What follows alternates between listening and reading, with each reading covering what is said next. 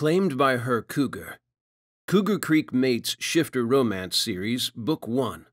Written by Felicity Heaton. Narrated by Eric G. Dove. Chapter 1. In the tranquil morning air, a deer called out, the sound echoing around the mountains sheltering the peaceful verdant valley. Rath stilled, froze right down to his breathing as his ears twitched and he cocked his head, the instinct to hunt that animal sweeping through him and tugging at his cougar side. When the call didn't come again, he exhaled slowly, releasing his breath and using the action to center himself, and looked to his left, out of the window that formed a triangle on the gable end of his log cabin, nestled beneath the two sides of the pitched roof, where it hung out over the deck below to provide cover. Mist swirled above the sweeping bend of the river that formed a barrier between him and the thick forest that blanketed the other side, where his senses had pinpointed the deer, among other creatures stirring in the early morning as darkness began to give way to light. The tendrils of fog crept over the stony bank of the river in places, crawling across the grass and into the pines that flanked the open ground on his side of the creek, reaching the deck of the cabin nearest it. His was too distant, close to 200 meters from the river across the grass. It was rare for the spring morning mist to reach his home, happened only once or twice a season, the sun too swift to rise and burn them away before they could creep that far up the sloping green. Rath lingered and let the beauty of the scene wash over him, savoring the peace because it would be shattered soon. Gods, he wanted his instincts as an unmated male cougar to be wrong, but they hadn't been yet. This year, there would be a gathering. He grabbed his long-sleeved cream t-shirt from the banister at the front of the loft bedroom and tugged it on, following it with a thick dark green fleece that had a zip that reached the center of his chest. He pulled his faded jeans on and buttoned them as he descended the wooden steps to the ground floor of the cabin. It was small, had only 2 rooms on the lower level, an open-plan kitchen and living room and an enclosed bathroom, but it was more than big enough for him. A huff burst from his lips when he saw the fire in the log burner was low. No wonder it was so damned cold this morning. He moved around the worn beige couch and crouched before it, opened the door and tossed another log on, and warmed his hands as he waited for it to catch. When the fire was blazing again and the chill of the morning was off his hands, he yawned and latched the door, and rose back onto his feet. Gods, he needed coffee. Rath scrubbed a hand over the 2 days' growth on his face, thought about shaving, and then shrugged it off.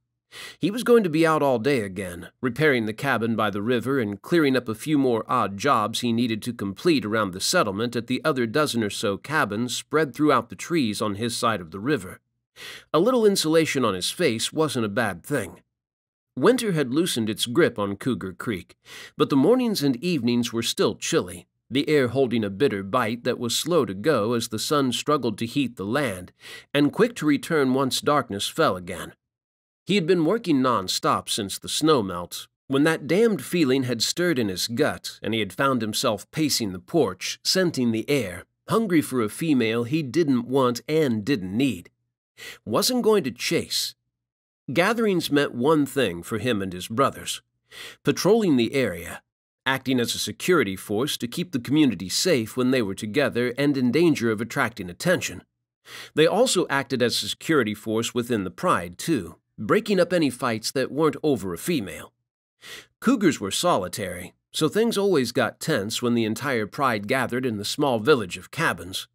The lodges were scattered throughout the broad band of forest that hugged the mountain behind him and the river before him, with enough space between them to keep everyone calm. But there were always a few males too riled up by the season and the reason they were at the village, and fights always broke out. Last time a gathering had happened, he had personally intervened in more than a dozen brawls, tearing the 2 opponents off each other and confining them to their cabins for a day or 2 as punishment. His 3 younger brothers weren't as diplomatic. Storm in particular loved getting stuck into a fight, bashing heads and drawing blood, giving the 2 males a taste of his strength. Storm hated being in charge of overseeing the gathering, would prefer to be in the thick of it, fighting and fucking, but it was tradition for their bloodline now, and that meant his brother was confined to the sidelines with the rest of them. Personally, Rath wasn't interested in the gathering at all, would rather it never happened, or at least happened elsewhere, somewhere far away from Cougar Creek. He didn't need females invading his territory. Wasn't interested in the silent or sometimes not so silent invitations they issued to him. He would leave the job of satisfying them to the other males who would follow their instincts back to the Pride Village, foregoing their solitary life for a few weeks to wait for the females to come, and to fight for dominance and the right to be the one who would ease her needing. Hell, some of them would even mate. Rath paused at the kitchen counter in front of the picture window, staring out of it at the lush grass and the valley beyond it, and the snow-capped mountains that rose in the distance, seeing a different time, one close to 50 years ago now, when he had found a mate of his own, one who had been ripped from him. He shoved her out of his thoughts and focused on his morning ritual, reaching for the cafetiere and setting it down on the polished wooden counter, spooning coffee grounds into the bottom of it and then grabbing the steel kettle. He set it on the stove, stooped, and grabbed the white plastic water container and growled. It was empty. Shit. He had meant to fill it last night before heading to bed, but had been so tired after finishing the repairs to the inside of the cabin nearest the river, one of a couple that had been damaged by a winter storm, that he had passed out on the couch. A cabin he would have to work on again today, getting the roof repaired because he was running out of time. The family who owned it had sent word that they would be arriving soon. The letter he had picked up on a supply run to the nearest settlement had contained more than just news of their imminent arrival, though. It had contained a request for him to personally court the female who would be coming, one who had recently reached her 100th year and matured. He wasn't interested, and he would make that clear when the party arrived. Would have sent them a damned reply already if they had chosen to email him rather than sending a letter. A flat refusal wouldn't appease this particular family, would only see them trying to convince him, so he would use his position as Pride Protector as a shield to get them to change their mind, telling them he couldn't participate. The only thing he wanted to take care of were the cabins. He stuffed his feet into his black boots, grabbed the empty water can and a metal pail, and zipped up his fleece before opening the door and bracing himself. Damn, it was cold. He needed water and then coffee, lots of coffee, before he could brave the weather and start work on the roof of the cabin. His strides were quick at first, carrying him off the raised deck and down the steps to the grass, but they slowed as he looked at the valley, at his home, breathed in the crisp air and absorbed the silence, falling back into savoring it again, clinging to these last remnants of quiet before the storm hit. Literally. Things always got crazy when his brothers descended on him all at once, returning from the cities to annoy him for weeks on end, stomping all over his territory and invading his space. His second youngest brother, Storm, always lived up to his name, and he was due to return soon, before the others and before the males came for the gathering, having drawn the short straw to help him prepare all the cabins, opening them up and airing them out, and getting any last-minute repairs completed. A smile tugged at his lips. It would be good to see him, though. It had been more than a year since Storm had hit the creek, his work keeping him away. Rath appreciated the extra funds rolling in from his direction now, so he wasn't going to complain when he saw him. Everyone who owned a cabin at the creek donated to running the village, paying Rath a small wage that covered whatever food and supplies he had to buy and couldn't just hunt or gather. He glanced at the single-story log cabin nestled beneath the trees to his left, and groaned as he saw the state of the right-hand side of the pitched roof. He was going to be up there for hours, repairing and replacing all those shingles. Still, he would have one heck of a view. Rath looked to his right, at the river and the mist that danced above it, swirling in places as the breeze stirred it. Birdsong filled the air, the sound of melody he always loved hearing, and the sun cast a golden glow over the fog as it rose, and turned the snow on the peaks amber, too. The sky beyond them was clear today, threaded with only fingers of clouds that burned gold in the sunrise. Fuck, it was beautiful. The bite in the air felt good in his lungs, invigorating him. He looked back at the cabin, at the damage that had been done to the roof when the lodgepole pines that sheltered it had shed snow on it, the sudden impact breaking a whole area of old shingles and one of the roof trusses. The square window on that side of the gable end had a crack in it and would need repairing too, but he would have to patch it up for now, until he could get some glass in. He was sure the family would understand he had prioritized the roof and replacing the old rotten deck planks, and that other cabins had needed his attention, so he hadn't been able to get new glass. The cabin was larger than his own, formed an L shape in the woods, branching off to the left of the front of the cabin around the tallest lodgepole pine, and the ceiling was vaulted inside, left open above the rooms. It added a feeling of space, but Rath preferred having his bedroom in the loft, making use of the roof area. Plus, he had a fantastic view of the valley from his bed. He twisted the cap off the white water container and stuck it in his back pocket as he approached the river. When he hit the pebbled bank, he set the container down and bent to scoop water into the pail. He paused. His ears twitched. The birds fell silent. His instincts rose to the fore, heightening his senses, and he swept them around him, searching for the source of the disturbance he had felt. Something was out there. It was probably just one of the local animals on the other side of the river, stepping out of cover to scare the birds. With the mist, he couldn't see the bank on that side, and it had him twitchy, his cougar instincts putting him on high alert. Only one thing in the valley could harm him, and possibly kill him, and the bear shifters tended to keep to themselves and avoid the creek. Whatever had just wandered into his territory was just an animal, not a threat to him. Still, he tipped his head back and drew air over his teeth, scenting it to see what he was dealing with. Rath stilled as he didn't scent an animal. He smelled a human. A floral note tinged with sweat. Probably a hiker, but he was damned if a human was going to encroach on his territory. He set the pail down beside the container as he rose onto his feet in one fluid motion. He tracked the scent through the mist, followed it along the bank to the right of the clearing. It grew stronger as he reached the trees, and he slowed his breathing and moved stealthily through the fog, his acute senses charting the route ahead of him. His muscles coiled as he focused, his senses heightening further, and he assessed the danger and the human he could now feel ahead of him, barely 20 meters away. They were still on his senses, stalking something. He slowed his movements, each step careful and silent, so he didn't alert them, just in case it was a hunter strayed into his territory. His vision sharpened, allowing him to see the human before it could see him through the mist, giving him the upper hand. Rath stilled again. It wasn't a male, it was a female. A curvy brunette who looked as stunned as he felt as the mist cleared between them and she lifted her head and blinked at him. She wasn't a hunter either. She had been shooting, but it wasn't a gun she had aimed at him. It was a camera. Chapter 2. If the tip she had received turned out to be nothing, Ivy was going to kill the person who had given it to her. She rubbed her hands together, struggling to keep the chill off her numbed fingers as she made her way through the thick coniferous woods, following a faint path that she hoped would lead her down to the river she had heard almost a mile back. She paused and checked her position on her GPS. She was getting close to the coordinates she had been given now, and not even the freezing morning temperatures or the chilly night camping that had seen her awake more than asleep, listening tensely to every noise in the darkness, could dampen her excitement. Black bears. If she could get some photographs of a mother with cubs in undisturbed habitat, it would be incredible.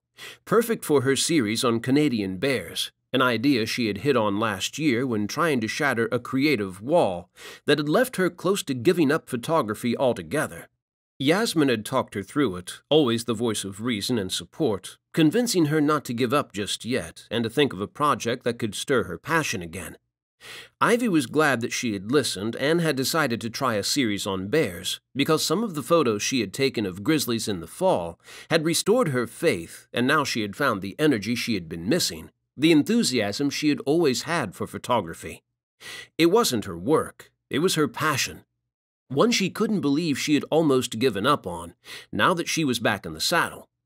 She carefully picked a path over the roots of the spruces and pines that towered above her, half of her focus on the world around her and half of it on the project.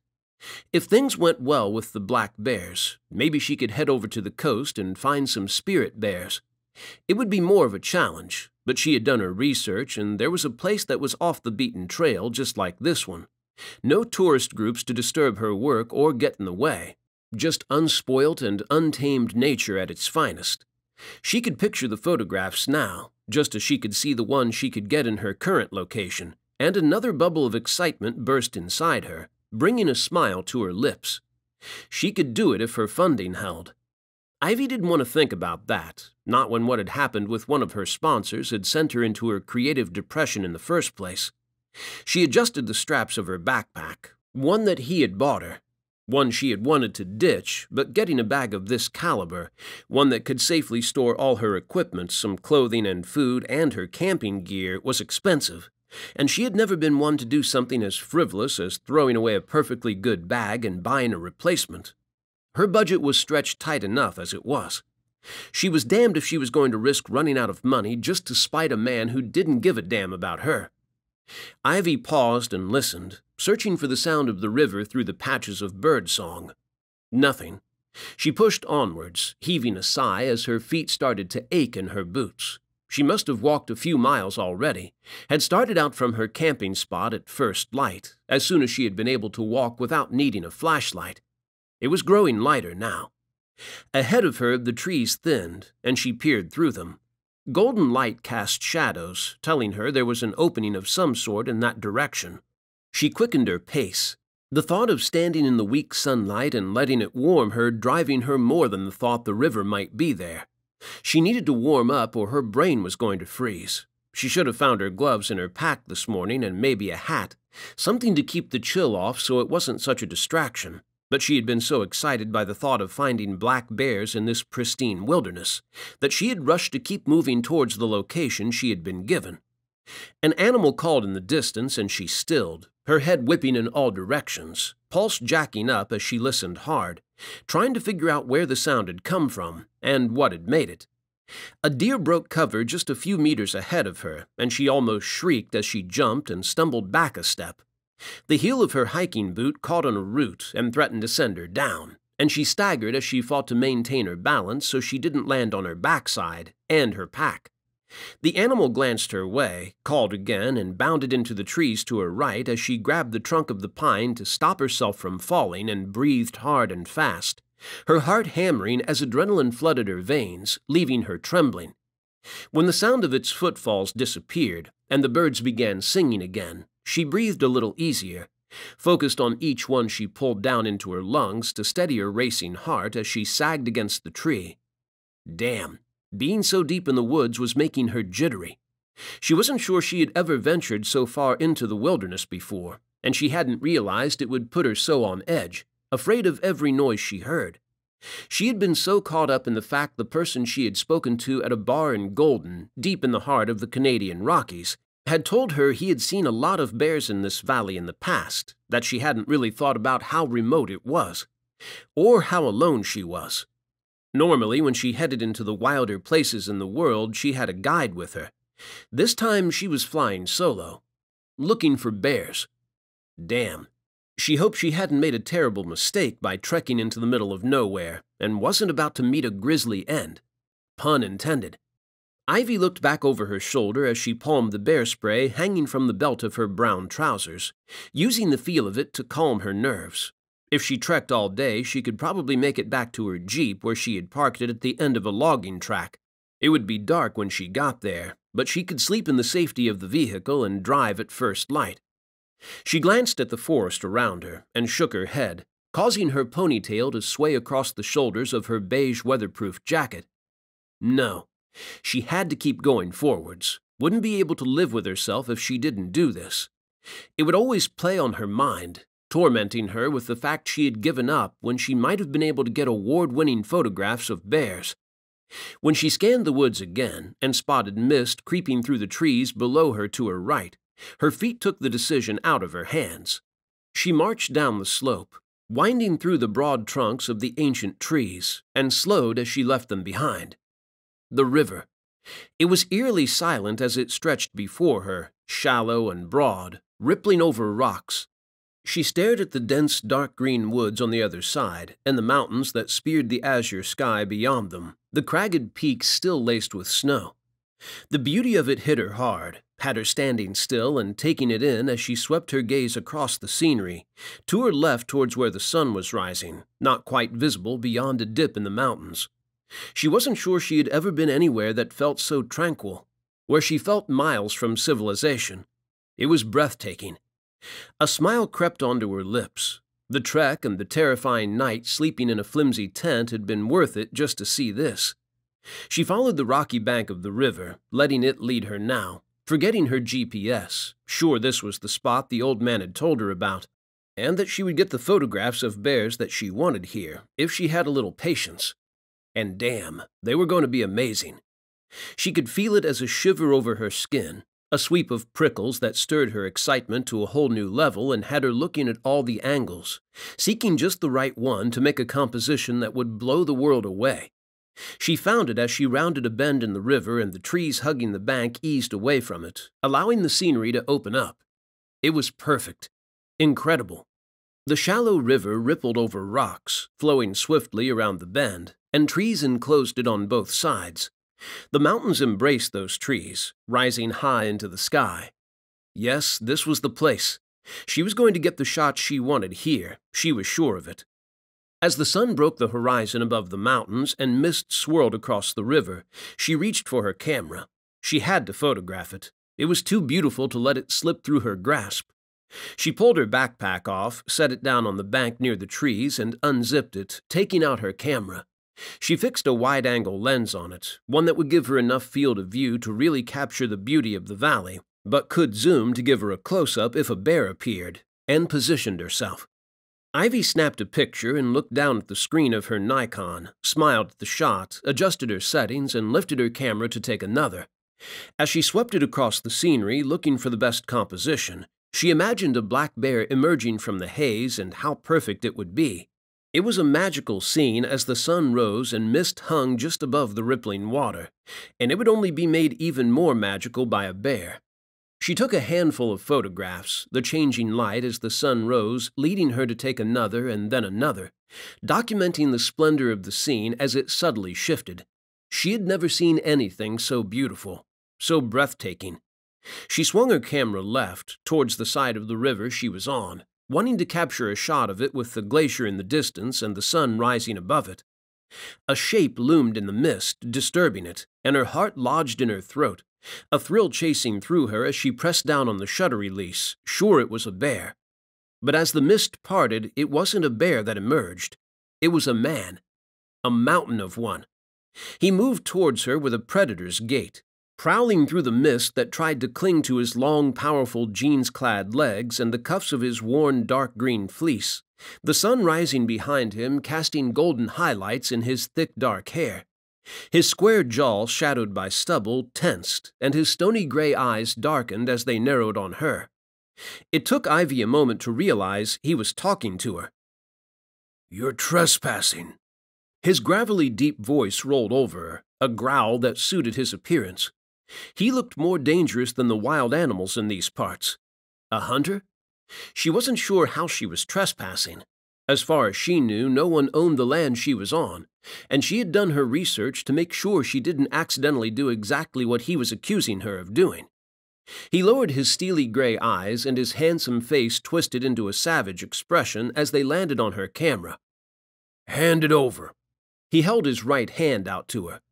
Ivy clutched her camera to her chest. Like hell she was handing it over to him. It had cost her thousands of dollars. "No!" She eased back a step and glanced at her backpack where it sat on the bank a few meters behind her, and then at the man. He looked fit and as if he belonged in this wild world, and she wasn't sure she would make it more than a few meters if she tried to run. He would easily catch her. Her heart pounded at that, and she wasn't sure whether it was out of fear or something else. Something she was not going to examine closely. The bear spray on her belt suddenly felt heavy, and she was tempted to use it on him, would if it came to it, even though it was against the law. Diplomacy was always the first weapon she reached for in situations like this, though, one that often had the desired effect. He wasn't the first man to attempt to block her path, and he wouldn't be the last. He continued to scowl at her camera. "Why are you here?" "I'm photographing bears." She debated showing him the pictures in the hope it would convince him that she wasn't a threat, but hit two snags. He would have to get close to her in order to see them, meaning he could easily snatch her camera or her, and she had put a fresh memory card in the camera last night, not wanting to have to scramble for a new one if she ran out of space when photographing bears. He didn't look as if he believed her.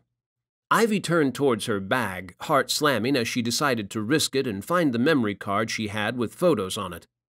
The man was behind her in an instant, closing the distance so swiftly that it tore a shocked gasp from her lips as his left hand locked around her right wrist. She stumbled as he pulled her towards her backpack and twisted her arm in his hand, trying to break free. The bastard had a grip like iron. She clutched her camera with her left hand and struggled harder, adrenaline flooding her veins to push her to fight for her freedom as her blood rushed, heart thundering in her throat. "Get off me!" Screw diplomacy. Ivy released her camera and seized her bear spray in trembling fingers, yanking it from her belt and aiming it at him. He launched his other hand towards her and snatched the canister before she could depress the trigger, scowled at it and then at her, and started pulling her along again. "You need to answer some questions." The dark note in his voice rang warning bells in her head, and she kicked him in the shin, sure he would release her. He just glared at her and kept dragging her along. When she tripped on a rock, he pulled on her arm, raising his above his head so quickly she avoided face-planting on the ground. A bastard with a grip of iron and the reflexes of a cat. She refused to thank him, shot him a scowl when he looked as if he was expecting one, and found her footing again, a strange calmness coming over her as she checked her Nikon to make sure she hadn't scuffed it on the rocks. As soon as she saw it was fine, that odd sense of calm dissipated, her situation flooding back in to shake her all over again. The man grabbed her backpack, slung it over his shoulder, and marched her along the shore, ignoring her struggles as she tried to prise his hand off her, working her fingers under his in an attempt to loosen them. They didn't budge. Bastard. He was big, stood close to a foot taller than her, and his shoulders were twice as broad as hers. His dark green fleece hugged his physique to mock her with his apparent strength. It wasn't going to deter her. Even the biggest men had a weakness, and she would find his. Her eyes widened, fighting him forgotten as a clearing came into view, a stretch of grass that spanned at least 100 meters along the river and ran maybe twice that back towards the mountain. In among the trees, hidden beneath their evergreen canopies, cabins nestled, each of them a different shape and size. She hadn't seen any of them in the aerial shots of the valley, had figured the man for a camper, but it looked as if he lived here, in the middle of nowhere. "Are you a hunter?" She stared at the back of his head. He glared over his wide shoulders at her. "No, and I don't tolerate hunters here either." "I'm not a hunter." She huffed when he still looked as if he didn't believe her. "I'll show you proof if you let me go." This time, when she twisted free of his grip, he released her, the suddenness of it sending her off balance so she had to plant her foot out to stop herself from falling over. For a moment, she thought he had released her so she could show him her photographs, but then he stooped, grabbed a silver pail, and filled it in the river. He poured it into a white container and followed it with 2 more scoops, glared at the container and the small amount of water in it, and then at her, as if it was her fault he was collecting so little. She realized it was when he grabbed her arm again, pulling her up the grassy slope. "I thought we were done with the caveman act." She kicked him in the back of the leg and must have caught him in a sweet spot because his left leg buckled, sending him down onto one knee, and jerking her with him. She squeaked as she hit the grass, twisting just in time to make sure her shoulder took the blow and not her camera. He shoved her arm away from him, his expression stormy as he pushed back onto his feet and checked his damned water, holding it up and looking a hell of a lot relieved when he saw he hadn't spilled it. He pulled a cap from the back pocket of his jeans, revealing a heck of a fine backside as he lifted the hem of his green fleece and screwed it onto the canister. This time when he started moving, he didn't grab her and drag her with him. Score 1 for her. He scored a point of his own when he said without looking back at her, "I'm making coffee, and I'm feeling generous today. If you want some and a chance to explain what you're doing on my land, come with me. If you don't, get the fuck off my property before I drive you off it." Charming. But the thought of a hot drink and the sight of smoke curling lazily from the metal chimney on the roof of the log cabin he was heading towards had her picking herself up, grabbing her bag, and following him. And not only because she wanted to warm up. She had the feeling that if she could just convince him that she wasn't here for any nefarious reason, he would let her stay and photograph the bears. She looked back at the river and the mist that still swirled above it, eager to return to it in case any bears came to it while it looked so magical. He disappeared into the cabin.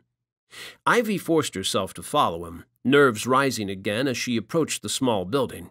A voice whispered not to go into it, that he was luring her in there for nefarious reasons of his own, and that she should just leave now before it was too late. He had been rough with her, forceful. She had no reason to trust him, to believe he wouldn't hurt her or abuse her. He appeared in the window to the right of the open door, paused at his work and looked up at her, his gray eyes looking more blue in the light. His dark eyebrows drew down and he moved, disappearing from view for a heartbeat before he appeared in the doorway. "Have a seat out here if it'll make you feel more at ease." His bass voice curled around her, a hint of warmth in it now, and in his eyes too as he gazed at her, his irises appearing more gold than gray now. A trick of the light? She eyed the two wooden chairs on the deck, and then peered into his cabin as he moved back into it, at the log burner against the left wall of it. It was warmer in there, but the thought of going inside had her nerves rising, so she settled herself on the chair below the window and put her pack down by her feet. Her focus strayed to the river as she waited, and it was hard to resist snapping a few shots of the valley as the sun rose higher. The way he had reacted to her photographing the valley had her holding off, though, afraid that if she dared to take any more pictures, that he would kick her out, and her chance to photograph the bear she was sure came to the area would be lost. He emerged from the cabin to her right and set a chipped white mug down on the table beside her. The coffee was black, and she preferred hers white, but she was damned if she was going to mention it. Steam rose off it, luring her with the promise of warmth, and she grabbed it and lifted it to her lips and breathed in the aroma. A contented sigh swept through her. While he lacked milk and manners, he had good taste in coffee, clearly made it using grounds and not instant granules. She would have thanked him if he hadn't chosen that moment to speak. "So you have your coffee. Where's my proof?" He remained standing, a glowering tower of muscle and menace, his eyes dark and stormy again as he fixed her with a hard look and nursed his own cup of coffee. Clearly the caffeine hadn't improved his manners. She reluctantly set her mug down, rifled through her backpack, and found her stash of memory cards. She inserted one in her camera, found it was blank, and tried another, growing increasingly aware of the man where he stood over her, waiting. "I have proof," she muttered, sure he was convinced otherwise by now. Her heart did a flip in her chest when the camera revealed pictures on the card she had inserted, and she quickly flicked through them, her hands shaking as she hunted for the one she had taken last fall. There were a lot of eagles and some deer and other animals, but no bears. Damn it. She wiped the back of her hand across her brow, clearing the sweat gathering on it as she stewed under his fierce scrutiny, and kept skimming through the photographs. Relief crashed over her when she found the shots, and she looked up the height of him, into eyes that were definitely more gold than gray now. "No stealing my camera." He arched an eyebrow at that, and how fiercely she clutched it to her, and even sighed as she placed the strap back around her neck, so he couldn't easily grab it off her. Of course, she hadn't considered something important when she had chosen to protect her camera by placing the strap around her neck. The fact he would have to get close to her to see the pictures on the screen. When he hunkered down beside her, his big body crowding her and making her feel small despite her generous curves, and his masculine earthy scent and heat flowing over her, she swallowed hard and did her damnedest to ignore the way it lit her up inside, warmed her better than any fire could have. He prodded the screen. "That's a grizzly." Duh. The huge brown bear was unmistakable with its long nose and hump on its back above its front legs.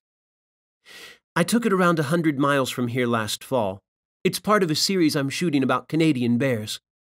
She wiped the smudge from his finger from the screen, trying not to huff as she did it, using it as something to focus on other than how near he was to her, and the way her blood was turning to molten fire in her veins, burning hotter the longer he remained hunkered down beside her.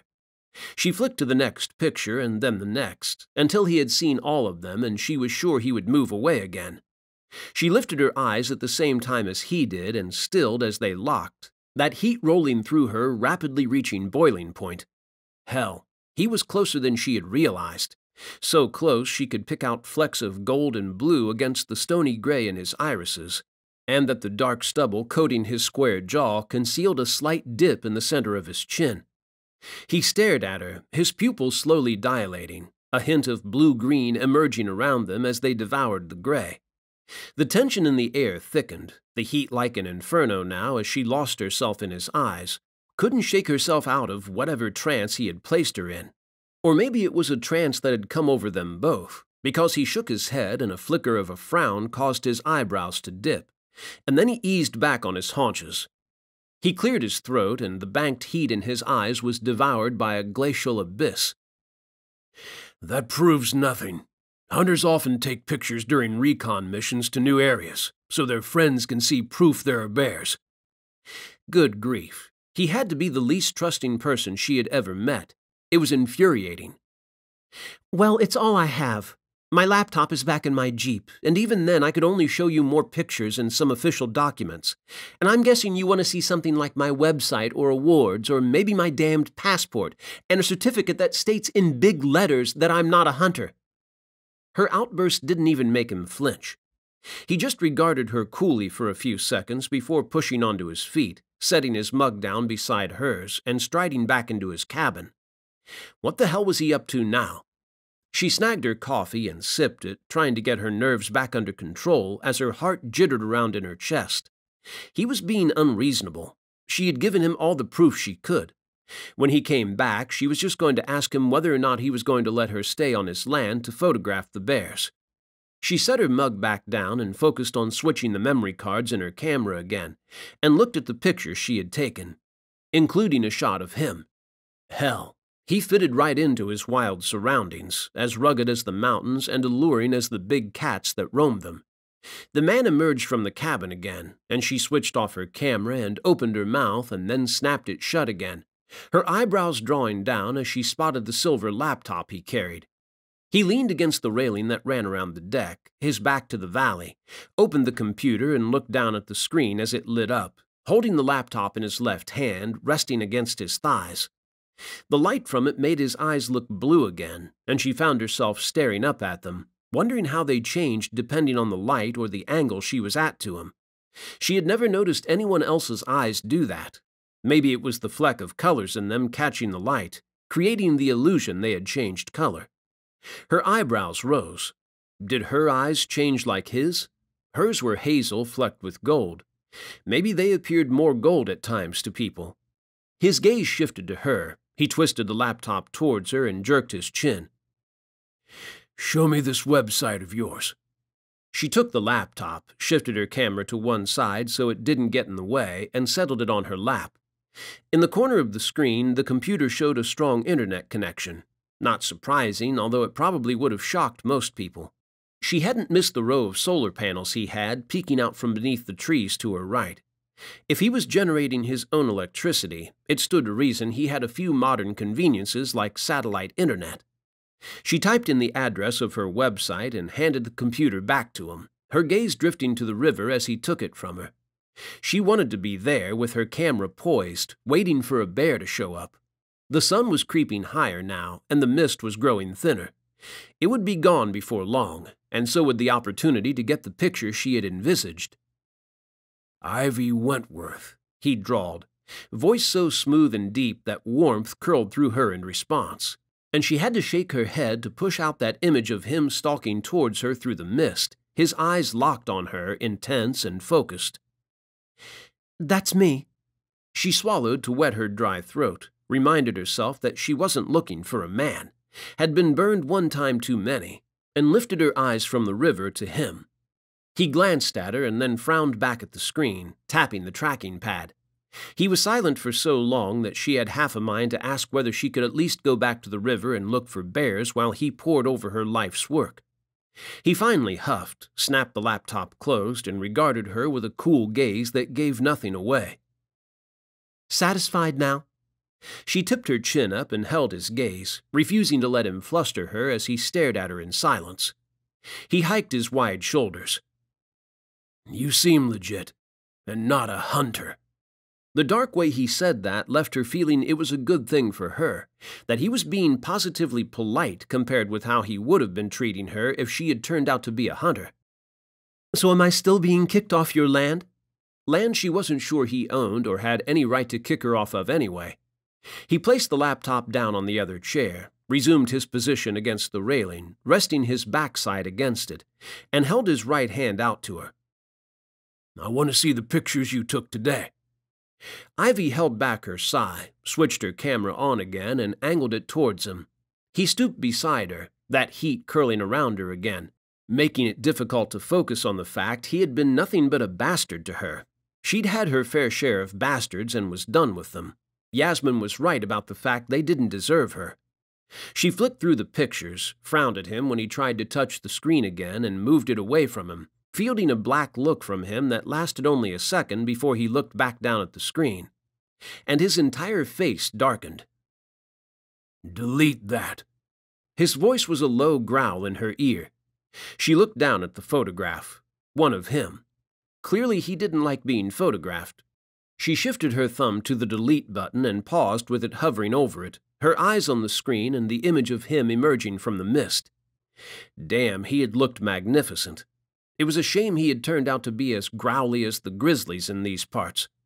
He pressed her thumb down on the button, and she scowled at him for taking the decision out of her hands. When he saw there were other pictures of him, he seized the camera and tugged it towards him, and glared at it as he deleted them. Every single one of them. Erasing himself from history? Maybe the solitude had gone to his head and he had gone a little crazy. A chill swept down her spine. Or maybe there was a reason he was hiding out here in the wilderness and got jumpy when a stranger strolled onto his perceived property. She slowly, cautiously took the camera from him, and he rose back onto his feet to tower over her, a 6'6" wall that looked just as formidable now as he had when he had been dragging her along the riverbank. Her heart pounded as their eyes met, heat blooming unbidden in her blood as his narrowed on hers, and darkened with something she couldn't call anger this time. She wanted to look away, but held his gaze, breathed through the strange surge of sensation that went through her, and focused on the reason she was here, using it to shut down the unruly part of herself that kept responding to him in a highly inappropriate and unsettling way. "So, are there bears here?" Her voice sounded small, fragile, weak in her ears. He nodded and averted his eyes, fixing them on the river to his right. She had the damnedest feeling he was avoiding her. Maybe he had been burned too. Maybe that was the reason he was out here, alone in the middle of nowhere. "Can I wait and see if I can get a picture of them? Just a few shots. That's all I need." His stony eyes landed on her again. "No. I want you gone now." Damn him. She wasn't going to go down without a fight, not now that she knew there were bears here. "Fine. I'll go further up the valley." He met those words with a black look and bit out, "No, you won't. It's dangerous beyond this point." "Do you own that land, too?" She felt sure she was getting somewhere now, used the tiny sliver of compassion and concern he had revealed to her advantage. When he shook his head, she shrugged. "So you have no way of stopping me going up that way. I'll be off your land." He folded his thick arms across his broad chest and glared down at her, his jaw muscles popping beneath his dark scruff. He had done enough intimidating her for one day. She was done with it. "I either go up the valley or photograph the bears here. Your choice." She bit back her smile when his expression darkened further, and he looked as if he was chewing on a wasp. "I can't let you go up the valley." His gray eyes looked more gold again as he stared into hers, his pupils dilating to darken them. "You can stay here for the morning, but I want you gone in the afternoon." She smiled up at him. Score another one for her. He looked away from her, frowning at the river, and when his eyes slid back to her, they were definitely more gold than gray, sent a shiver through her as they met hers, and had that banked heat threatening to burst into wildfire as he spoke, his deep voice rolling over her, through her, lighting her up in a dangerous way. "But I'm not letting you out of my sight."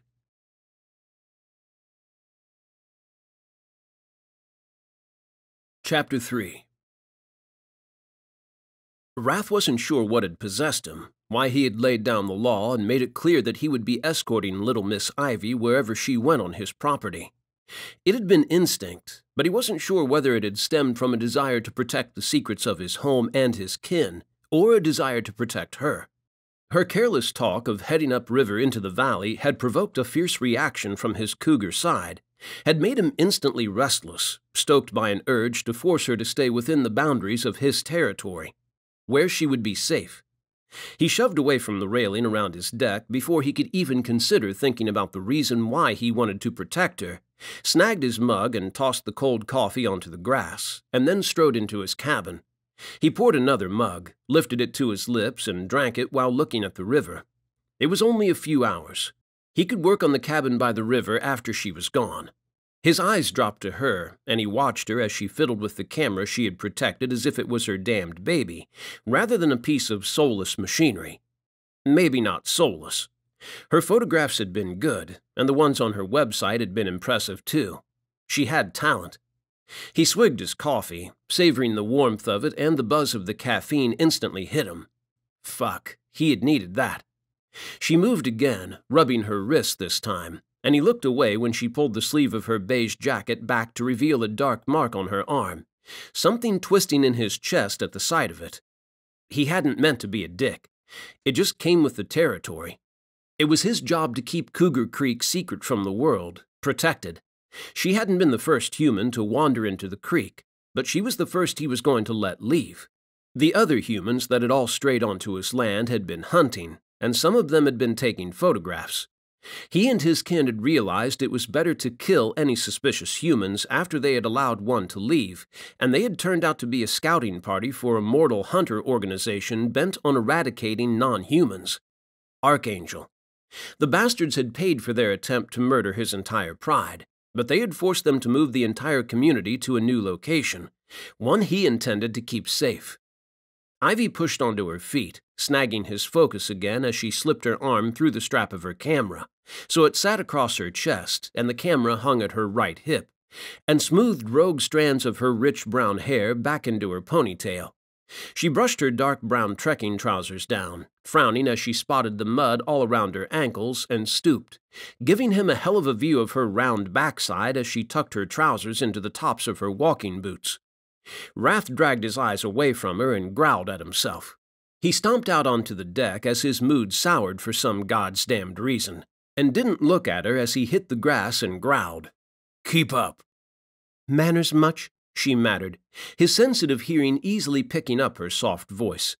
He glared at the grass, a need to turn and tell her that he had manners pounding through him, but she would only ask where they were, and he didn't have an answer for that question. He wasn't sure where they had gone. They had disappeared the moment he had set eyes on her by the river, the second she had lowered her camera and her eyes had met his, and something had happened. He just wasn't sure what that something was. It had him tied in knots, snapping at her when he felt guilty about it a split second later, unsure what the fuck was wrong with him. He led her to the river, positioned himself on a log beneath a tree on the right side of the grassy area, and leaned back against the broad trunk of the pine, watching her. She lifted the camera to her face and swung it in all directions, diligently keeping it away from him. The morning mist curled playfully around her boots as she did whatever the fuck she was doing. He had never taken a picture in his life, had no clue what she was looking for through the lens. Whatever it was, she seemed to find it when she moved to the other side of the grass, to the trees near the cabin there, and hunkered down, going incredibly still. Rath tried to do the same, but his right leg twitched, and he tapped his fingers on his knee as he watched her. Couldn't keep his damned eyes off her. She stayed perfectly still for close to an hour, and then stood and lowered the camera to her hip. She raised her arms above her head and stretched, pushing her breasts outwards, pulling her thick jacket tight across them. His cougar side growled at that vision of her, growing restless as he studied her, and he tapped his knee harder. When she turned his way, lowering her arms, he averted his gaze, locking it on the river. The sun was rising higher, clearing the mist now. He basked in it, letting the warmth wash over him and soak into his dark clothing, and distract him from her as it roused his love of lazing in the sunshine. It wouldn't be long before summer rolled in. Gods, the thought of long days spent stretched out in the sunshine had him aching for it to roll around quicker. He wouldn't say no to skipping spring. Didn't need the damned headache of a gathering wrecking his year. It's beautiful here. Ivy's soft voice coming from close to him had him whipping his head towards her. She smiled down at him. I didn't mean to startle you. She hadn't. Much. Her hazel eyes sparkled, and he could see in them that she had meant her words, and she thought his valley was beautiful.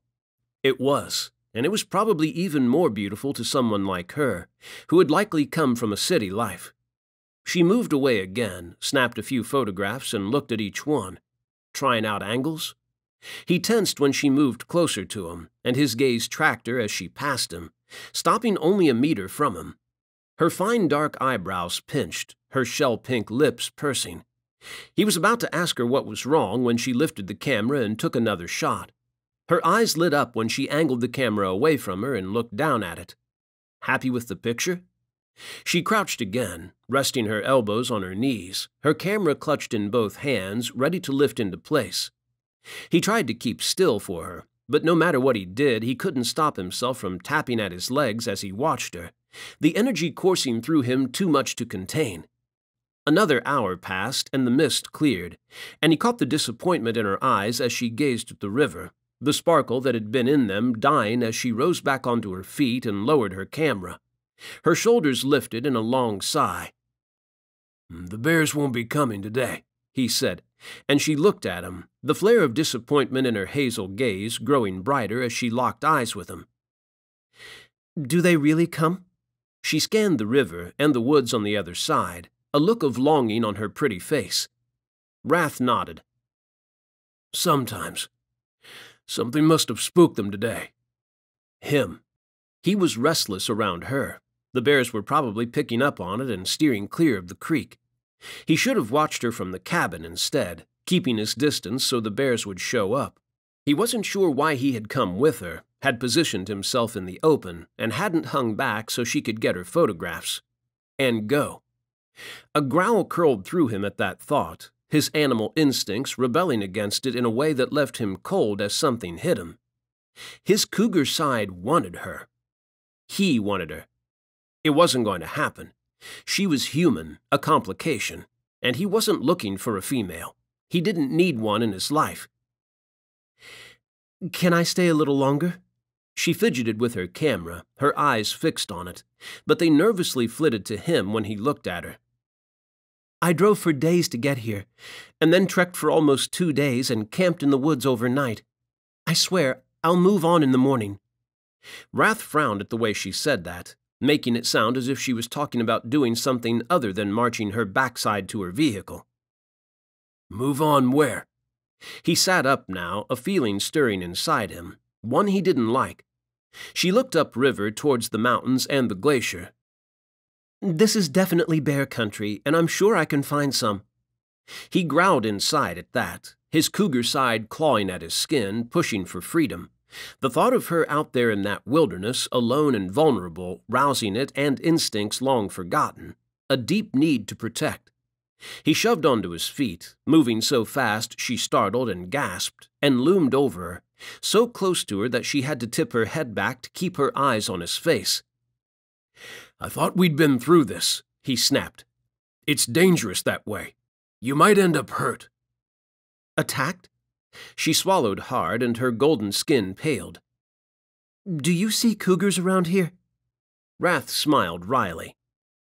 All the time. Really? Her hazel eyes widened and darted around, and he swore her cheeks paled further. I know how to handle bears, but cougars... It's not the cougars who will hurt you. He moved a step closer, just a few inches, but enough that he could feel her heat, drowned in the scent of her, and his damned cougar side stopped frantically clawing at his skull, pushing him to shift and force her to remain. It's the grizzlies. It's grizzly country up that way. He was talking shifters, ones liable to attack her on sight, or worse, capture her and keep her. He looked at Cougar Creek and huffed. Although it was a fucking awful time for her to stumble onto his land, too. It wouldn't be long before the males started gathering, and any available female in the vicinity, even a human female, would provoke their instincts to fight for dominance so they could mate with her. Soon, she would be in as much danger here as she would be if he let her go upstream towards the glacier and the bear shifter pack that called that area of the valley home. He dropped his eyes to her and stared at her as she looked at her surroundings. For the first time in 3 decades, desire stirred in his chest, tore through his muscles and flowed through his veins, and had his cougar side shifting beneath his skin, hungry for a female, hungry for her. Scratch soon. She had been in dangerous waters from the moment he had set eyes on her. Her hazel eyes slowly lifted to his, enormous now as she looked at him, but they were dark too, her dilated pupils and her scent revealing the emotions that flowed through her. Desire. Need. They called to him, and damn, part of him wanted to answer. Her eyes darted away from him, and her voice trembled as she spoke. I didn't see these cabins on any maps. They're all hidden by the trees. Was that his voice, so rough and deep, strained and raw? He tried to tear his eyes away from her, but couldn't, was powerless against her pull as her scent curled around him. Her beauty branded itself on him, and her soft curves inflamed him. A blush climbed her cheeks. There's a lot of cabins. Do you run a business here? Like vacation rentals? Was she thinking of checking in? Fuck, he probably wouldn't turn her away, even when he knew he should. They're all family cabins. I just look after them. He mustered the strength to rip his focus from her and pinned it on the cabin nearest the river. The sight of it acted as a bucket of ice down his crotch, instantly cooling him off as he remembered that the family who owned it were coming soon, and so was his brother, and then most of the eligible pride males would hit the creek. I'm meant to be refurbishing one. I'm sorry. I'm getting in your way. She glanced at the cabin and then back at him, and he resisted looking at her, felt her frown, and sensed the shift in her emotions, darker ones emerging. His coldness had upset her, and damn, she was quick to bring up a wall around herself and hit him with the same cold front he was showing her. I'll just get my things and go. It was for the best. But he found himself lunging for her, seizing her wrist as his heart froze in his chest, the thought of her leaving propelling him into action before he could think about what he was doing. She looked down at his hand on her arm. You can stay one night. Fuck. He was going to regret this, he knew it, but for some damned reason, he couldn't bring himself to let her go just yet. You can't photograph anything that might give away the location, or me, or any of the cabins. You have to stick to the river and the wildlife, and do not wander out of the boundary of the village. That seemed to scare her, and her eyes leaped to the mountains, her pulse picking up in his ears as she stared at them. When she finally looked back at him, that pulse kicked faster, echoing in his own chest as she smiled at him, one that reached her stunning eyes. Thank you, she murmured, and then added with a frown. I just realized I never got your name. Rath, he uttered, falling under her spell again, feeling a little hazy from head to toe as his cougar side purred at her, had him wanting to rub against her to mark her with his scent, to make her his. She tipped her head back, looked deep into his eyes, and rocked his entire world on its axis with 3 innocent words. Thank you, Rath. Chapter 4. Rath couldn't concentrate for shit. He growled as he hit his thumb with the hammer for what must have been the millionth time, lifted the sore digit to his lips and sucked on it as it throbbed. The female responsible for his predicament wandered the riverbank, blissfully unaware of his plight and the damage she had done with 3 simple words, breathed in a voice that had been far too fucking sultry, had made his name on her lips sound like the sweetest drug, one that had instantly intoxicated him, one that had made him crave more. He sank back on his ass and huffed as he set his hammer down beside the pile of shingles, and braced his left leg against the roof so he didn't slide down it.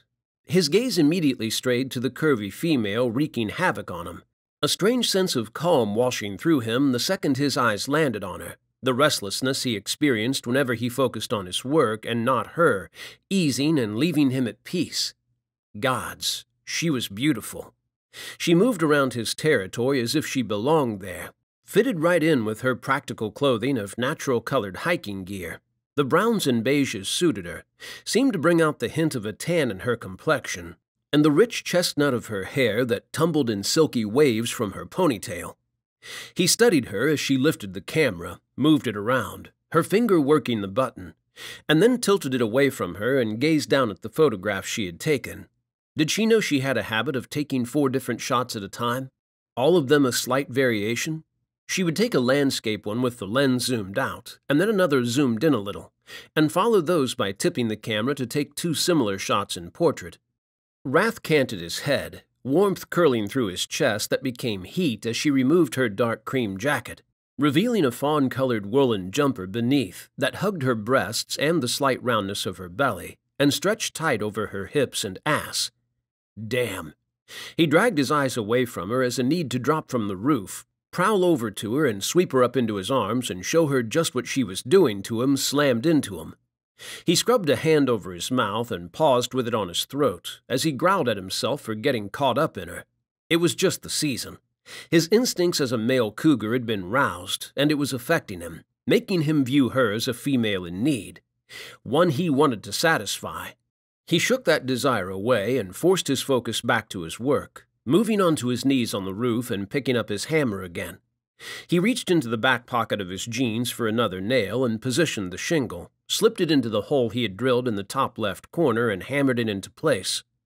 He fell into an easy rhythm, made swift work of a row of fresh shingles, almost managed to forget the human wandering around his territory, until she moved closer to him. His senses sparked again, her proximity making him hyper-aware of her as she walked around behind him, pacing the shore, stopping from time to take pictures. He could see her moving around without needing to look at her, could chart her exact position and the fact she was facing away from him, and his hearing sharpened as his focus switched to her, allowing him to hear every click of her camera shutter, every sweet breath she drew, every damned sigh she loosed as she admired her work, and his territory. She had called it beautiful. Gods, that made him want to puff his chest out like some damned peacock. Plenty of people, cougar shifters, had admired his territory. She wasn't the first female to call it beautiful. But fuck, she was the first one who had affected him with those words. And the first female in a long time who had affected him by simply saying his name. It was the season. The damned season. Just because his role during the gathering was that of protector and overseer in a way, it didn't mean he was immune to its effects. He had needs too, but he didn't need a female in his life. He didn't want one. Ivy moved closer still, and he felt her eyes on him as a shiver down his spine, one that spread heat through his veins and stoked his need, birthing a desire to look at her. He kept his eyes on his work, ignoring her, doing his best to shut her out and pretend she didn't exist. The sooner she got a damned photograph of a bear and left, the better. It had been a mistake to let her stay. Worse than a mistake to agree to her remaining on his property close to him overnight. He should have made her leave. He breathed a low sigh of relief when she took her eyes off him and moved away, and he relaxed again, that heat she stirred washing out of him and allowing him to focus back on his work. Another row of shingles went down quickly, and he was falling back into a nice tempo. Ivy gasped loudly.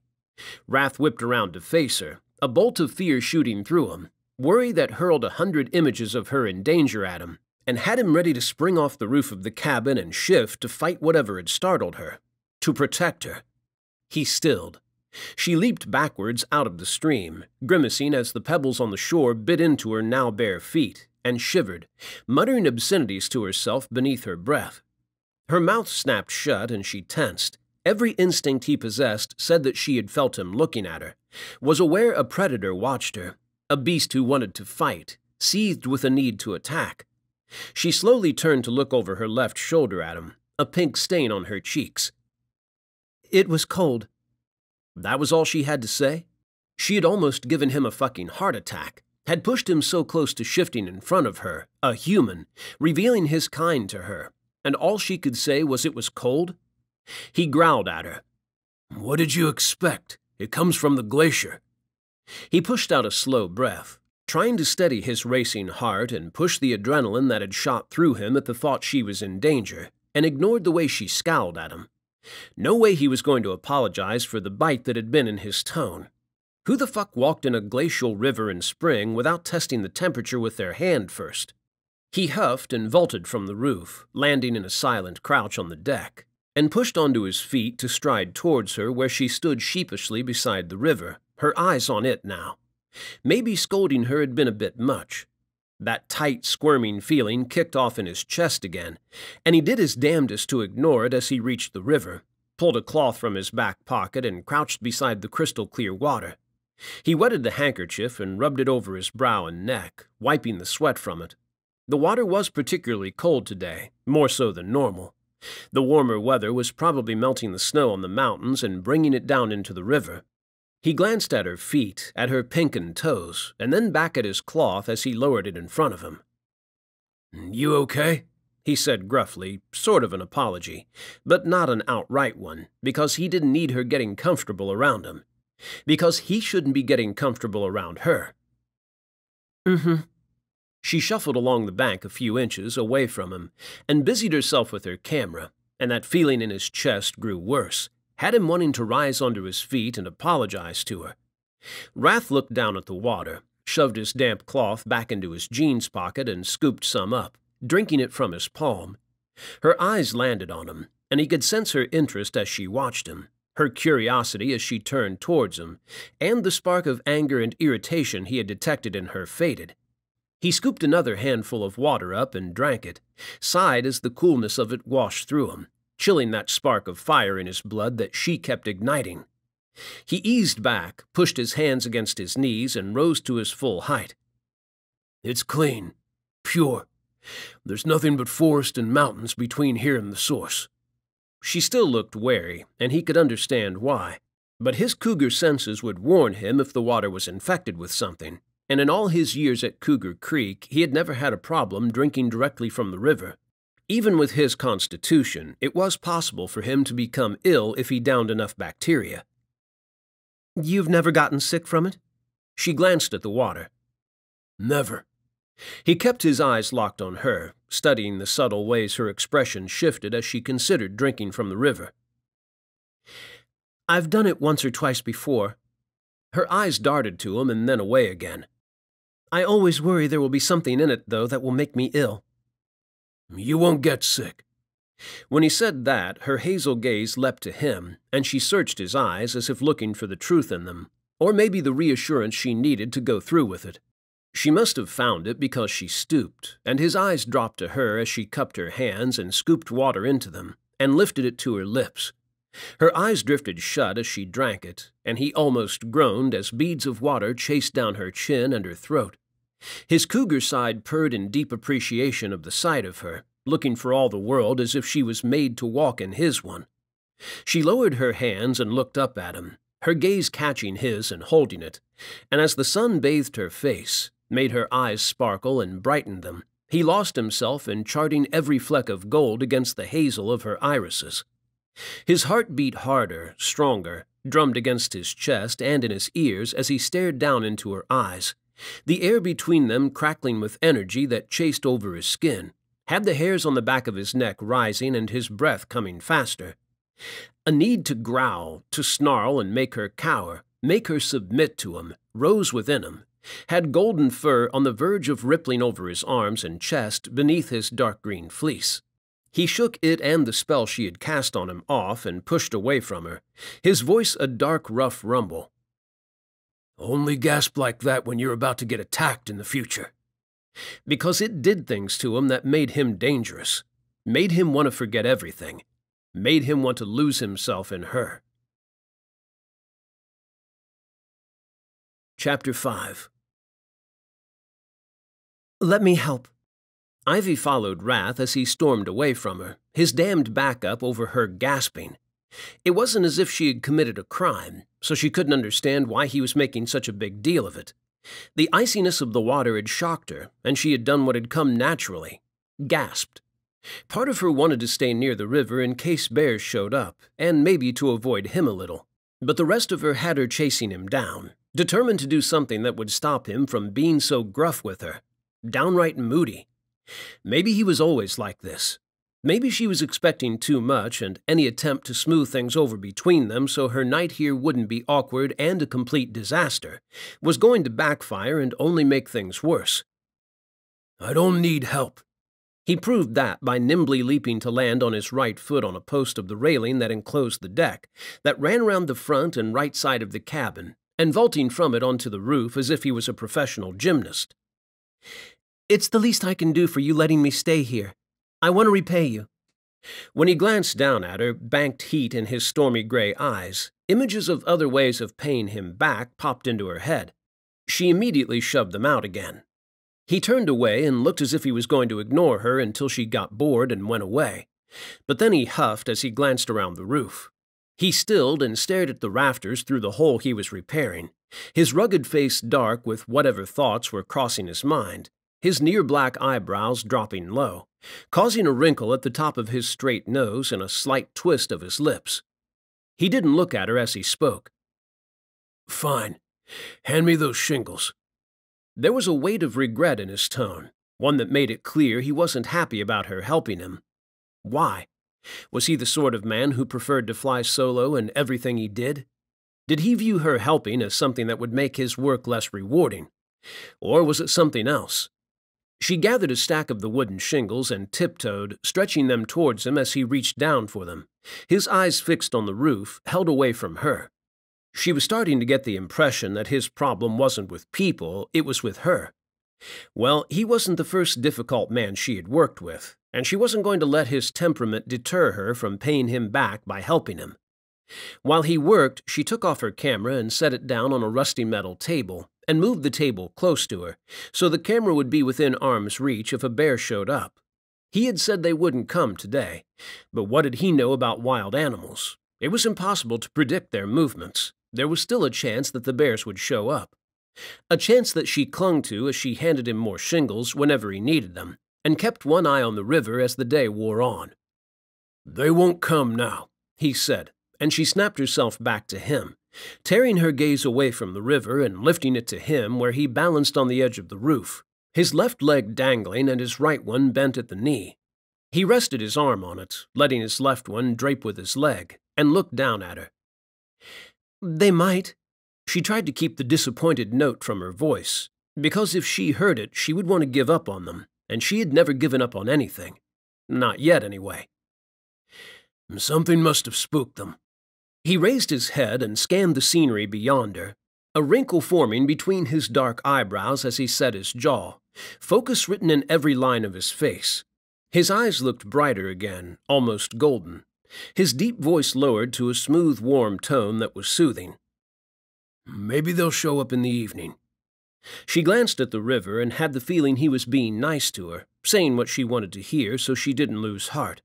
But when she looked at him, his handsome face was dark, and he was focused back on his work, hammering in the shingles with a renewed sense of purpose, as if the poor things had done something wrong. Or maybe he felt he had done something wrong by being nice to her. It hadn't slipped her notice that he had been keeping his distance. She had known enough men to spot the signs that screamed he wanted her gone, regretted letting her stay, and had thought the better of it. It was fine with her. As soon as she got her shots, or tomorrow morning passed without a bear showing up, she was moving on. She had learned her lesson where men were concerned, was damned if she was going to get caught up in him and get burned all over again. But damn, he didn't make it easy. He hammered the last shingle home, admired his work with a satisfied glint in his gray eyes, and then twisted away from the roof. He planted his hands against the edge of it and sprang down, his body flexing deliciously as he pushed off, hips arching forwards, and landed squarely on his feet on the deck just a meter from her. He must have been a professional gymnast in a previous life. Although she did suppose his agility could easily have come from working alone on the cabins, his days passed in manual labor and physical exertion, making him more flexible and stronger than most men. He slowly rose to his full height, his eyes darker than before as he lifted them to her, and stared at her for a long, drawn-out, and intoxicating moment, before he casually discarded his hammer and pulled a handful of nails from his back pocket. She tensed as he leaned towards her, heart doing a flip in her chest as he came close to brushing her left arm with his chest, and his masculine earthy scent filled her senses. The sound of the nails hitting the metal table beside her was loud in the thick silence. He paused, and she swore he looked at her, swore he leaned towards her a little as he withdrew and pulled in a deep breath, as if he was taking her scent into his lungs in the way she wanted to breathe his in. He didn't look at her as he moved around her, but he tensed as his left arm brushed hers. His voice came from behind her, a note of warmth in it that was new and a little startling. "You deserve a beer after your work. Come on."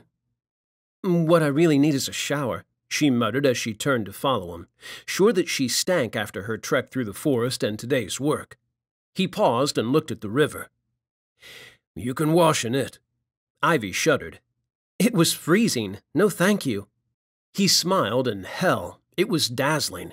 Lit up his whole face, and was such a contrast to the man who had been glowering at her from the moment they had met, that all she could do was stare at him and wonder who this man was, and when he had switched bodies with the Rath she had thought she had been coming to know. "I have a bath. The water's heated by the solar panels and the burner, but it should be hot enough. You're welcome to use it." The moment he said that, something crossed his face, something that erased the warmth from him and left her feeling cold as he moved away from her, heading towards his cabin.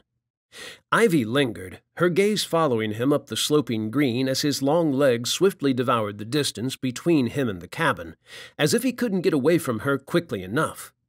Infuriating. It was definitely a word that applied to him. He wanted her off his land, and then let her stay. He was nice to her one minute and biting her head off in the next. He smiled at her and then hit her with a scowl so fierce she was left reeling. She wasn't sure she could figure him out if her life depended on it. As smoke curled from the chimney of his cabin, filtering through the tall pines that sheltered it to blend with the gray of the mountain beyond, she picked up her camera and flicked through the photographs, using them to distract her from him. She didn't need to figure him out. Tomorrow she would be gone, and he would be just a memory. One she was beginning to feel would haunt her for the rest of her life. She sighed, set the strap of her camera over her shoulder, and trudged up the slope to his cabin. When she reached it, stepping up onto the deck, he emerged so swiftly he almost collided with her. "You took your time," he grumbled, and she shrugged, because she didn't owe him an explanation. He edged past her as if she had a contagious disease, and he didn't want to risk getting it and stepped off the deck. "Bath is filled." With that, he was striding away from her. Infuriating man. She peered into his cabin. It was roomier than she had expected, with a small kitchen area to her right and a rickety-looking staircase that curved up to a loft, and a living room ahead of her. She walked to the coffee table and set her camera down beside his laptop, bent and stripped off her boots. She placed them near the log burner and looked around for the bathroom. A door beyond the couch, opposite the fire, revealed a white tub. Ivy crossed the room to it and frowned. Infuriating and complicated. She canted her head at the neat stack of fluffy white towels folded on the closed seat of the toilet beside the sink near the bathtub, and the arrangement of shampoo and body wash bottles on top of them.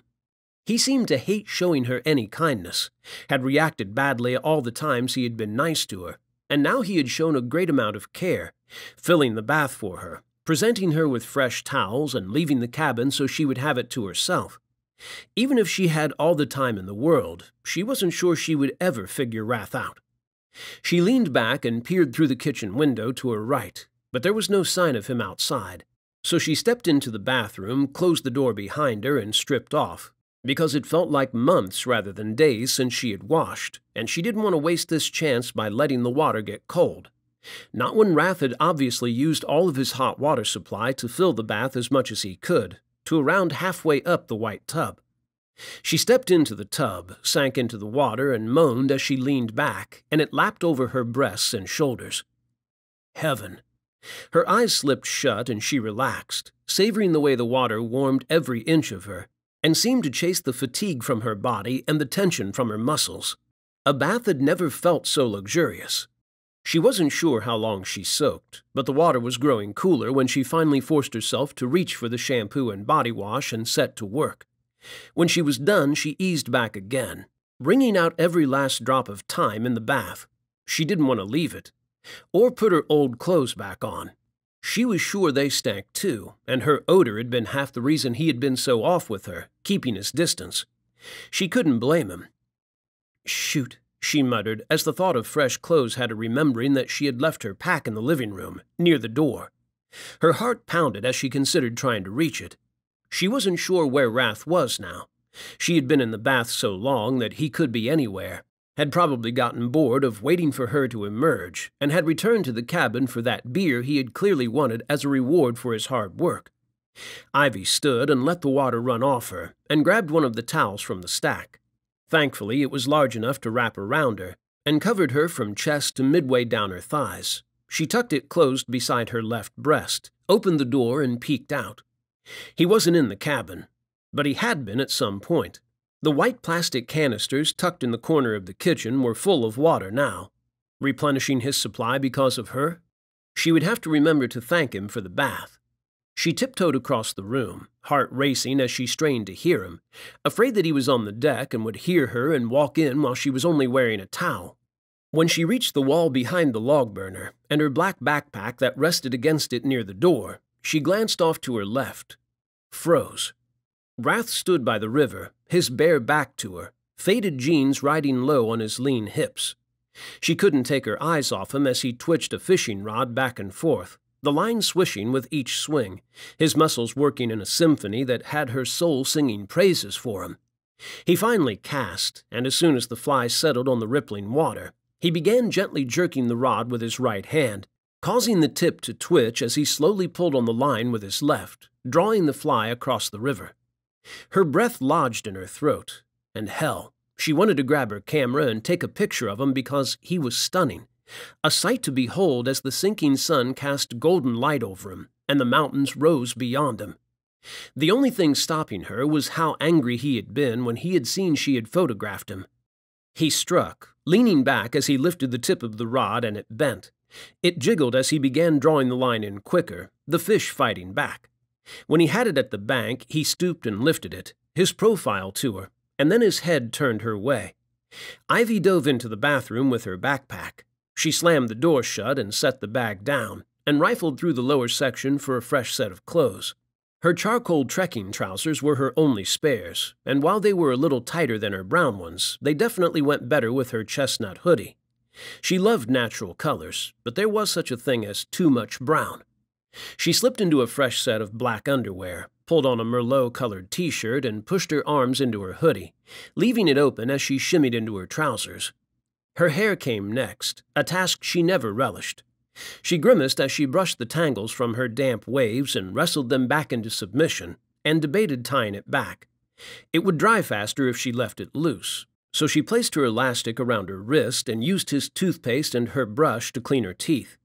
When she was done, she eased back and admired her work in the mirror hanging above the sink between the toilet and the bath. She looked brighter, fresher, and she felt it too. All the disappointment of not seeing bears today, and the stress of everything that had happened this morning with Rath, drifted away, rose from her shoulders and left them feeling lighter as she smiled at herself in the mirror. Tomorrow she would see bears, she was sure of it. She would get her shots. Ivy pulled the bathroom door open. Rath lifted his head as he walked into the cabin, and his eyes widened slightly before he looked away, down at his hand as he held up a pair of trout. "I hope you like fish." He moved into the kitchen, set the fish down on a plate he grabbed from one of the wooden cupboards below the counter, and put them in the small refrigerator. He washed his hands, thoroughly. Avoiding her again? She stared at his back, almost disappointed to see he had dressed. The dark green fleece hugged his shoulders, making it easy for her to recall what they had looked like naked, his golden skin stretched tight over mouth-watering muscles. She had sworn off men, but she wouldn't have said no to a closer look at him. He cleared his throat, the sound a little awkward, and turned towards the refrigerator again as he dried his hands. "Beer?" She nodded. "Please. And thank you for the bath. It was heavenly." "No problem." He grabbed 2 brown bottles, cracked them open, and walked out onto the deck without even glancing at her.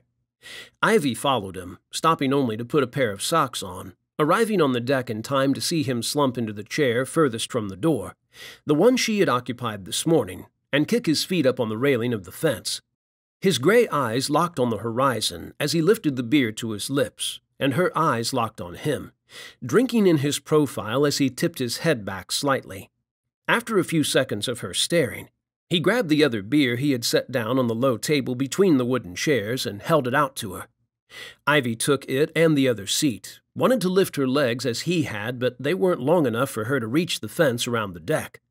She stretched them out in front of her instead and sank into the chair, leaning back with a sigh as she let the beauty of the scenery wash over her again. The sun was lower now, and it looked as if they were in for a beautiful sunset, perfect for enjoying with a cold beer.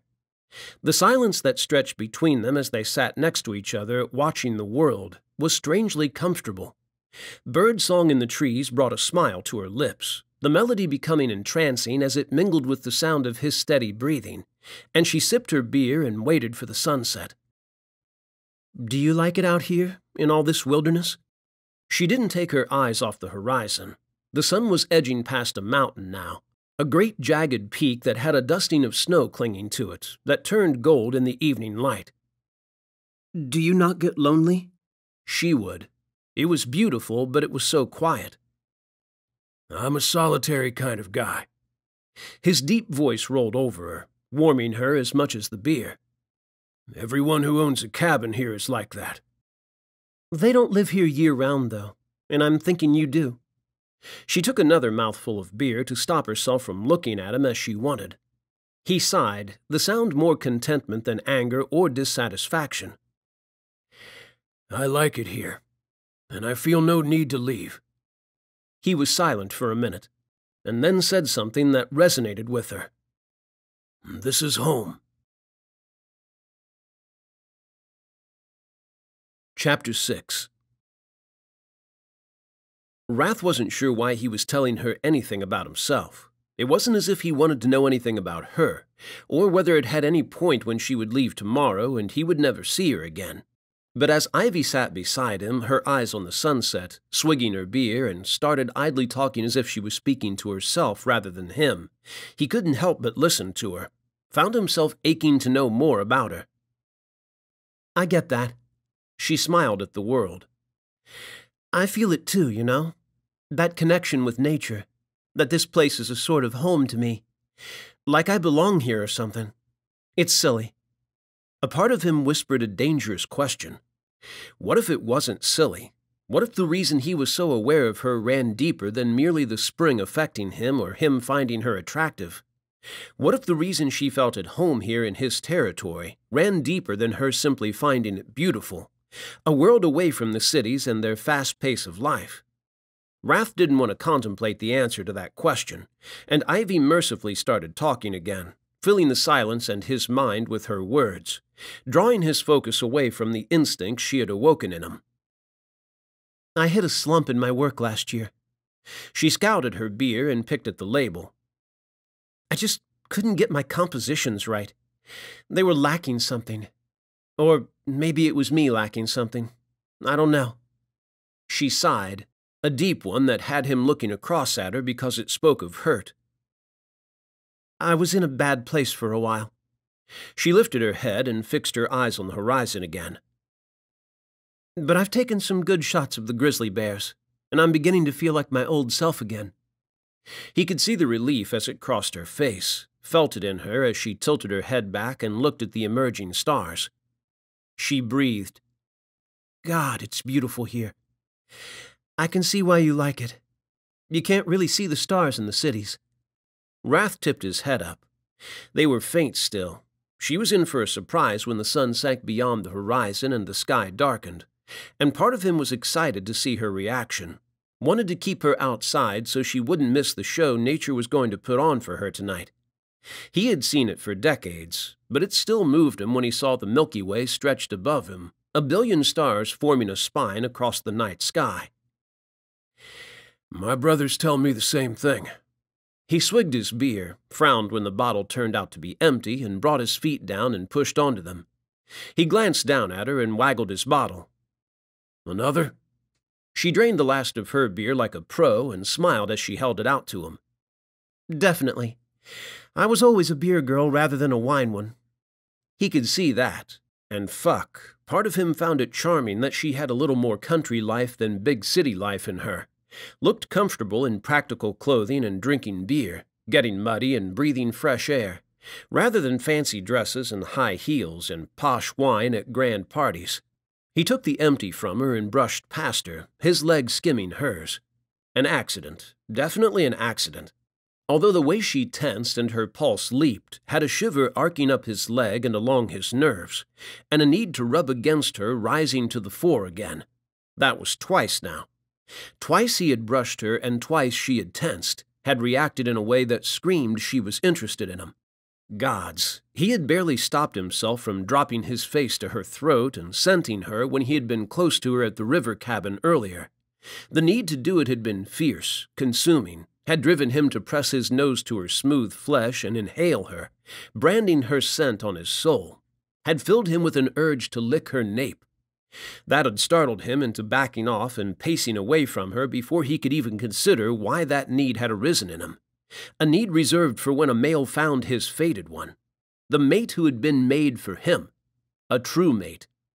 He froze by the refrigerator and looked out of the window at Ivy. She couldn't be that for him. He was just wound up by the season, on edge because of the gathering and her arrival, thrown off balance by her beauty when the urge to mate was strong in him. A groan tore from his lips as she ran her hands through her thick chestnut waves and stretched, pulling the tangled strands away from her neck, exposing her nape. Wasn't going to happen. He shoved his head into the refrigerator to cool off and stared at the gutted fish he had hunted for her, the need to provide for her driving him to the river while she had bathed, just as it had driven him to run her a bath and gather her enough water in case she wanted another or grew thirsty for something other than beer. Gods, he wanted her. He had thought he had built a barrier around his heart during his time at the river, one that would withstand her, but the moment she had emerged from the bathroom, her damp hair down and curling around her shoulders, that damned dark red t-shirt pulled tight over her ample breasts, a sparkle in her hazel eyes and her skin rosy from the heat of the bath, the wall had crumbled. She was beautiful. Fucking beautiful. And the fact she now smelled like him in a way, the scent of his bath products all over her, was plain merry hell with him. He wanted her to smell of him properly, ached with a need to rub his scent all over her and mark her as his. He growled as he grabbed 2 more bottles of beer and kicked the refrigerator door shut. Wasn't going to happen. He needed her gone tomorrow, before any other cougar shifters arrived. He couldn't have an unmated human female hanging around when fired-up males were about to descend on the creek, because he would probably end up killing them. Gods. He set the beers down on the counter and gripped it. The urge to fight would be too strong to resist, the thought of another male trying to claim her pushing him to react, to battle for dominance over her and assert himself as her male. He needed her gone before anyone arrived. He snarled at that, his claws lengthening in response to the idea of her leaving him. Rath stared down at them, shocked by the sight of them, by the ferocity of the need that rocked him to his soul. He breathed through it, lifted trembling hands from the counter and focused on opening the beers, on a small task that would keep his mind and hands occupied enough that he could shut down his feelings, these urges, and claw back some control. Because he was dangerous as he was now, liable to do something he might regret, like revealing to Ivy that he was no ordinary man. When the beers were open and his nails were normal again, he sucked down a hard breath, expelled it, and strode out onto the deck. Ivy glanced up at him. "You took your sweet time." Gods, she sounded so at ease around him now, so comfortable with him. He wanted to snap something at her to drive her away, to place more distance between them, but he couldn't bring himself to do it. "Sorry." He handed her the beer and nursed his own one as he sank into his seat, leaned back and rested his ankles on the railing. She glanced across at him and smiled. "You were saying something about your brothers?" Had he been? He thought back and realized that he had, and that he had been gone longer than he had thought and had missed the sunset. The sky was growing darker now, the stars brighter. He watched them as they broke through the fading light above the horizon, beyond the mountains. My brothers say the same thing about the cities, about not being able to see the stars. I'll never understand why someone would want to live in such a place. Because the stars were beautiful. Nature was beautiful. It was ever-changing. Even the same scenery could look different every day, altered by the weather, the lighting, or the season. She shrugged, lifted her beer to her lips, and lowered it again. Not everyone is made to cope with a life like yours. Out here in the wild, not a soul for miles. Was she? Rath scrubbed that thought, not wanting to think about it. I should set up my tent and bear fence before I get drunk or it gets too dark. Those words leaving her lips left him cold and had him close to growling again. No way. He wasn't going to let her sleep out in the open where she would be vulnerable, not when other cougars were due to return at any moment. He wanted her safe. You're staying in the cabin with me. Her eyes widened and leaped to him. He hadn't meant it like that, but the flicker of heat in her gaze had him considering it. He pushed out other words than the ones he wanted to say. You can take my bed and I'll take the couch. She fidgeted with her beer. Sure, if you insist. Believe me, I insist. Because he was damned if he would leave her unprotected, out here in the dark to fend for herself and some flimsy piece of material, or would allow her to get cold when he had a warm bed she could use. When she smiled at him and it hit him hard, had that warmth curling through his veins again, he dragged his eyes away from her and swigged his beer, and reminded himself that she shouldn't be here, couldn't be here. He needed to get her to leave tomorrow before anyone arrived. Keeping her around today had been a mistake. Being near her, around her, was too damn comfortable, and she drew him to her too much. It was only a matter of time before he messed up, before he did something that revealed he wasn't like her and would send her running, exposing his kin to danger and forcing him to move the location of their home again to avoid the hunters. He stared at the stars and made a vow, one he was going to keep this time no matter what. She was leaving tomorrow. Chapter 7. Rath threw his left arm across his eyes as birdsong roused him from a fitful sleep. It was a miracle he had slept at all. After a few more beers while stargazing and an all-too-comfortable dinner with Ivy, she had made her excuses and retired up to his bedroom. It had been hell. The moment she had left his sight, his senses had locked on to her and tracked her every movement while he had stripped down to his long-sleeved cream t-shirt and black trunks and arranged himself on the couch. He had done his damnedest to block her out, but it had been impossible. He could smell her, feel her, and that sensation she stirred in him, the restlessness, had grown stronger. He had stretched out on the couch, aware of her, that she was close to him in his bed of all places. Her breathing had echoed in his ears, the rhythm of it changing as she had fallen into a deep sleep. And gods, it had been difficult to resist the urge to climb the stairs, to look at her while she was sleeping and stand guard over her, protecting her while she was at her most vulnerable. It had taken more than an hour to convince himself that she was safe in his cabin, and that he could protect her from his position on the couch, would be aware if anyone entered his home and could easily dispatch them before they could reach her. Eventually he had dozed off, into dreams of her that had caused fire to lick through his blood, searing him, making him burn for her. He bit back a groan, blew out his breath, and focused on the loft to check on her, sure she would still be fast asleep. But the only heartbeat in the cabin was his own. Rath sprang from the couch, whipping to face the door, his pulse rocketing and senses sharpening, stretching as far and wide as he could reach, hunting for her. Where was she? He growled as he grabbed his jeans and yanked them on, his muscles protesting over the sudden surge of action, threatening to cramp as panic seized him in a tight grip, squeezed his heart so hard he feared it might burst. He was out of the door before he had finished buttoning his fly, scouring the green valley for her. It was barely light, but as he burst from the deck at a dead run, heart pumping hard and senses seeking Ivy, his cougar side shifting relentlessly beneath his skin, sharpening his nails into short claws, the sun broke the horizon, bathing the valley in golden light. washing over Ivy where she crouched by the log beneath the tree on the right of the clearing near the river, her camera poised in front of her face, her dark charcoal trousers and deep brown hoodie allowing her to blend into her surroundings.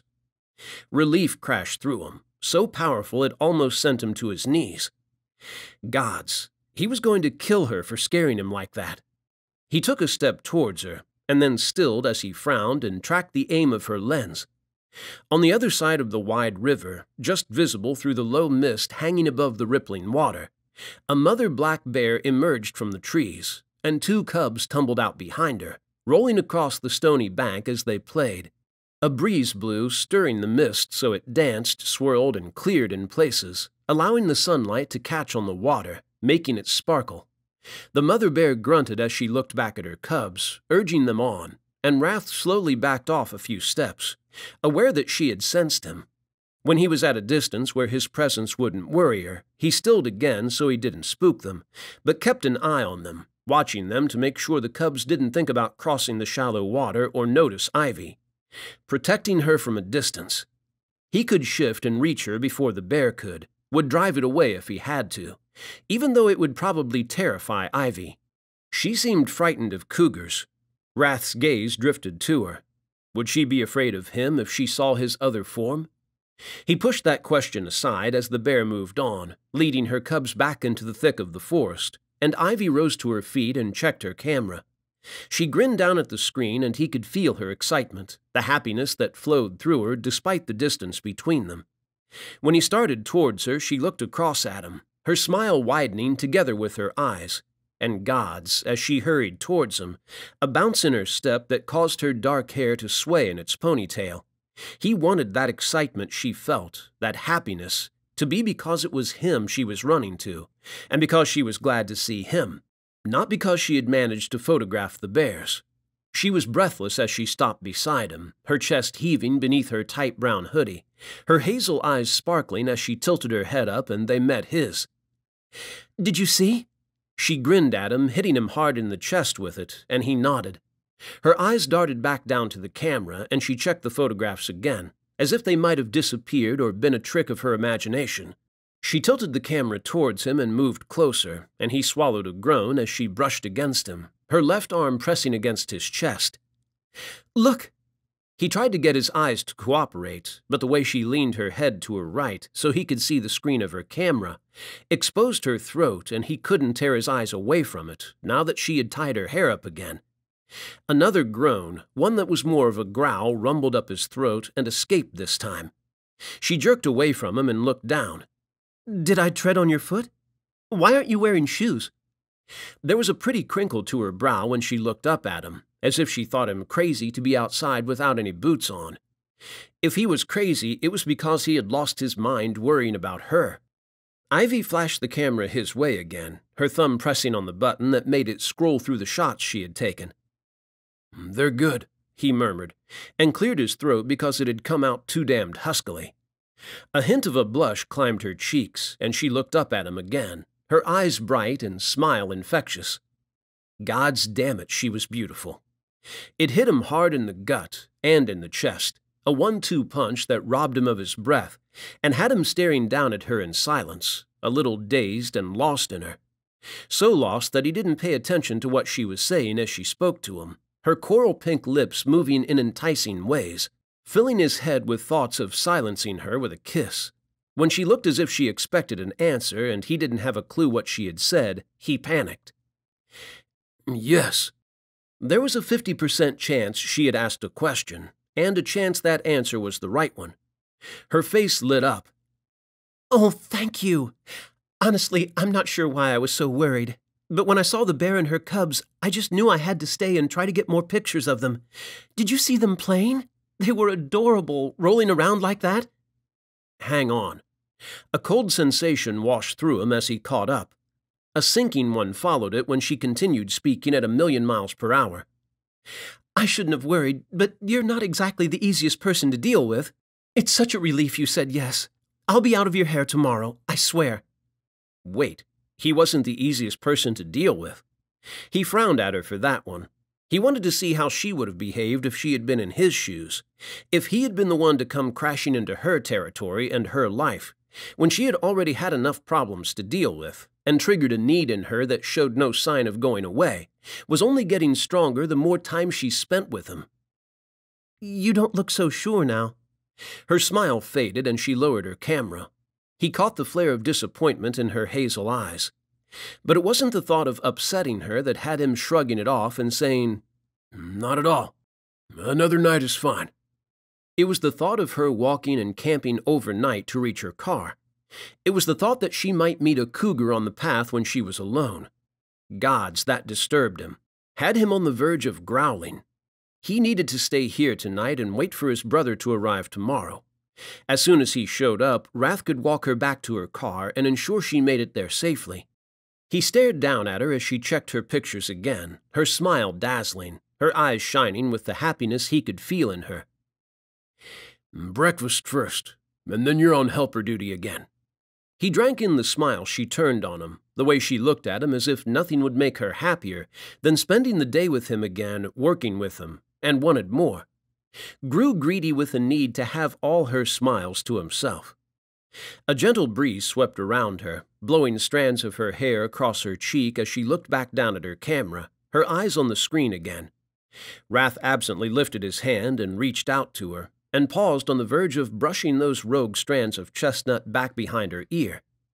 He lowered his hand to his side before she noticed and steeled himself, piecing together a wall around his heart that he knew wouldn't protect him, or stop the pain that beat inside him as he thought about tomorrow.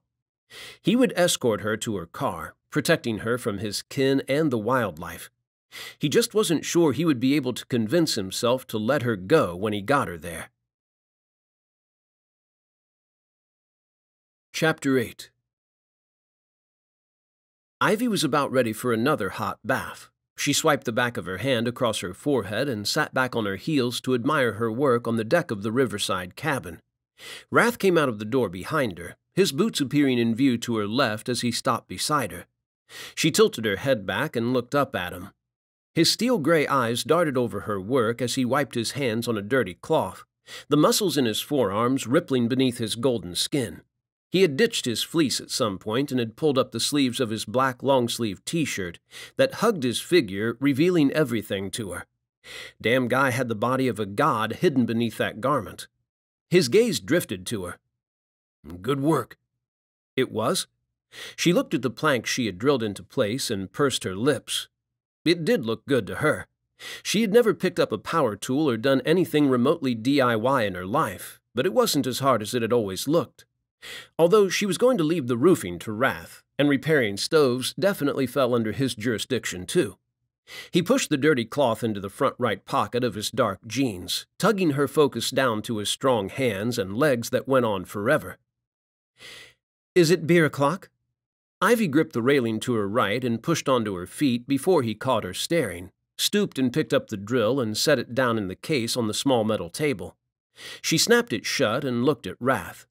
His eyes zipped from her backside up to her face, and she swore there was a little more gold in them. Maybe she wasn't the only one with a staring problem. A flush of heat swept over her skin at the thought he had been looking at her, stoking the fire she had fought a few times over the past day and bringing it back to inferno level. Apparently the sight of Rath hard at work doing manual labor was a major turn-on, and one she hadn't been able to deny, no matter how many times she had reminded herself she had sworn off men. There had just been something alluring and magnetic about him as he had worked on the roof, hammer in one hand and nails held between his flattened lips, his handsome face fixed in a frown as he had focused on the repairs, oblivious to her staring. His muscles had rippled and danced so beautifully with every blow of the hammer, every flex of his body as he reached for another shingle and positioned it, and she had been caught up in him whenever she had taken a break. He hadn't helped matters when he had shown her how to use the drill to fix the planks to the deck, his body crowding hers as he instructed her on the correct way to hold it, and how to change the bits so she could go from drilling to screwing. She had burned fiercely from the feel of his front against her side, his arms encircling her and making her deeply aware of how big he was, how strong his body was beneath his clothing, and how good he smelled.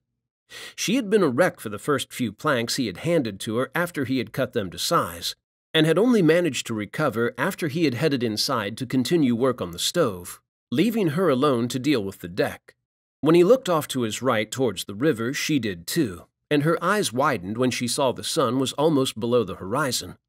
She hadn't noticed it was getting that late, had been convinced it was early afternoon still.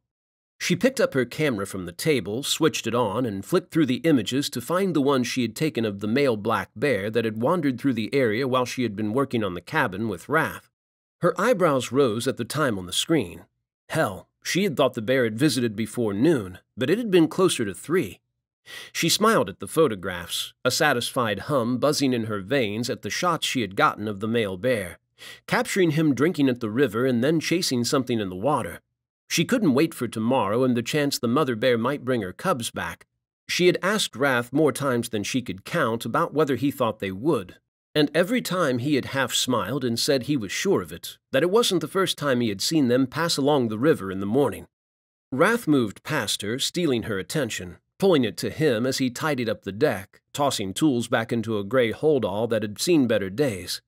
One of the screwdrivers he placed in the bag poked out of a rip in the side, and he scowled at it, his dark eyebrows dipping low as he prodded the tip to push it back inside. When he was done, she slung the strap of her camera around her neck and picked up the drill case. Beer time. The way his eyes lit up said he was looking forward to opening a cold one and kicking back on the deck to enjoy what was left of the sunset. She glanced at it and decided she was going to follow suit. She would have that bath she badly wanted after she had savored the beauty of the sunset and had seen the stars emerge.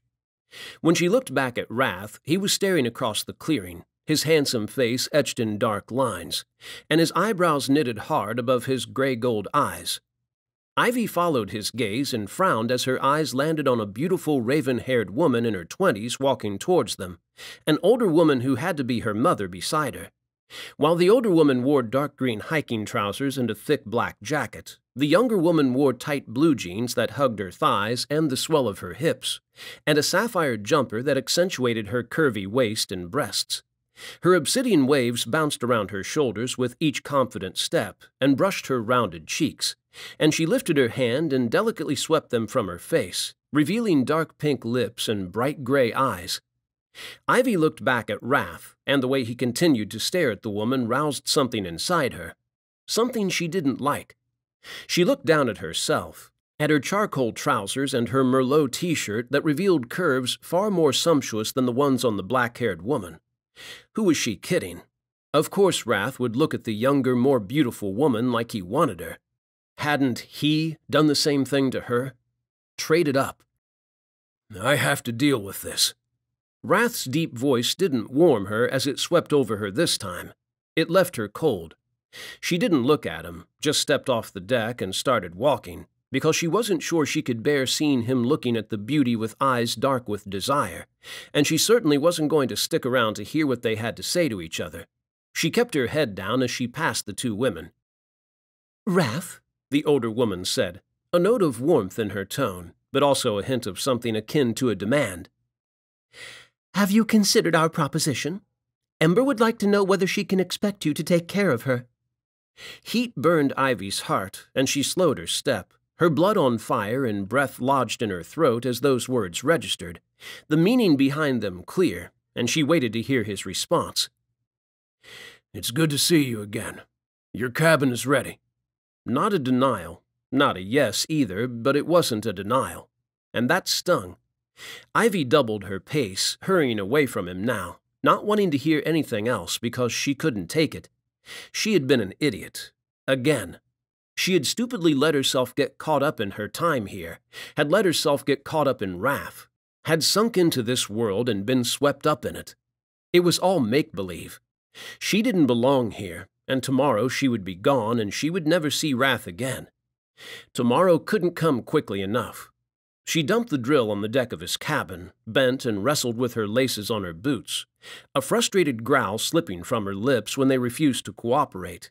She huffed and her face screwed up as she kicked at them, shoving them off her feet, and left them scattered on the deck, not giving a damn. She stormed into his cabin, grabbed her backpack, and sank onto the couch. She opened his laptop, switched it on, and pulled the memory card from her camera while she waited for it to boot up. Thankfully, her adapter was in the zipped compartment on the underside of the lid of her bag, so she didn't have to tear her entire pack apart to find it. Her fingers shook as she shoved the memory card into the device, and then put it into the USB port on his laptop. She brought up a browser and opened her email, sifted through a few of them but found nothing interesting. She started a new email and typed in a name. Alexander Lord, the bastard. Tears threatened to fill her eyes, but she dashed them away, refused to let everything get to her. She was stronger than this. She flexed her fingers and stared at the screen, heart pounding as she considered what she was doing. She hated him, but he had money, far too much of it, and she needed some if she was going to move on. She hammered out a quick message to him, dispensed with the formalities, and got straight to the point, telling him that she had shots of black bears and wanted to go in search of spirit bears next. But staying at their location would be expensive, and she would need to work with a guide or two who knew the bears and the area. She attached a few of her photographs of the black bears, sure they would convince him to send funds to her bank account. He had been supporting her for a few years now, funding her trips to photograph wildlife. She wasn't the only one he supported. Around a year ago, she had met the other wildlife photographers he funded at a grand gala, and had made the biggest mistake of her life. It was all the champagne's fault, and Alexander's too. She clicked send and refused to regret asking him for money when he had been a bastard to her. He owed her. He owed her for screwing her, leaving her in the dead of night, and then acting as if nothing had happened when she had contacted him. She leaned over, rested her elbows on her knees, and clutched her head, pushing her fingers through her dark hair. That ache in her chest grew fiercer, stealing her breath, and she sniffed, held back the tears, and tried to purge the pain. Tried to let it go even when she knew it wouldn't, not while her head was full of wrath with that woman. One her mother wanted him to be involved with. There you are. Rath's tone lost all warmth as he stopped in the doorway. What are you up to? She scrubbed her eyes, her actions small so he wouldn't notice, and looked at his laptop. Emailing a few shots to one of my sponsors. I need money so I can move location. He moved into the room, and cold swept over her as he grabbed his computer, and she caught the darkness in his eyes, the twist to his expression that said he wasn't happy about that. Her emailing her sponsor some pictures or her leaving. She stood and tried to take the laptop from him. You can't snoop in my emails. He turned a thunderous glare on her. I can when you're emailing people photographs of my land. That glare only darkened as he returned it to the screen and clicked, clicked, and clicked. His irises turned stormy gray, the corners of his mouth twisting downwards as his jaw tensed and his eyebrows dipped low. I said no pictures of the cabins. I said just the river and the bears. He spun the laptop to face her and barked, You want to explain this to me? Ivy tensed, her heart lodging in her throat, hammering there as she stared at the screen, at the image of the river and the mother bears with her cubs, and realized that in the corner of it one of the cabins was visible. I didn't notice. She lifted her eyes to his, but the darkness in them left her cold, the rigid line of his jaw telling her that her excuses weren't going to fly. She backed off a step, her pulse pounding faster as his eyes turned more gold than gray, and her fight-or-flight instinct kicked in, telling her to run. The savage twist to his expression as he closed in on her didn't help, only made her want to bolt. What do you know about this guy you sent the photographs to? He snapped and towered over her, a wall of muscle that exuded the rage she could see in his eyes and hear in his voice. You sent him pictures without my permission. Pictures that show a cabin and the peaks. Those fucking peaks can easily be used to identify this location. Ivy flinched and leaned back, curled into herself as she tilted her head away from him, tears lining her lashes as she closed her eyes. Her voice came out small and weak, uncertain. He's just a sponsor. He funds my work, and other wildlife photographers too. That's not telling me what I want to hear, Ivy. I want to know who the fuck he is, and I want to know now. Is he a hunter? No! She whipped her head up and glared at him. He's just a man with too much money and he gets tax breaks by funding us. That's all. He has galleries where he displays our works, runs benefits and fundraisers using them to show endangered species in need of help. Sounds like a fucking saint. He waggled the laptop at her, his face only darkening. But even saints can have another agenda, Ivy. How well do you really know him? Not as well as she had thought, that was for sure. But she wasn't going to tell Rath that. You're being unreasonable. She shoved past him, heading for the door, her temper at boiling point as she remembered how he had treated her when she had arrived on his land, a reminder she had badly needed to clear her head and her heart of any misplaced feelings for him. Not everyone is a hunter, Rath. But then I don't think you'll ever understand that. You think everyone is out to get you. Or at least almost everyone. I guess some people are welcome here. Where are you going? He growled. We're not done here. We're done. She lashed the words at him with all the anger, all the hurt she held inside her, but refused to turn on him like she wanted, because she wasn't strong enough to look at him right now, not without wavering. She had made her decision. Tomorrow she was leaving, and she would never see him again. She stepped out into the rising darkness before he could say another word, shoved her feet into her boots, and didn't bother with the laces as she hit the grass, striding down it towards the river, her blood on fire and her heart thundering as anger swirled with hurt, mixed with bitter disappointment and a hell of a lot of self-reproach. Ivy swiped at her tears, cursing them as they fell, cursing herself with them. Fuck. She had been such an idiot again, getting swept up in someone. She blew out her breath and sucked down another as she wrestled with her out-of-control feelings. Part of her screamed to leave now, to grab her camera and backpack and just start walking away from Rath. But she shut out the tempting words, listening to the voice of reason instead. The one that said heading out in the darkness while her head and her emotions were all over the place was a surefire way of running straight into trouble. She slammed into something near the river, something warm and muscular and big. She tipped her head up as she stepped back. Moonlight turned the immense man's eyes silver as he stared down at her, and threaded his softly spiked sandy hair with white highlights. Sorry. She scrubbed the heel of her right hand across her cheeks and went to step around him. What are you doing here? He caught her arm, his grip gentle. His voice wasn't. It had a hard note that made her think of Rath, and how he had questioned her when she had first arrived on his property. More tears came. Hell, she hated them. Hated feeling weak and stupid. I just needed some air. She rubbed the new tears away, sucked down a breath, and exhaled hard, struggling to center herself and stop more from coming. She was done with them. No more tears.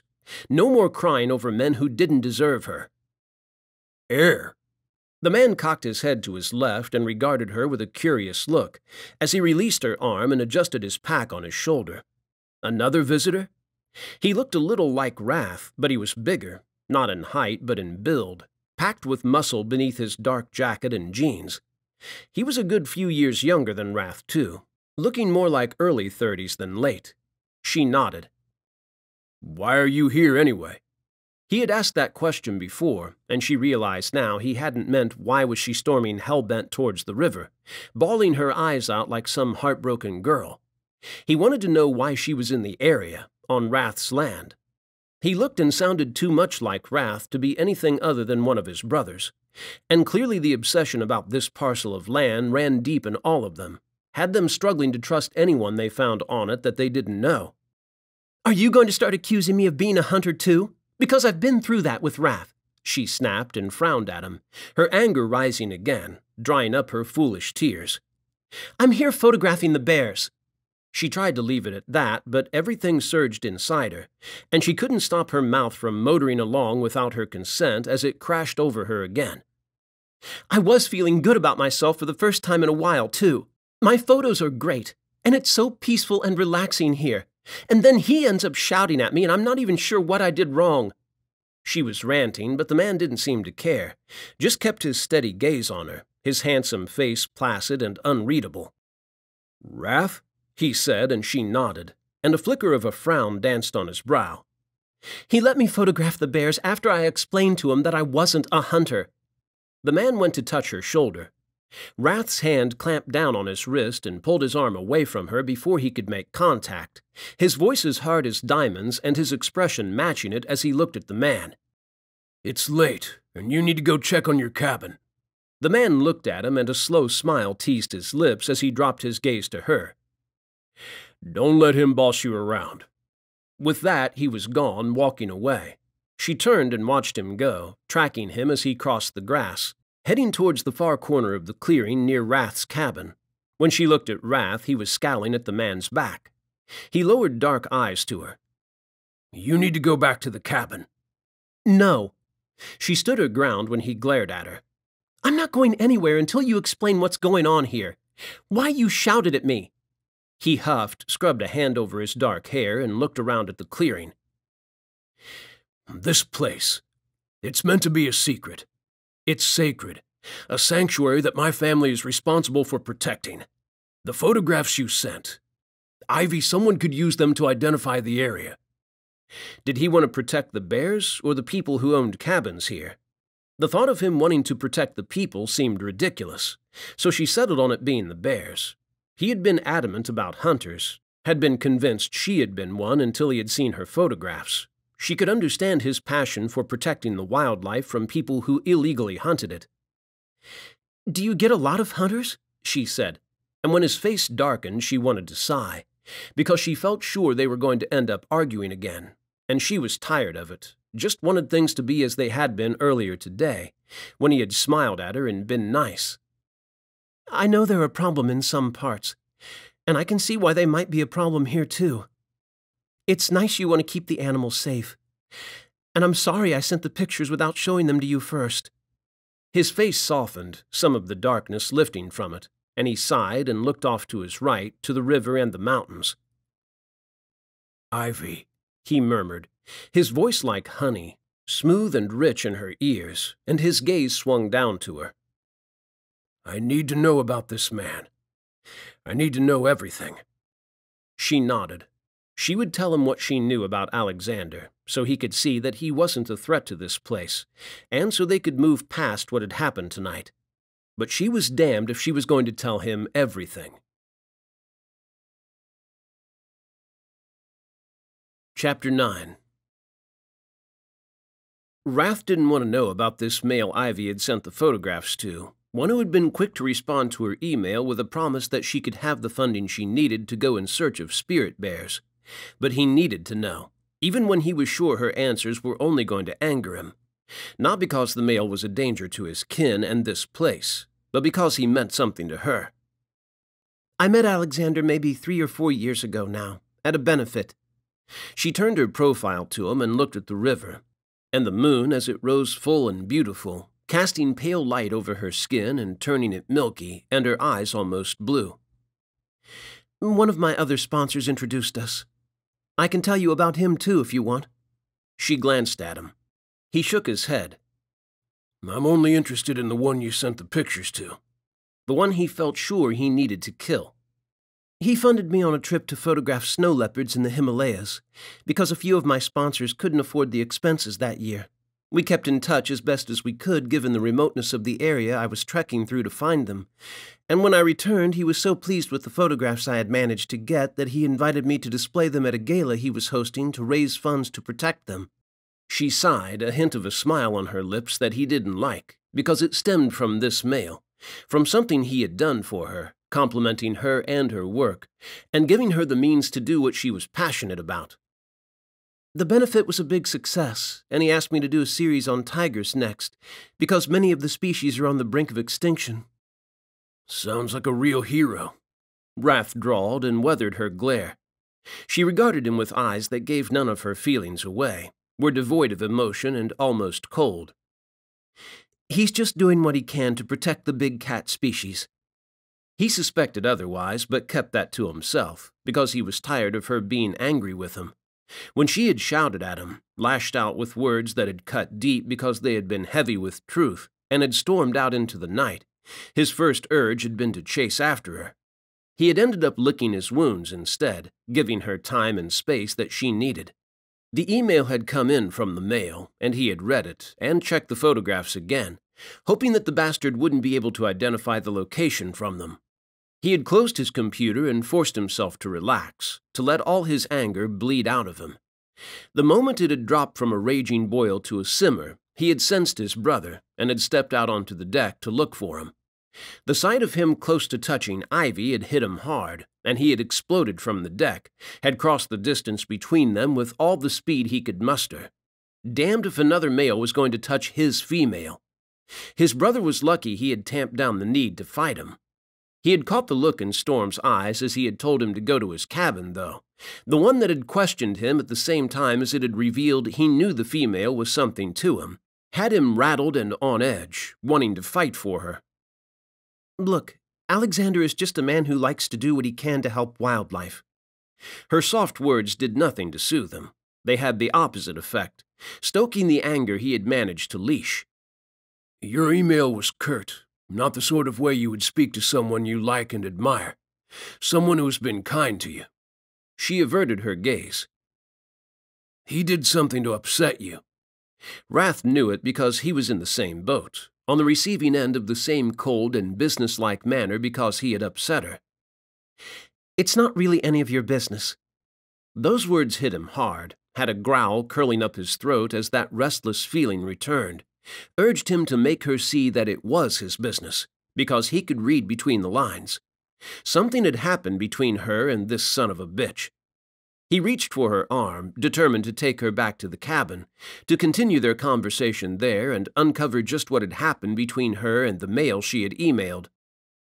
Rath? Ember's gentle voice came from the darkness, and Ivy tensed, her shoulders going rigid and her eyes darting away from him, lowering to the grass. I need to speak with you a moment. Not now. He had more pressing matters that needed his attention.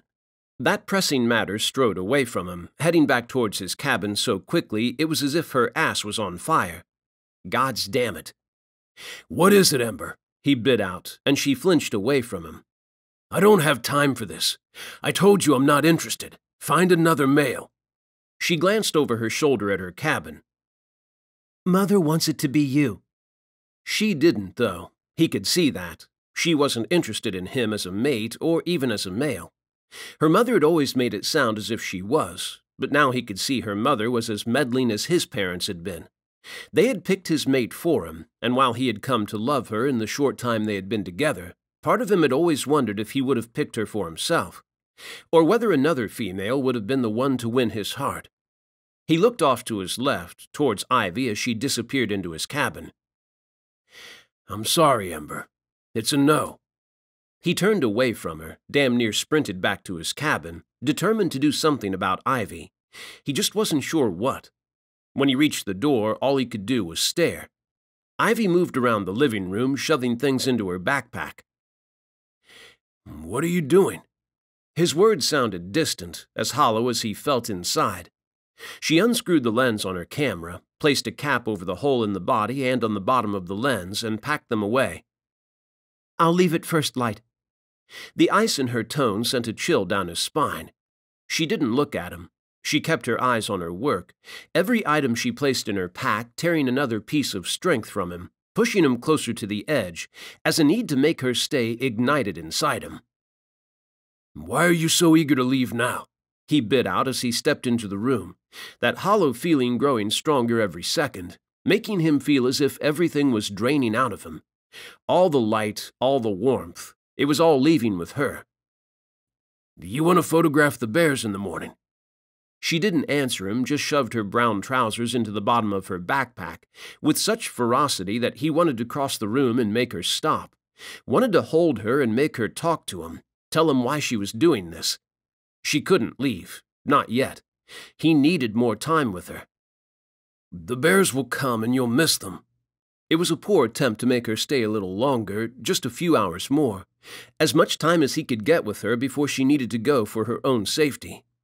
He felt like a bastard when she paused at her work for a heartbeat and tears spilled onto her cheeks, her hurt going through him. He hadn't meant to wound her, or maybe he had. Maybe he had used the one thing he could to make her remain with him, her love of the bears, the excitement she had been buzzing with all day because she had been looking forward to tomorrow morning and seeing them again. She pushed away, taking her black bag with her, turning her back on him. "I'll go with you. My brother is here now to take care of—" "No," she snapped, and her shoulders shook, her voice wobbling. "It's best I go alone. Maybe I should just go now." Like hell that was going to happen. "Why are you so hell-bent on leaving now?" He slammed the door of the cabin shut behind him and stormed over to her, grabbed her arm and spun her to face him. Her bloodshot hazel eyes lifted to his for a second, and then she turned her face away from him, lowering it so he couldn't see them. Too late. They had already done their damage, had driven a spear through his heart and left him cold. His voice dropped to a strained whisper as he struggled to figure out what he had done wrong, and what he could do to make her stay. "Is this because I was angry with you?" She shook her head, sending more tears cascading down her reddened cheeks. "No." "Why then, Ivy?" He lifted his hands, framed her face, and brought her head around. She refused to look at him, stared at his chest, and he sighed as he brushed the pads of his thumbs across her cheeks, wiping her tears away. "Tell me what I did wrong, because I don't understand. And I need to understand." Because he needed to take her pain away. It was vital, like breathing.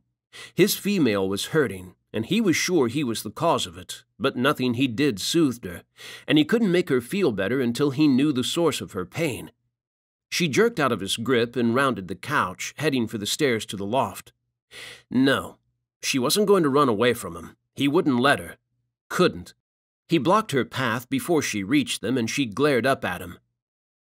"Don't you need to speak with Ember about something?" she barked, and her anger hit him hard, knocked him back a step as he stared down into her fierce hazel eyes. "I just want to sleep now. Please get out of my way." Like fuck that was going to happen, not now that he had picked up one vital emotion in her. Jealousy. "What did you hear?" He moved right and left when she tried to get past him, blocking her attempts. She huffed and slammed a hand into his chest, tried to shove him but didn't move him at all as he braced himself. "I heard enough. You're meant to be with her, or something." That or something had a weight of doubt hanging around it. "She's very beautiful. I'm sure you'll be happy with her." "Maybe I would be." Not the right words to say. He got that message loud and clear as she gasped and looked up at him, her anger and pain flaring in her eyes and on his senses. "What is it to you anyway? You're clearly sleeping with your sponsor." Her eyes widened and she spluttered.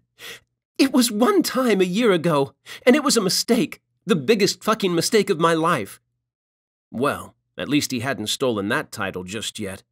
She shoved away from him, dumped her bags on the couch, and whispered, "He wasn't interested in me like that. I was just another conquest." A shiver went through him, and it brought fire in its wake. Son of a fucking bitch. She had said she had hit a slump last year, had lost her passion for her work, and it couldn't be coincidence that she had slept with the man around that long ago, and was calling it a mistake now. The bastard was responsible for it, had hurt her and made her lose faith in her work and in herself. She wrapped her arms around herself, her voice small. "I guess I wasn't pretty enough, or thin enough." Rath growled as anger surged through him, her pain stoking it, her belief that she wasn't good enough for the fucking asshole who had hurt her, and she fell silent. He took a hard step towards her. She was more than pretty. She was beautiful. Another step.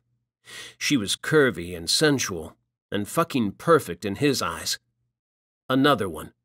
He pressed against her back, brought his hands down on her shoulders, and pretended they weren't trembling as he skimmed them down her arms, as his heart labored and a need to prove to her just how perfect she was, just how beautiful he thought she was, ran through him. He caught her arms and spun her to face him, swallowed her gasp in a bruising kiss. Chapter 10. Ivy pushed against Rath's broad chest before she could get swept up in his kiss and the sensations detonating inside her, need that instantly flared hot in her veins and had her aching to go along with things. She couldn't, not when it would only hurt her in the end. "You don't have to do this." She pressed her palms to his pectorals as he tried to kiss her again. Do what? There was a confused tilt to his eyebrows as he drew back and looked down at her. Pity me. She couldn't look at him as she said that. He lowered his hands to her hips and stroked his thumbs up and down her sides. Pity? Believe me, Ivy, the last thing I'm feeling here is pity. She wanted to believe that, but given the circumstances and what she had said before he had pulled her into his arms for a kiss that had been too damn delicious, she found it hard. He dropped his lips to her throat, maddening her with light sweeps of them across her flesh, and husked, I'm done fighting this feeling, this need. I wanted you the second I set eyes on you, Ivy, and that's the truth. It was? Damn. She wasn't sure why she found that so hard to believe when she felt the same way, had been aching for him from the moment he had walked out of that mist. When his lips found hers again, she didn't stop him. She wrapped her arms around his neck and kissed him back, matched his fervor as he pulled her against him and deepened the kiss, swept his tongue over hers and moaned into her mouth. It pulled a moan from her chest, too, had her clinging to him as she kissed him, swept up in the need that had been building inside her for 2 days now, desire that had her spinning out of control. He made a low growling noise in his throat, one that was more animal than man, had a thrill chasing through her as he grabbed her backside and lifted her, and carried her to the wall. She moaned as he pinned her against it, looped her legs around his waist, and couldn't stop herself from rocking against him, her breaths coming faster as she kissed him, each one choppy and wild, fierce. He pressed his hips forwards, tearing a groan from her as she felt his hardness, and tore another from her as he broke the kiss and pulled his t-shirt off, revealing glorious rope after rope of muscle. Before she could get her fill of touching him, he had his hands on the hem of her own t-shirt and was lifting it, forcing her arms above her head. A flare of self-consciousness burst inside her, and she wanted to cover herself as he tossed her t-shirt aside and gazed at her. But the way he groaned, the hunger that lit his eyes, need breaking through in their stony gray depths, had her letting him get a good look at her curves. Fuck. You're beautiful, Ivy. He breathed and swooped on her lips again, sending heat flashing through her.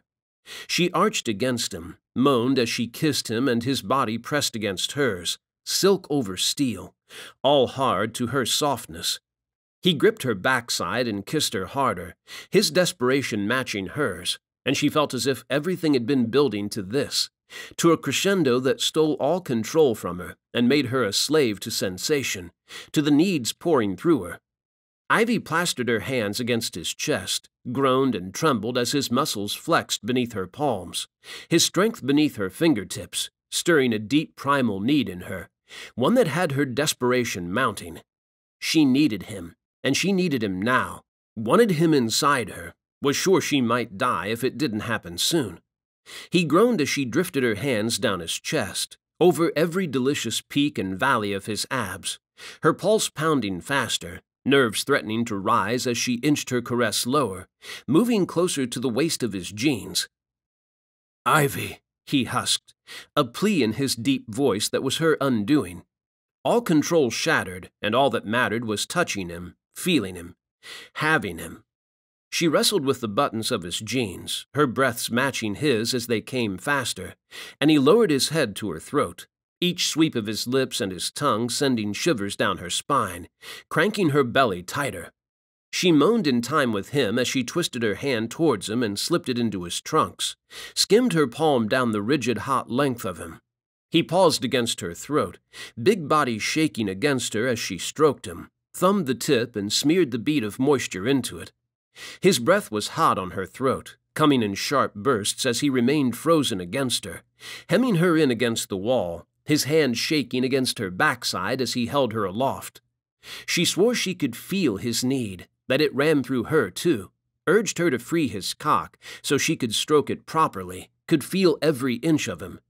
She released him and pushed at his jeans, shoving them down to his thighs, and he growled and kissed her throat again as she moved towards him.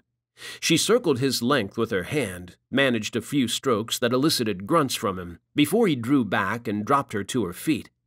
She didn't stop him as he tackled her dark gray trousers, unbuttoning them and pushing them down her legs. He groaned as he revealed them, looking like a man starved as he gazed down at them through hooded eyes that looked more gold again. Ivy towed her boots off and helped him, desperately kicked off her trousers and didn't give a damn where they landed. She reached for her black panties, but he beat her to it, slipped his fingers into them and teased her with a brush of their tips across her mound, ripping a moan from her and sending 1,000 volts shooting through her entire body. She sank against the wall, a little breathless as he pushed her underwear down her legs, too slow for her liking, torturing her. When he reached her ankles, she lifted each foot in turn, helping him because she wanted him back against her, needed his flesh on hers, his lips on hers, was going to go insane if he didn't come back to her soon.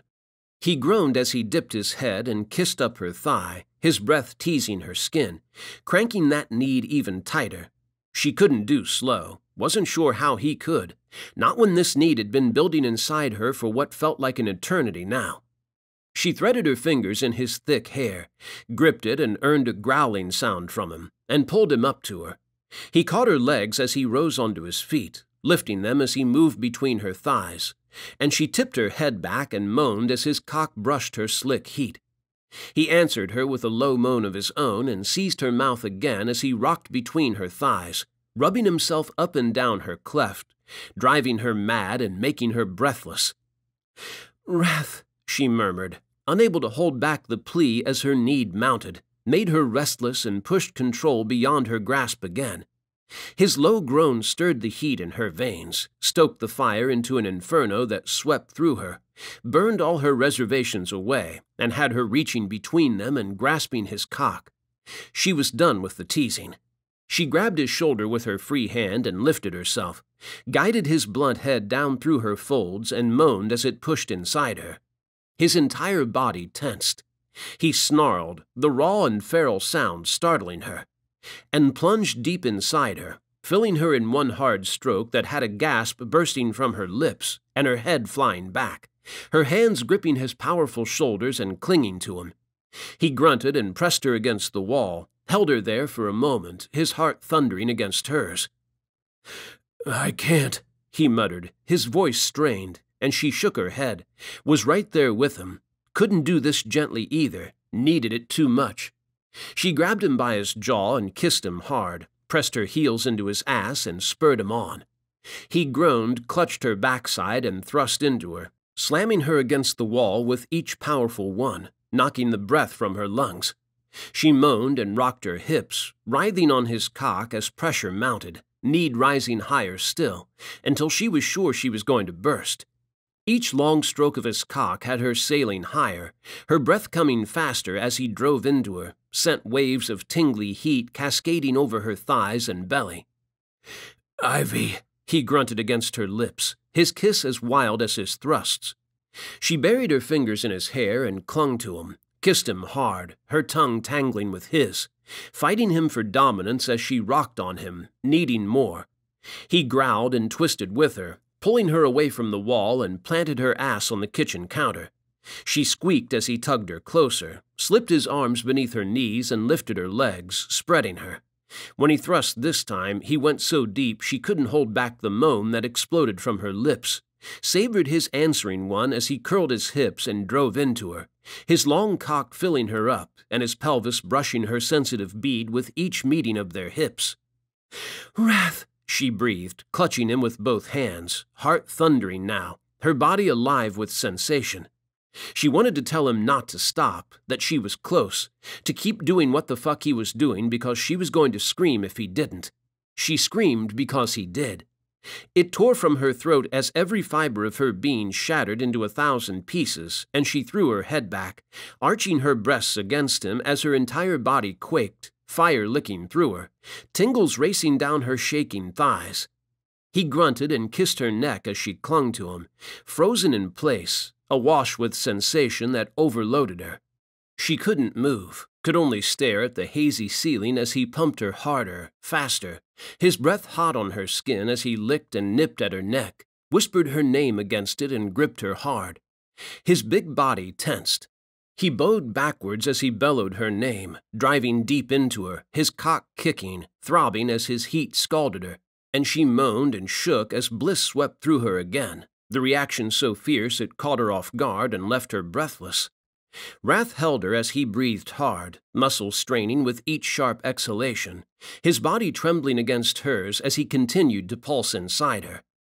The tension suddenly drained from his shoulders and he sagged over her, his fast breaths washing across her neck as he held her.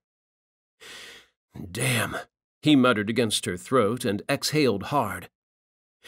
"That was—" "Yeah," she whispered, still right there with him as she drifted in a haze, every inch of her warm and sated, and she was sure she wouldn't be able to move for hours, was going to be floating for a while, completely useless to the world.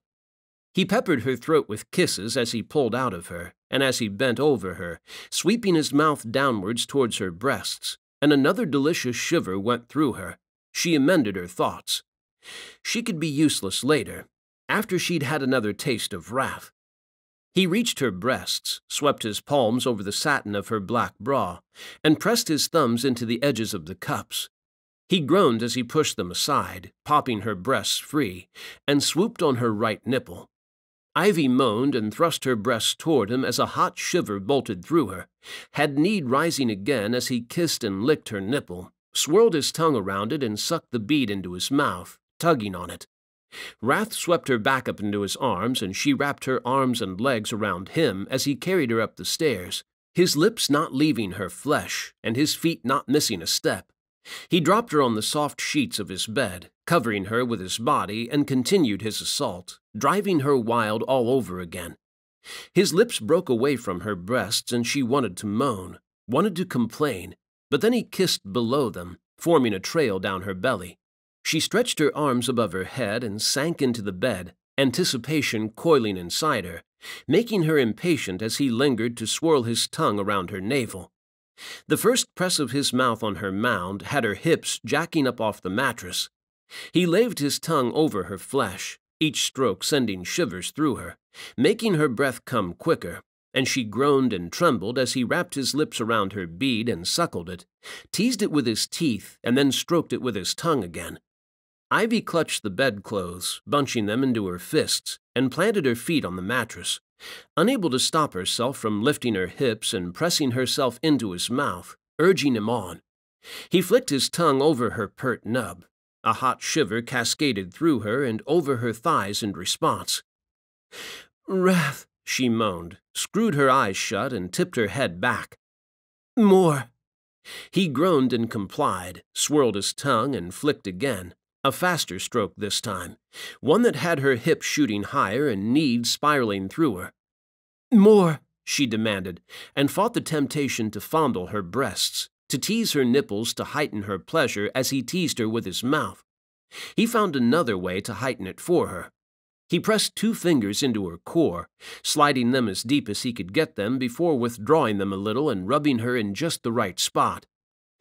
"Oh, God." She bit down on her lower lip, unsure she could survive such an assault. Rath groaned and suckled her as he stroked her core. Stars detonated across her eyes, and she cried out as she broke apart, her body flexing around his fingers. He moaned again, slowed his strokes, and lapped at her. And damn him, it only had her need mounting once more. Ivy grabbed his hair and tugged, pulling him up to her. He covered her body with his again, hooking her knees over his elbows and rubbing his hard length along her core as he kissed her, giving her what she needed. She kept her right leg where it was as he lowered his hand, sighed as he eased his hips back and the tip of his cock penetrated her. He held it there, just the head nudged inside her, and hooked his arm under her leg again, and then seemed to think the better of it. He released them both, lowered his body over hers so his chest brushed her nipples, sending a fiery ache through her.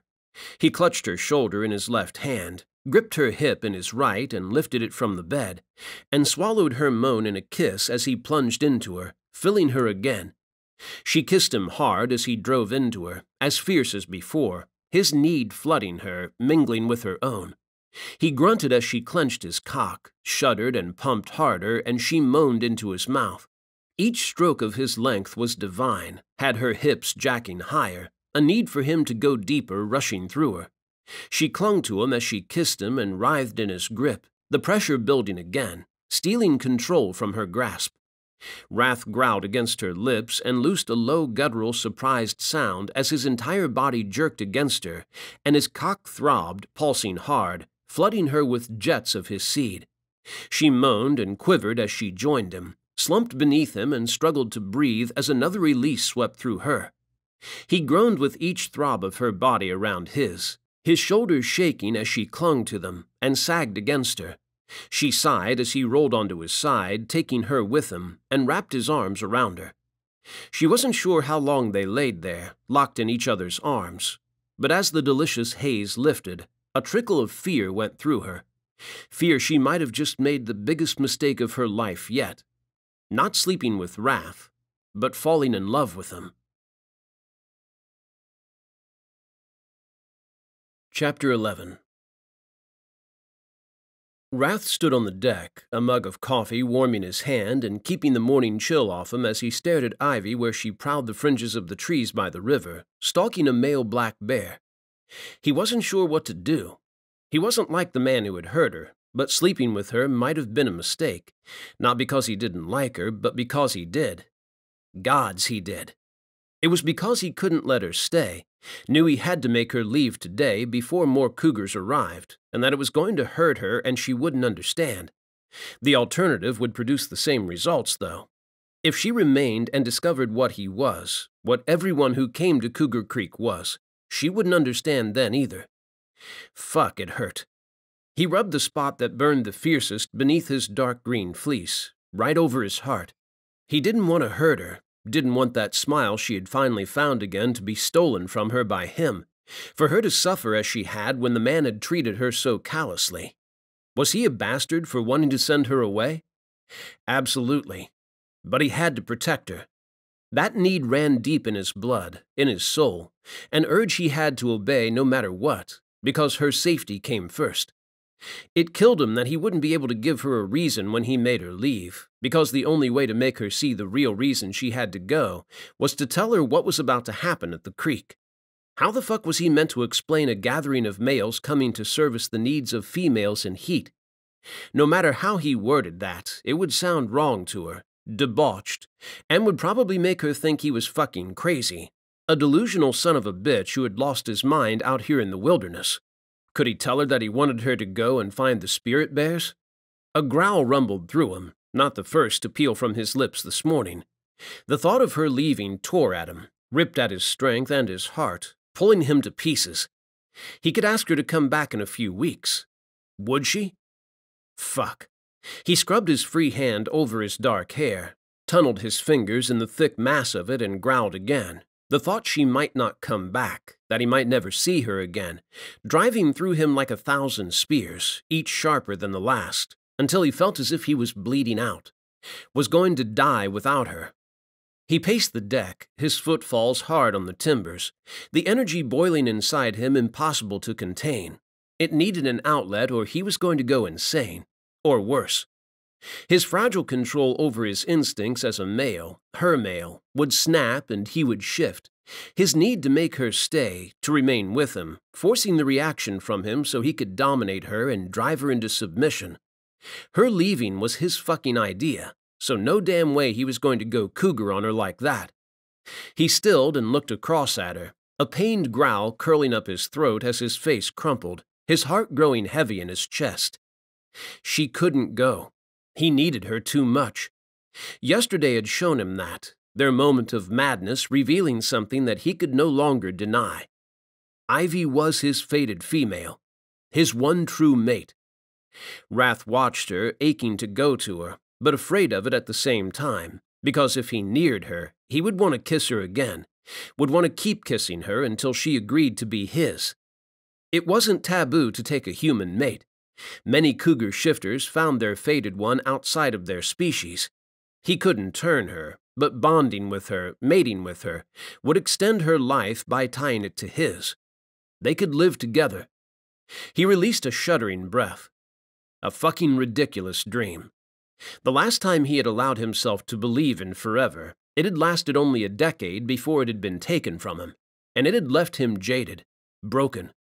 He couldn't believe in forever again, and he knew that if Ivy stayed, he would start wanting that with her.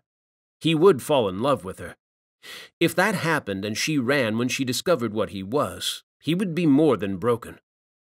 The sensation of eyes on him rankled him, rousing his cougar side into a frenzy as a need to fight flooded him, and he tossed a black look in Storm's direction as his brother stepped out from the cover of the trees to his left, leaving the path to his cabin and the others on that side of the woods behind. His brother drew his hand across his mouth, pretending to zip it shut. Rath wasn't about to believe that promise. Sooner or later, Storm would bring up what had happened with Ivy yesterday, and her presence here at the creek, and his behavior. Still, he appreciated the reprieve as he breathed through the need to fight, quelling it again, because he needed time to get his head on straight where Ivy was concerned. His gaze drifted back to her. She tucked against a lodgepole pine, camera still trained on the bear where he drank from the river on the other side of it to her. He could feel her happiness, her excitement, and he ached at that, because he knew it stemmed from more than the fact she was doing what she loved. He had a feeling she was coming to love it at the creek, too, and maybe she was coming to love him. He set his mug down on the small table and stepped off the deck. He had to talk to her, and it was going to be one hell of a tough conversation, but he had made up his mind. His ears twitched, and he lifted his head and scanned the sky in all directions for the source of the sound. A helicopter. The bear spooked. Alarm rang through him. Rath signaled to his brother to go into hiding and had reached Ivy before she had even started to lower her camera. He swept her up into his arms and pulled her into the woods, pinning her to the trunk of a tree a few meters from the clearing. He pressed his body against hers, covered her mouth with his right hand, and looked down into her wide, startled eyes as he whispered, "Keep still and keep quiet." He tilted his head back, tracking the helicopter as it drew closer, his heart pounding and adrenaline surging in his veins, rousing a powerful need to shift. Beneath his fleece, golden fur swept over his arms, and he struggled to stop the urge before his eyes changed and fangs lengthened, and Ivy saw what he was. He wanted to break it to her gently, not scare the ever-living fuck out of her. The chopper passed to his right, above the forest on the other side of the river, and drifted into the distance. He loosed the breath he had been holding and eased his weight off Ivy as he leaned back to peer around the thick trunk of the tree. Across the clearing, Storm crouched near the riverside cabin, tucked against the tallest lodgepole pine. Rath released Ivy's mouth. "Why are you so tense?" she whispered, a trickle of fear flowing through her, and leaned to her right so she could look around the tree. "It was just a helicopter." Rath snarled as his ears twitched again. A chopper that was doubling back. Fuck. Wind whipped through the trees, shaking the branches and making them sway, kicking up leaf litter. The grass in the clearing was blasted flat as the helicopter hovered above it, and Storm crept back, sneaking further into the woods, his eyes on the sky. Rath's heart thundered as the chopper eased down into the clearing, bumped as it landed and the blades wound down, whining as the pilot cut the engine. His claws lengthened, canines elongating as a need to fight and protect his territory swept through him, and he kept his eyes off Ivy, afraid she would see the shift in his irises as they began to blaze gold. Two men dressed in black fatigues exited the front of the chopper. Not hunters, or at least not the sort who were looking to shoot animals. The need to fight grew stronger, pounding in his veins, stoked by the memories that assaulted him, a night that had taken almost everything from him. One of the men opened the back right door of the pale gold chopper, and a handsome brunette male stepped out, his fine gray suit and polished black leather shoes out of place in the wilderness. His dark eyes swung around the clearing. Ivy stiffened. Rath dropped his gaze to her. "I know him," she whispered and glanced up at him. "It's Alexander, the man I sent the pictures to. But why is he here? How is he here?" Questions Rath wanted answers to himself. Ivy had only sent the photographs last night, not enough time for this bastard to use the landscape to identify the location of Cougar Creek. "Get the guns," Alexander drawled, his English accent thick and regal, an arrogant tilt to his chin that had Rath wanting to punch it. "He's after the bears. Ivy lunged around the tree trunk. Rath caught her arm, yanked her back to him, and growled as he shoved her against the tree. "Don't move," because he would lose his shit if this male saw her and targeted her. "I have to stop him." She struggled against him. "I don't know how he found this place. He was meant to be in England. How the hell is he here?" "I intend to ask him about that," Rath snarled. She paled, her hazel eyes enormous as her fine dark eyebrows furrowed. "Oh, Rath, I didn't tell him, I swear. I'm so sorry, He cut her off with a brief kiss, smoothed his palms over her cheeks, and held her face as he lingered, wanting to reassure her, and needing the contact to calm himself and to give him the strength to do what he needed to do. Hunters had almost succeeded in taking everything from him once, and it wasn't going to happen again. He wasn't going to lose Ivy or his brother. It wasn't going to happen. He would keep them both safe. He would. "I know, sweetheart," he murmured against her lips and stole another kiss. "Stay here." He reluctantly released her, sucked down a deep, steadying breath, and strode out into the clearing. He had to protect his kin. He had to protect her, no matter the cost. Chapter 12. Ivy couldn't breathe as Rath walked out from beneath the trees and toward the helicopter and Alexander. The instant the men in black combat gear noticed him, they lifted their assault rifles and took aim. Her heart skipped a beat and lodged in her throat. She clung to the rough bark of the tree, shaking so hard she feared letting go, sure she would collapse into a heap. Rath. Beneath his green fleece, his shoulders tensed, and cold swept through her when she realized it wasn't fear that had him coiling tight. He meant to fight. He didn't stand a chance against two armed men. A need shot through her, lit her up, and drove her to break cover. A need to protect him. She set her camera down on the roots of the tree and stormed out of the woods on weak legs that only seemed to grow weaker as she broke cover. Her eyes locked on Alexander, her eyebrows knitted hard above them as she clenched her fists at her sides. As she glared at him, anger rose to overwhelm her fear and put strength in her step, fury that he had dared to use her twice now. Well, she was damned if she was going to let him hurt the bears. She was damned if she would let him hurt Rath. Rath tilted his head to his right and frowned at her as she reached him, his golden eyes dark. He could shout at her later for disobeying him. Right now, she was more concerned with saving his ass. "You can't shoot the bears, Alexander," she snapped and stopped a step in front of Rath, placing herself in the firing line. Rath seized her arm and pulled her back, his grip fierce and unyielding as he moved to shield her with his big body. Ivy tried to get free, but he refused to release her, kept her hidden behind him no matter what she did.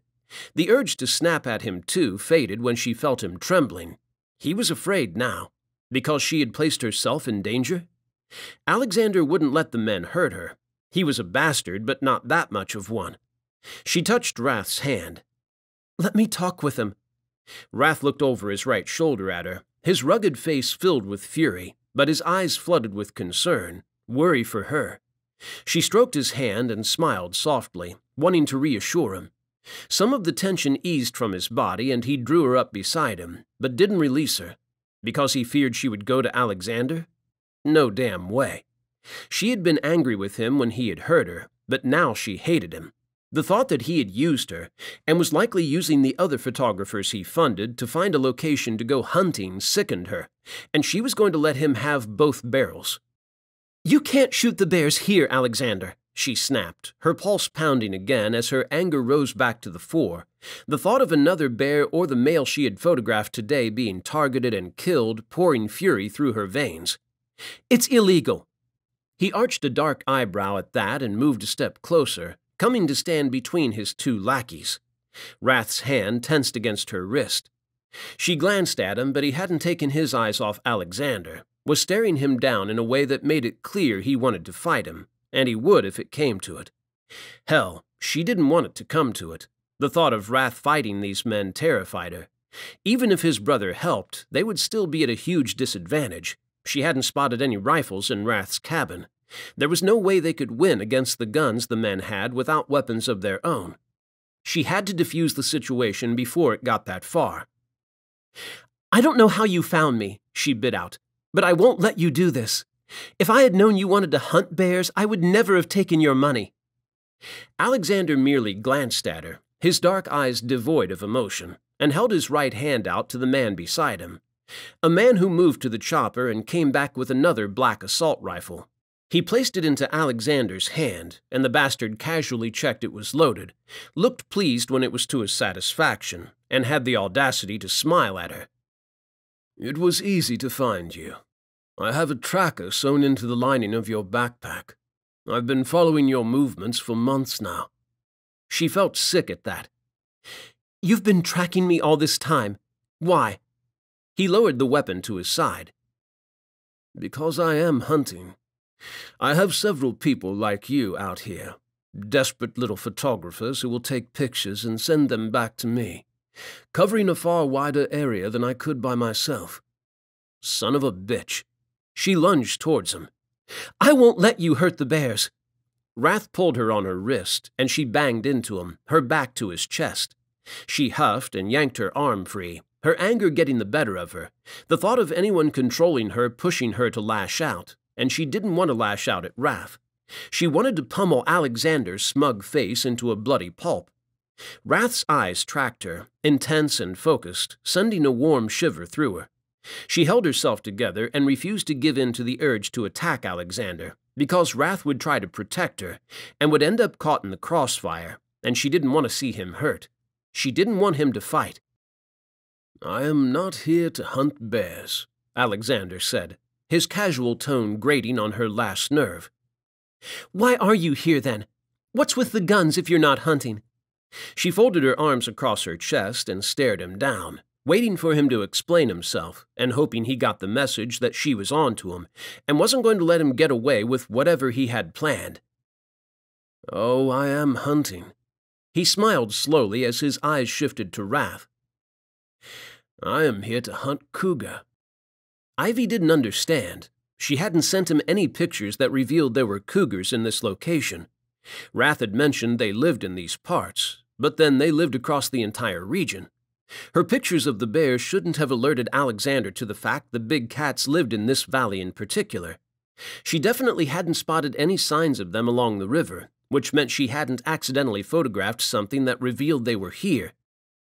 "You need to leave," Rath snarled, and spread his feet shoulder-width apart, his entire body coiling like a spring as she looked at him. "Before things get ugly for you." They were going to get ugly for Rath if she didn't do something. She had to protect him. Ivy pushed past him, placing herself between Rath and Alexander, closer to the bastard she was going to make leave.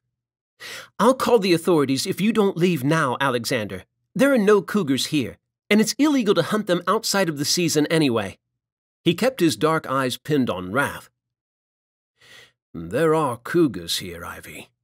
He lowered his gaze to her, and she shivered as hers met it, and the coldness in it hit her hard together with his words. "You just haven't realized it yet." "Realized what?" "One has been right in front of you all this time," he drawled. She looked over her shoulder at Rath, shrieked as Alexander grabbed her and twisted her in his arms, banding his left one across her chest and pinning her arms to her breasts. She kicked at him, pushed and scrabbled, trying to break free as a vicious snarl echoed around her, a sound that sent a chill skating down her spine and had her wild eyes searching for the cougar who had made it. But there was only Rath before her.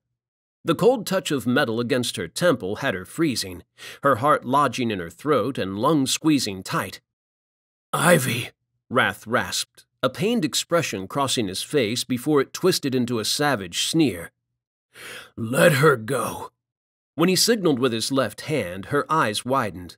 His brother Storm had to be watching events unfold, judging by the way Rath kept his eyes off the spot behind Alexander, where the riverside cabin was. His brother was there, protecting Ember and her mother.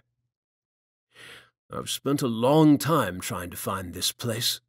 Alexander pressed the gun harder against her temple, forcing her to tilt her head, and she refused to let the tears that burned the backs of her eyes line her lashes. Rath glanced at her, pain and fear flashing in his golden eyes, and then only darkness as they landed back on Alexander. "I said, let her go." Alexander ignored him. All I had to go on were the reports I found in my grandfather's study after he died.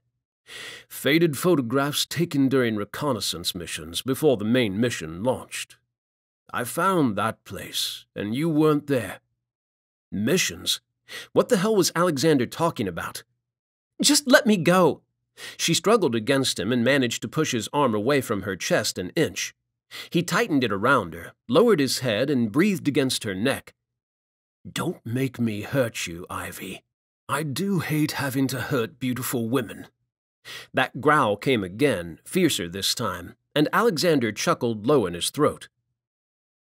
You want her, don't you? Alexander pressed a kiss to her neck and she squirmed, wriggling away from his touch. This time the growl was more of a snarl, a low feral sound that held a note of warning in it and had her tensing, ready for the beast to attack her. She looked for the source of it. Her eyes locked with Rath's bright golden ones.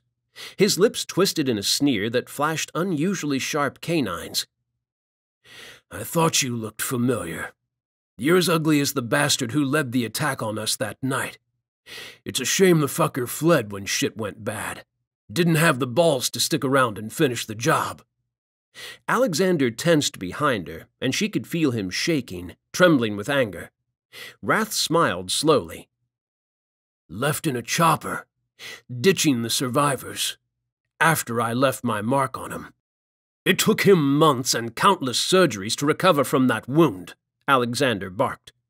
Rath growled. It took my kin decades to recover from the scars Archangel left on us, and we're still recovering from it now. Your family took everything from me. They took my parents. They took my wife and my unborn kid. A cold shiver swept down Ivy's spine, and her breath seized in her lungs. Before she could gather her wits and ask what the hell they were all talking about, speaking of decades and Archangel, and what sounded like a battle to her, Alexander spoke. You killed my father. Rath snorted at that. He only got what he deserved for killing so many of my kind, and stealing others to take back to your sick fucking laboratories in England to study and document, as if they were animals. You are animals! Alexander's grip on her tightened further, squeezing her ribs and making it hard to breathe. We're not animals, Rath barked and advanced a step, didn't back down when the two men tensed and moved their fingers to rest over the triggers on the assault rifles they had aimed at him. We're not like you either. We were peaceful, and you came to our home and attacked us. We defended ourselves. His stormy golden eyes fell to her and narrowed, sending another wave of cold through her, together with his words. Were you aware your sponsor is a sick son of a bitch who hunts people like me? Her ears rang. Numbness crashed over her. She whispered, He hunts people? The cold press of the gun against her temple had that hitting her hard, and her knees turned to rubber, threatening to buckle. She locked them as anger swept through her, so hot and fierce it burned away the chill of shock. She wrestled against Alexander, froze when he moved his hand to her throat and squeezed it hard, his fingertips digging into her skin.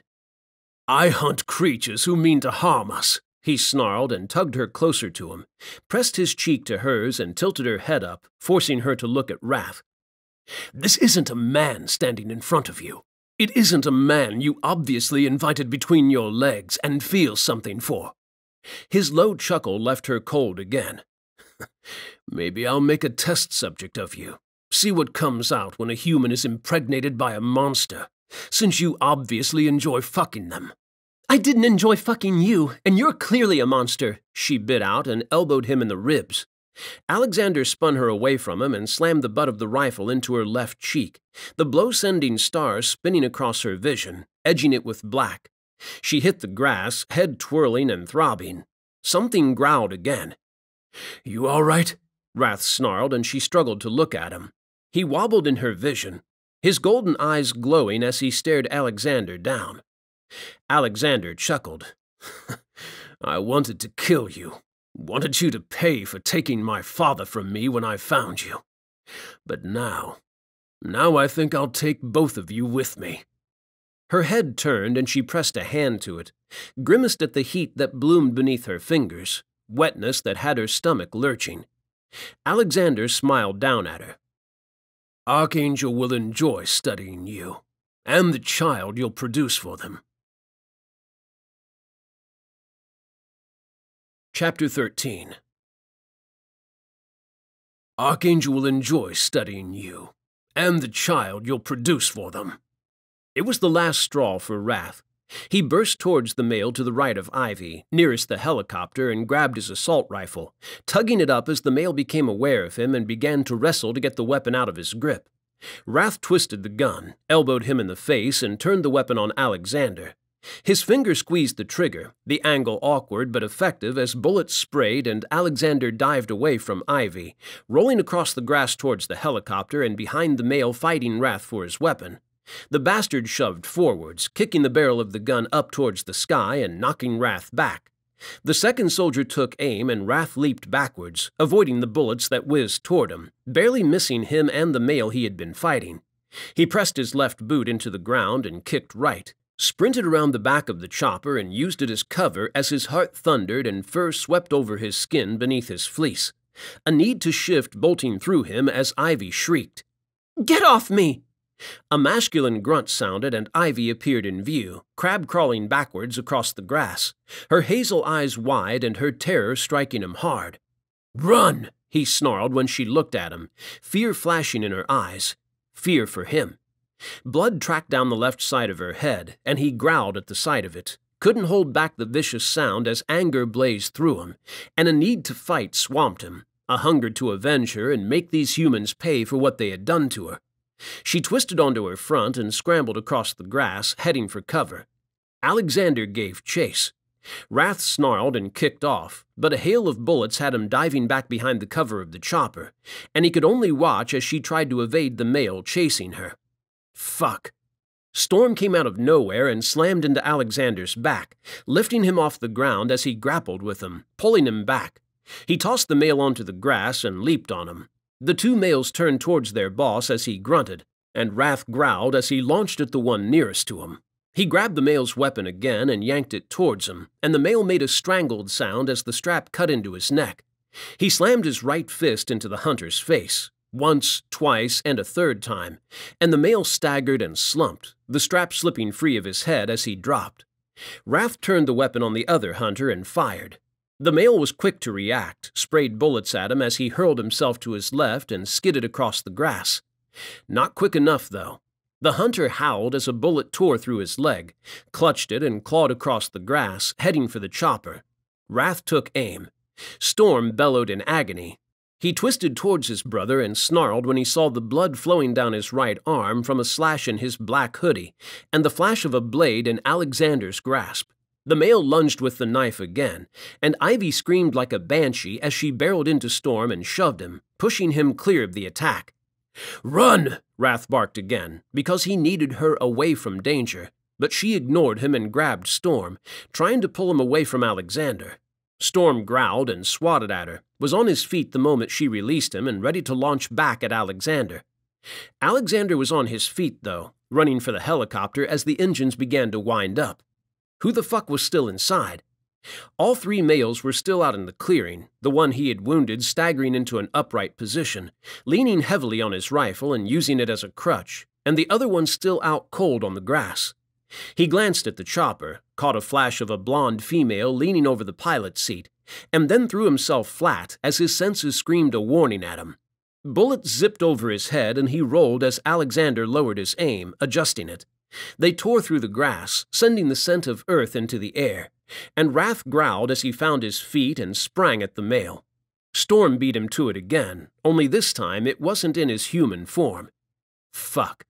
Rath swiftly checked on Ivy, and sure enough, she sat on her backside on the grass, her skin pale and eyes round as she stared at the huge golden cougar that slammed into Alexander and knocked him sideways. The female in the chopper shrieked as bullets ripped through the metal and shattered glass, and smoke poured from below the rotor blades. The male he had knocked out groaned as he came around, and the one he had injured took aim at Rath's brother. Damn. He couldn't let Storm fight alone, and his brother was right. They would have the advantage in their cougar forms.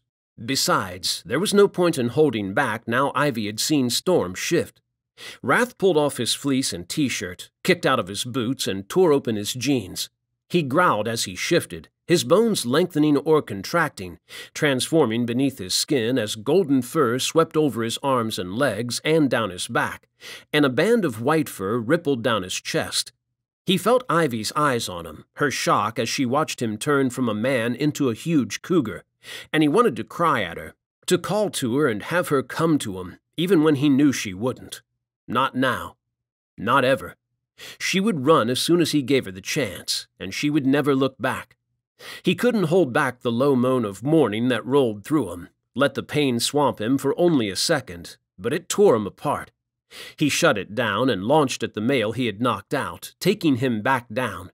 He clawed at the male's chest, savaging him as he grunted and wrestled with him, desperately trying to push his weight off him. The other male hollered something, and Rath sprang backwards as he fired, leaping high into the air. The bullets tore through the hunter instead, and he gargled as blood leaked from the holes in his chest and from the corners of his lips. "Shit!" The male swung the gun up as Rath landed, aiming it at him. Storm snarled as he leaped on the male, front legs open and paws spread wide. The male turned and grunted as the full weight of Storm landed on him, and then screamed as his brother brought his head down and tore into his throat. Alexander shoved to his feet, clutching his side, crimson slipping from between his fingers, and grabbed a gun from the grass. He lifted it, his eyes cold as he turned them on Ivy. Rath's heart froze in his chest. "I was wrong. The way to make you suffer." The male slid his gaze towards Rath.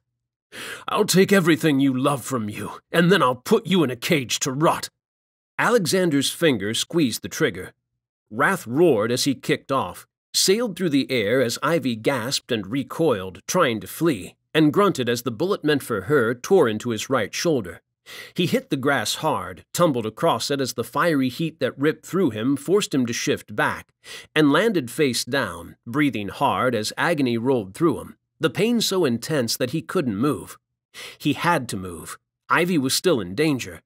He heard Storm growl and Alexander grunt as his brother attacked him, and pushed his hands into the grass, forced himself to move so he could help his brother protect Ivy. He wouldn't fail her. The urge was strong, had him moving despite the debilitating pain that screamed through him with every flex of his right arm. He snarled as he lumbered onto his feet and twisted towards Alexander, where he was backing away from Storm, struggling to evade his brother's swipes of his claws as Storm hissed and growled at him, and sprang away whenever Alexander opened fire.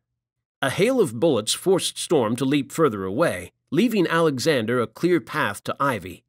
The bastard raised his gun and aimed it at her again, his grin cold as she shook her head, her fear hitting Rath hard. He squeezed the trigger again. The gun just clicked. Alexander looked down at it, his eyes slowly widening. Rath roared as he barreled into him and slammed him into the ground, sending the gun clattering across the grass as it tumbled from his grip. He snarled as he pinned Alexander beneath him and smashed his right fist into the bastard's face, knocking his head to his left. Satisfaction rolled through him as the male grunted, blood coating his lower lip, and he struck him again and again, his fury getting the better of him. When the male went still, he sagged forwards and breathed hard, blood streaming down his right arm, the pain returning as his anger faded, and the knowledge that Ivy was safe washed through him, easing the hold his instincts had on him.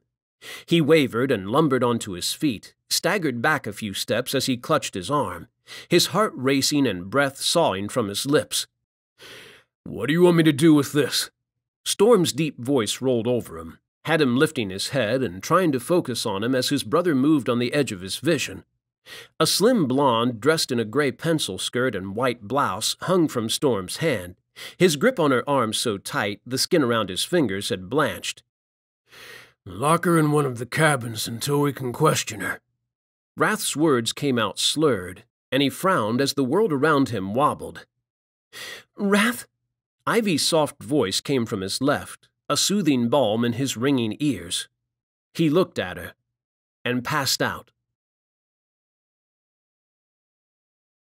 Chapter 14.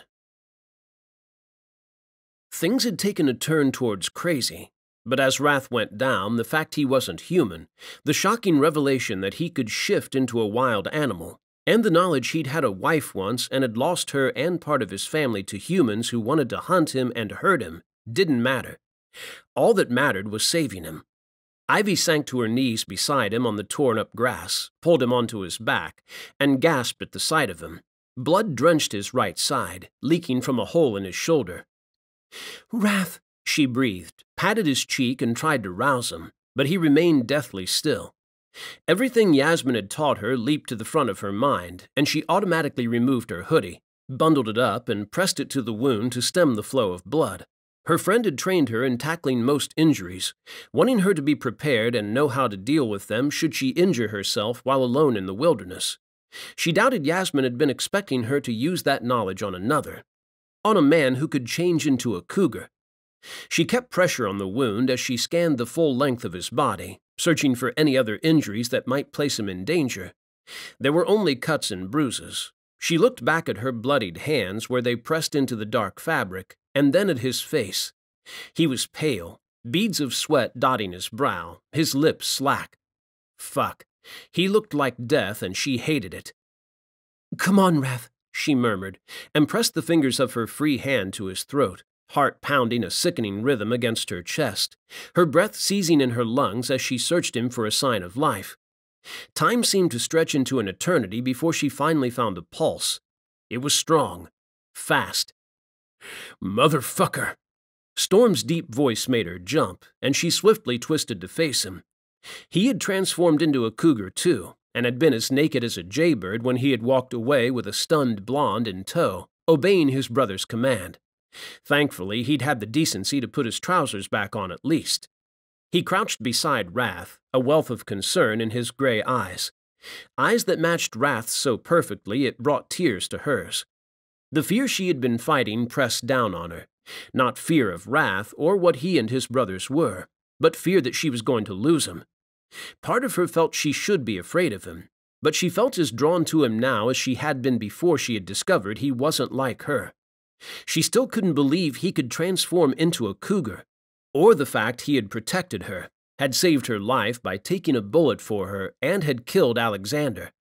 Ivy looked across at Alexander as Storm went into action, hauling his brother into his arms and over his shoulder, his words lost on her as she stared at the bastard who had come here to hurt them. Kill them. Her gut twisted as she looked at his body. She was sure she should have been shocked or horrified by what Rath had done to him, too. Should feel bad about it, guilty for her part in it. But it had been him or them, and all she felt was relieved that he was dead. "Ivy," Storm snapped, dragging her back to him. "I'm going to need your help." She nodded, pushed onto her feet, and clutched her soiled hoodie to her chest as she followed Storm to Rath's cabin, trying to shut out the ache in her temple as it began to build again, reminding her that Rath wasn't the only one who had been injured. Her own wound could wait. Rath came first. Storm set his brother down on the wooden floor, and she stared down at Rath as he went into the bathroom. When he emerged and dumped several white towels, bandages, and other items next to his brother, she startled from her stupor and pushed away from her fear. She wasn't going to lose Rath. She moved to his right side, nudging his brother aside, and dropped to her knees. Her hand slipped on the fresh blood on Rath's shoulder when she tried to lift him, his dead weight working against her. Storm crouched and grabbed his brother, lifting him for her, and she thanked him with a nod, and peered beneath Rath's shoulder. "No exit wound."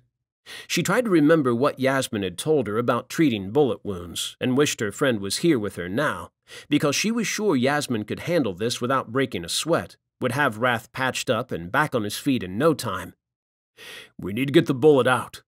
Storm waited for her to place a folded towel beneath Rath's shoulder before lowering his brother onto it.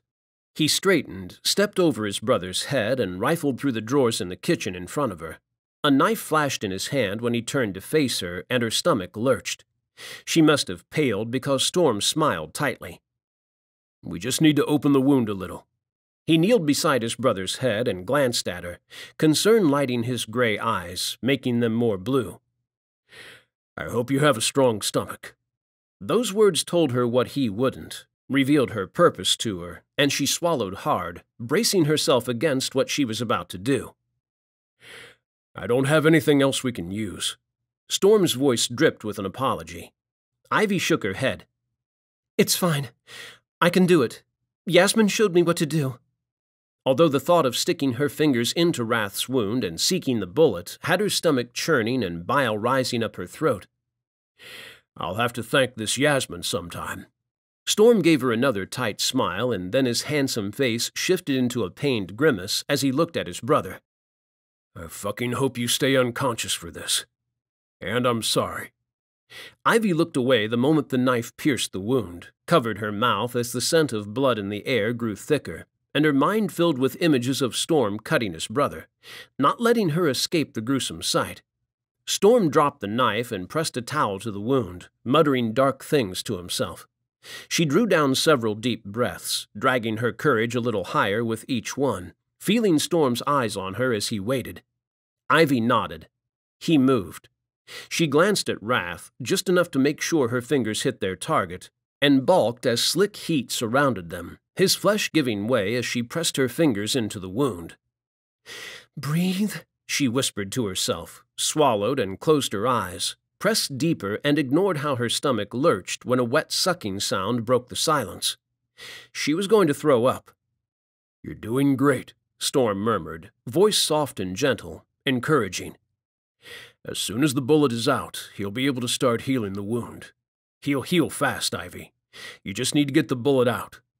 She nodded, sucked down another breath to stop herself from vomiting, and probed deeper. Bile shot up her throat when she felt bone, the jagged end of it scraping her fingertip, and she braced her other hand against the floor, sure she would throw up this time. Storm moved behind her and gently rested his hand on her shoulder. "Take a break if you need it." She shook her head. "Something is broken." "He'll heal it, I swear. We don't break so easily. You can't keep a good cougar down." He rubbed her shoulder, palming it softly. Ivy nodded again and pushed past the broken bone, and grimaced as her knuckles hit his flesh, and the reason Storm had sliced the wound open wider made a sickening sort of sense. She pressed forwards, her ring and little finger sinking into the wound, allowing her to reach deeper with her other two fingers. Where the hell was that bullet? She stilled as her fingers brushed something and it moved. She twisted her hand, her eyes widening as she felt it was small, jagged in places, and moved freely. Definitely not part of his body. She opened her fingers like scissors and hoped she wasn't doing any damage as she fumbled with the bullet, trying to get hold of it. Her breath lodged in her throat as she managed to get it between her two fingers, and her heart slammed hard against her chest as she carefully pulled her fingers up, her body trembling as she tried not to drop it. "You're doing great," Storm murmured again. "Almost there." She wasn't sure because she couldn't look, the thought of seeing her fingers in the wound too much to bear, let alone actually seeing them. Cool air washed over her fingers, helping her judge how far she had come. When they pulled free of Rath's flesh with a sickening sucking sound, she sank back on her hip and brought her hand in front of her. Crimson covered it, but she shut out the sight of it, her focus on the piece of metal between her fingers. It looked so small, so harmless, but it had almost caused more damage than she could bear. It had almost taken Rath from her. Storm pressed the towel back against his brother's shoulder as she looked down at Rath and let the bullet fall from her fingers. "Ivy," Storm's soft tone had her looking at him. "Stay, and give him a chance to explain when he comes around." She nodded, wanting to ease him, because she had no intention of going anywhere, not until Rath was better at least. Not until she knew what crazy world she had wandered into at Cougar Creek. "What did you do with Gabriella?" She studied Storm's face for a sign that he had hurt the woman, hoping that he hadn't and that he didn't intend to either. "That her name?" He frowned at her, sandy eyebrows dropping low above his gray eyes. "She's Alexander's half-sister. But she's a good woman, Storm." She could see where he got his name as his eyes darkened and his face followed them. "I can't trust your judge of character," he bit out. "You thought that Hunter bastard was a good man, too." It was true, so she let him off for snapping at her. He looked down at his brother, huffed, and pushed onto his feet. Stay with him. I'll be back soon. She wanted to stop him because she knew he was going to see Gabriella. But when she opened her mouth to say something, the way he stopped in the doorway and glared over his shoulder at her made her think the better of it. He wouldn't hurt Gabriella. Rath wanted to question her, and she doubted Storm would risk her clamming up by hurting her before his brother had a chance to speak with her, which meant she had time to convince Rath that Gabriella was innocent. Or at least she hoped Gabby was. Ivy had only met her a handful of times, and she had never seemed interested in Alexander's business. But she had been traveling with her brother. Had things changed? God, she hoped they hadn't, and Gabriella was an innocent caught up in things beyond her understanding, not someone who was now working for the same organization as Alexander had been. She stared at the door, getting the sinking feeling that it wouldn't matter to Storm if Gabby wasn't involved in Archangel, because she shared Alexander's blood in part, and his family had been responsible for the terrible things that had happened to Storm's family all those decades ago. He was going to want revenge. Would Rath want it too? Ivy returned her focus to Rath, pushing out her concern for Gabby because he needed it more. She set to work closing the wound as best she could with what she had and bandaging it, and cleaned some of his other injuries, covering them with dressings. When her work was done, she took a cushion from the couch, placed it under his head, and covered him with a blanket. She turned the armchair near him around and sat in it, her eyes locked on him as she tucked her legs up to her chest and waited. Time trickled past, his breathing leveling out and a little color returning to his cheeks. The day wore on, the sun moving across the mountains, and Storm came at some point to drop off her camera and pack and check on his brother. It was close to evening when she finally moved, using the bathroom and then filling the kettle with water. She made herself a coffee, and as she turned, she found Rath watching her, a hazy edge to his golden eyes. She set her mug down, picked up a pitcher of water and poured him a glass, and kneeled beside his head. "I can't believe you're still here," he croaked. Ivy helped him sit up a little, wincing at the same time as he did, and brought the glass to his lips. "I didn't know anything about what Alexander was involved in, about what he wanted, or about you. I swear." He swallowed the water and eased back on a sigh, his eyes on the ceiling. "I know." "I didn't know anything about what happened to you or your family either. I'm sorry." She set the glass down beside her and dropped her hands into her lap, her eyes on him even though he kept his locked away from her, as if he couldn't bring himself to look at her. "You don't need to apologize," he murmured and closed his eyes. "It's in the past now. And while I still feel a sense of loss, I no longer remember what she looked like. I only have vague memories and feelings from time to time." Ivy steeled herself, her heart stinging at the thought of him with another woman, one he had clearly loved, had mourned, and part of him still mourned. "How long ago did you lose her?" She looked down at her knees, bracing herself for the answer, sure it would deliver another shock to her that would tilt her world even more off its axis. Rath let out a long sigh. 36 years ago. Her eyes widened. 2 years before she had been born. She lifted her gaze to Rath, but he kept his eyes closed, shutting her out. Why? Because he didn't want to tell her these things? Or because he feared how she would react?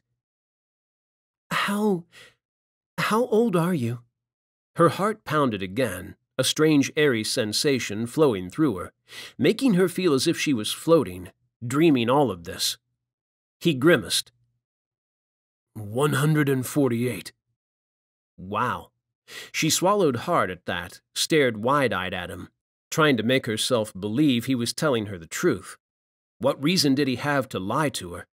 If he had wanted to lie, he would have told her he had lost his wife only a few years ago, and that he was the age he looked, somewhere in his late 30s.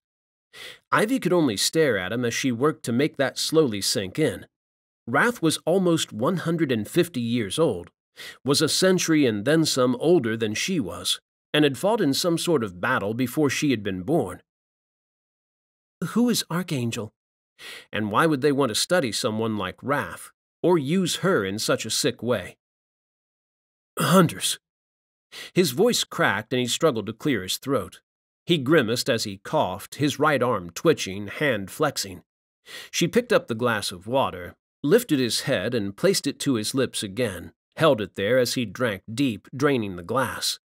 When he was done, she eased him back down onto the pillow and went to stand. Shock whipped through her when he seized her wrist with his right hand, not letting her move away, a low growl on his lips. His eyes widened slightly when he looked at his hand, surprise flashing in them, and he released her and sank back against the pillow. Blood bloomed on the bandages over his gunshot wound. "Sorry," he croaked. I... He turned his face away from her. He didn't need to tell her the reason he had reacted, had stopped her from moving away from him. She could feel it in him, and that was stranger than anything she had seen yet. She had panicked him by going to move away, and he had reacted on instinct, needing to keep her near to him because he feared she was going to leave. "You were telling me about Archangel," she prompted gently as she eased back onto her knees beside him, showing him that she wasn't going anywhere. Nothing he told her could scare her away. She had seen what he was, and while it had shocked her at the time, she wasn't afraid of him. When he didn't speak, she filled the silence, hoping to reassure him. "I've traveled the world as a photographer." She shifted onto her backside and crossed her legs. "In South America, when I was looking for jaguars in the Pantanal, I met a tribe who worshipped them and believed they transformed into humans during certain times of the year. She had thought it local folklore until today, though. When Rath edged his head towards her an inch, she continued. I met a holy man in India who spoke of tigers devouring human souls so they can walk in our world. She had figured him for an eccentric, determined to sweep her up in his story to charm some money off her, a tourist in his eyes. She looked at Rath, canting her head to her right as she took him in, and remembered the incredible sight of him transforming into a huge, sleek cougar. So maybe it isn't so crazy that you can change appearance. Maybe you're one of those shapeshifters the people I met spoke of with reverence. He closed his eyes. I'm not a jaguar or a tiger. They're a pride species. The way he spoke of them told her that there were other shapeshifters out there in the world, and the tribe and the holy man were right to believe in them. You have a pride? She tucked her knees against her chest. Storm and the others here. He frowned. We're solitary creatures in reality, but at times we act as a pride. She recalled him saying he was a solitary kind of guy, and that he couldn't understand why people liked cities, and now that aspect of his personality made a lot of sense to her. She knew cougars, had done her research into them before, when she had debated tracking them to photograph them a few years ago. They preferred to keep to themselves, but would tolerate other cougars at certain times, especially during winter when food was scarce, going so far as to share it with other cougars who had shown them the same kindness. Is a cougar your only form? When he looked at her, a line forming between his dark eyebrows as they dipped low, she added, Other than this one. He nodded, grimaced, and rubbed at his shoulder with his left hand. Ivy leaned over and caught his wrist, stopping him. You'll aggravate it. We had nothing to sew it with, but your brother assured me it would heal once I got the bullet out. His gray eyes widened and zipped to her. You removed the bullet? She rolled her shoulders. I have a friend who's a doctor, an overprotective friend. She insisted on training me in all aspects of field medicine just in case. Her eyes dropped to her hand on his wrist, and she couldn't stop herself from stroking her thumb over his skin as her thoughts weighed her down. The tempest of feelings she had been swept up in just hours ago swirling through her again, fear of losing Rath at the front of them. You'll really heal? She kept her eyes on her hand, afraid of looking at him as she asked that, although she wasn't sure why. Because he might tell her that he wouldn't? Because he might see in her eyes that she needed him to heal, that he had frightened her, and part of her was still convinced she was going to lose him. He grunted, clenched his jaw, and brought his right hand up, placing it over hers. I will, Ivy. You don't have to worry about me. I'm strong. She nodded and blew her breath out on a strained chuckle. I'm still finding it hard to fathom everything that just happened. Suddenly the man you're a cougar, and Alexander is trying to kill me, and everything no longer makes sense." "It makes sense," he husked, and closed his fingers over her hand, holding it to him. "It might take a while for it to sink in, but you know it makes sense, Ivy." She took her hand from his and sank back on her bottom again. "Should I feel bad that we killed him? I feel as if I should." He growled and grimaced as he twisted towards her, propping himself up on his left elbow. "You have nothing to feel guilty about. I killed him. It had nothing to do with you." "But it did." She caught the shock that flitted across his handsome face as her eyes met his. "You killed him because of me. Because he threatened me." He looked as if he wanted to deny that, but no words left his lips. He just stared at her in silence before lowering his gaze to the floor, and then looking off to her left towards the door. "I wanted to kill him," he whispered, his deep voice laced with anger. "I vowed the night his grandfather and father attacked my pride, that all in his bloodline would pay for what they had done." His gray eyes drifted back to her, filled with warmth and something else, something she felt sure was fear. The thought of you, I couldn't stop myself." She had felt that in him when he had been pinning Alexander. She had felt his fury, his need to protect her, how it had driven him despite his injuries, had made him hurt himself in order to keep her safe. "I know," she whispered and lifted her hand, stroked it over the bandages across his right shoulder, her eyes on them. "You wanted to protect me." He trusted her, too. She could feel that in him and knew in her heart that this was a huge step for him, that after everything he had suffered, placing his faith in a human had been difficult, but he had been willing to take the risk for her. "I would have told you." Those husky, low-spoken words had her eyes lifting to meet his again. "About me. I was coming to tell you something. Never mind." She would mind, and he was going to have to live with that. "What? You were going to tell me what?" She shifted her hand from his chest to his cheek, ran her fingers along the strong line of his jaw, his scruff tickling her fingertips, and tipped his chin up when he lowered his eyes, making him look at her. "You can tell me, Rath. You weren't coming to tell me you could transform into a cougar. You were coming to tell me something else. Something she could see was important to him. "I wanted to ask you." He blew out his breath. "I was going to ask you to stay." Her heart thumped at that and the sincerity in his eyes, the deep desire she could feel in him and knew stemmed from his need for her to remain here with him. She wrestled with herself as she looked at him, as his feelings trickled through her, and she replayed everything that had happened, not just the fight with Alexander this time, but everything that had come before it, too. She sifted through her feelings, did her best to purge the lingering fear and all her doubts, and look at him with clear eyes and an unclouded heart. "I'll stay. Until you're healed." She cursed herself for adding that when a flicker of disappointment crossed his face. Hurt she had wanted to see so she could know his true feelings, what he really desired and how strongly he wanted it. It was cruel of her, but she needed to know, because this was a huge step for her, too. "Or longer, if you'll let me stay." He reached up with his right hand, tunneled his fingers through her chestnut waves, and clasped the nape of her neck. She leaned forwards when he applied the barest hint of pressure, bringing her forehead down against his. He held her there, his eyes closed, his breathing steady, his grip strong on her nape. "I'd like that." She went to smile, but it faltered when he continued. "But there's one thing you need to know if you're going to stay."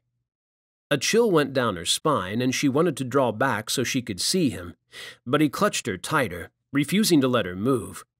His words washed over her, stole her breath, and birthed 1,000 questions that clamored in her mind. "You're my fated one, and if you stay, I'll want to claim you as my mate."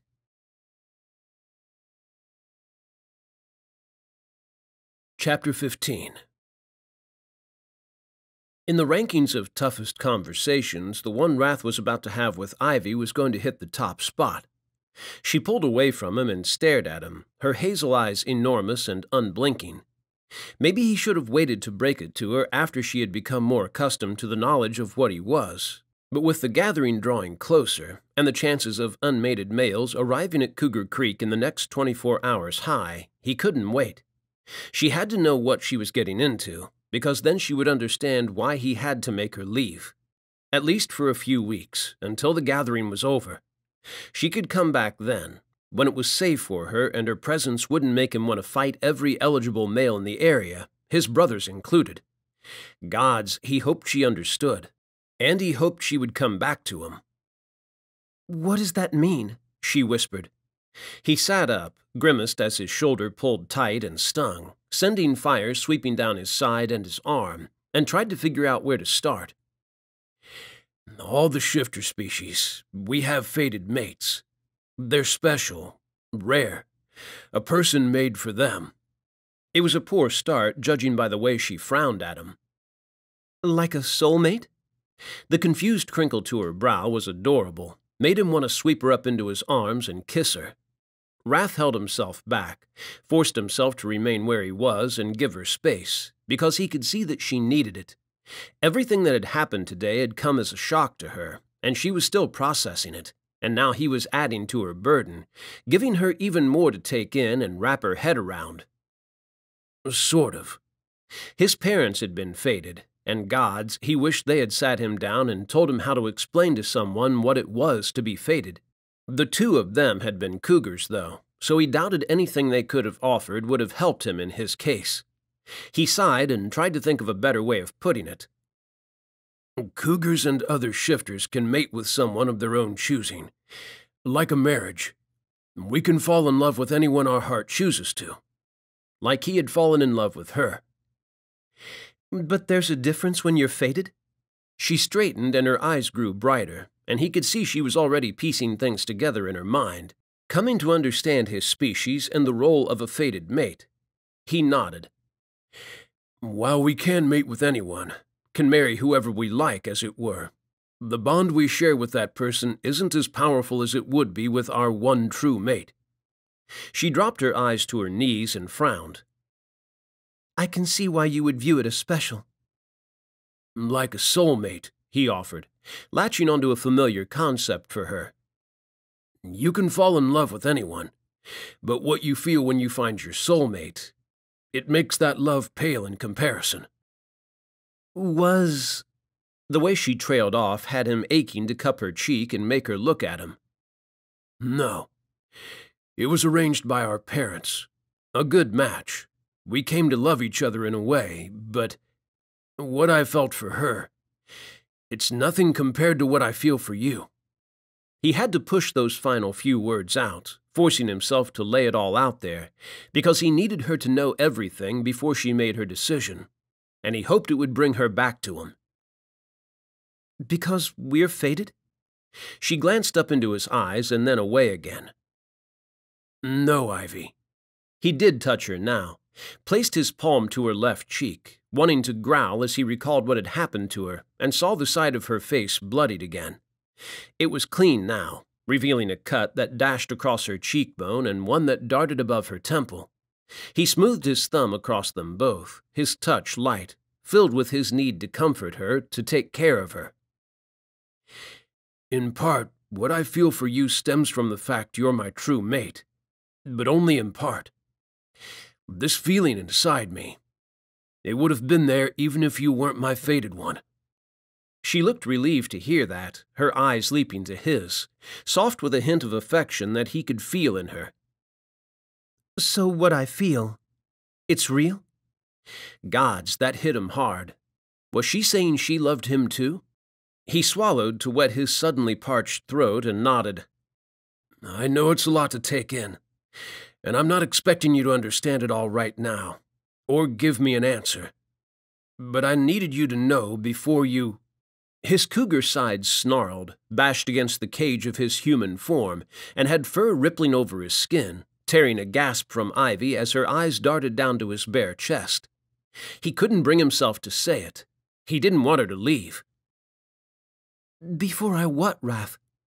The way she said that, all softness and light, gently coaxing him into telling her, tore at him.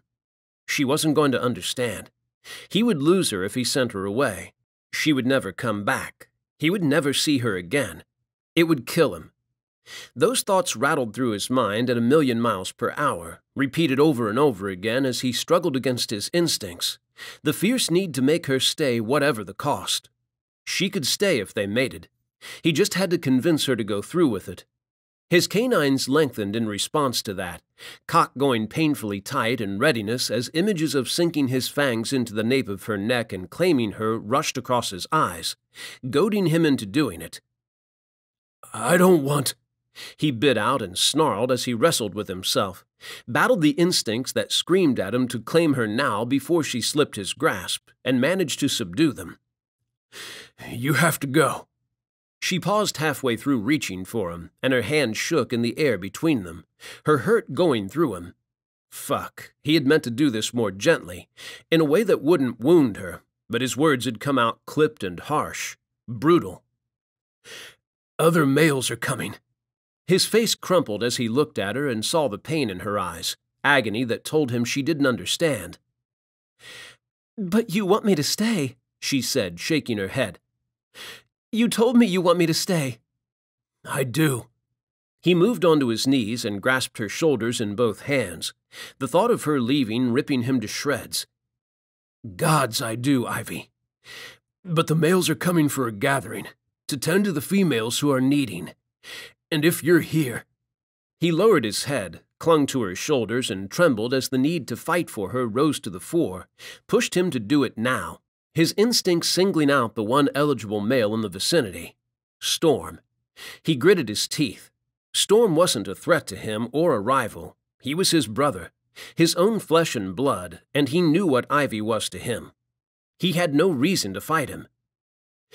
If you're around those males, if you're here with me, I'm going to end up fighting them, he gritted, and rather than being horrified, she simply placed her hands over his wrists, smoothed them up to his hands, and took hold of them. Because I'm your fated mate? She didn't sound sure. He nodded. Because I'll view them as a threat as long as we're not mated, not bound. Not married. Her voice held a slight quiver. But if we were married... He shook his head. You need time, and there isn't time before the gathering. So you're making this decision for me? The snap in her tone told him how happy she was about that, and he reminded himself that he was dealing with a human now, a strong and independent female, not a cougar who had been born and raised within his world, one who would have obeyed his authority as a male. You just get to decide what's best for me? He was going to lose her. No. He locked gazes with her again. It's what's best for both of us. It will only be a few weeks. You can go looking for spirit bears. She scowled at him, but then her beautiful face softened and she rubbed his hands. Come with me. Gods, that was tempting. Had him thinking about packing a bag right that minute and not looking back. I can't, he croaked, and growled as agony rolled through him, and fur rippled over his skin again. I want to, I do. But my bloodline has a duty during the gathering. After Archangel attacked and we drove them back, defeated them, we vowed to protect the pride. Her shoulders slumped beneath his hands.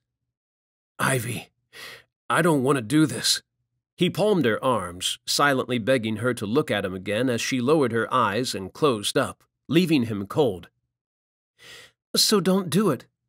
Fuck, if only it was that simple. He had to do something, and it was tearing him apart, but the path he had chosen was the right one, the only one that satisfied his deep need to keep her safe, to protect her from anything, including himself. Forcing a bond upon her just so she could stay during the gathering wasn't something he could do. It will only be a few weeks, and it will be good for you, and we'll let you think everything over. His words sounded hollow in his ears, held a fragment of the pain beating in his heart, and he hated them, despised himself for what he was doing even when he knew it was necessary. As soon as the gathering is over, I'll let you know, and you can come back. She smiled tightly, pushed to her feet, left him cold as she said, You're right.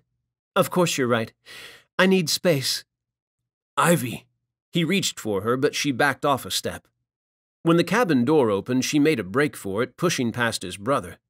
Storm watched her go, one sandy eyebrow hiking up, and then sighed as he looked down at Rath and said the words that were already going through his mind. You really fucked up this time. Chapter 16. Rath watched Ivy from the deck of his cabin, tracking her as she moved along the bank of the river, keeping away from the cabin where Ember lounged on the deck, and away from Storm as he worked on another of the cabins closer to Rath's one, on the right of the clearing. She glanced at the grass from time to time, eyes drawn to the torn-up earth where the fight had taken place. The helicopter had been removed yesterday, broken down into parts and flown away by a bear shifter who had owed him a favor. Storm had dealt with the bodies while Rath had been out, recovering from his makeshift surgery, and his brother had been guarding Gabriella ever since, keeping watch over their captive in his own cabin. Rath could only hope for her sake that she wasn't involved in Archangel. Ivy had vouched for her, apparently, but Storm wasn't convinced that they could trust the female, and neither was Rath. Had Archangel sent her and her brother after them? Many of the reports he'd heard about the Hunter organization in the last few decades had pointed towards them becoming more benevolent, targeting only non-humans that were a threat to humankind. But then there were the reports of attacks on shifter communities, ones that eventually trickled through the grapevine between species to reach him. Those reports had been coming more frequently recently, and he had the sinking feeling Archangel were going back to viewing all non-humans as a threat that needed eradicating. Which meant they were a threat that needed eradicating. He wouldn't let them harm his kin, or any of the other shifter species who called his part of Canada home. Gods, he hoped that Alexander had been acting alone, out of a need for revenge, not under orders from Archangel. Even if that was the case, everyone at the creek was going to be jumpy for a while, convinced Alexander had revealed their location to Archangel, and the Hunter organization would come looking for them. The thought of his kin coming under attack again sickened Rath, had him afraid for Ivy and for his brothers. He needed to question Gabriella, but taking care of things with Ivy came first. He sighed, a long, slow one that fogged in the early morning air, and tried to ignore the persistent twitch of his instincts that said a mail would arrive soon. He had delayed Ivy's departure for his own selfish purpose, unable to let her go while she was mad at him, liable to never return. Storm strode out of the woods to his right, looked his way and shook his head as he slung a belt of tools over his shoulder, and kept walking, heading towards his own cabin deep in the woods to Rath's left. He didn't need his brother constantly reminding him that he had messed things up. Ivy was doing that enough already. It had been 2 days since he had told her that she had to leave. 2 days of her giving him the cold shoulder, keeping her distance from sunrise to sunset. 2 days of sheer torture. She had barely spoken a word to him, other than the occasional reminder that she needed her space. The only thing keeping him sane was the fact she hadn't left yet, had slept each night in his arms, had even kissed him once or twice when she had thought he was sleeping. Sleeping?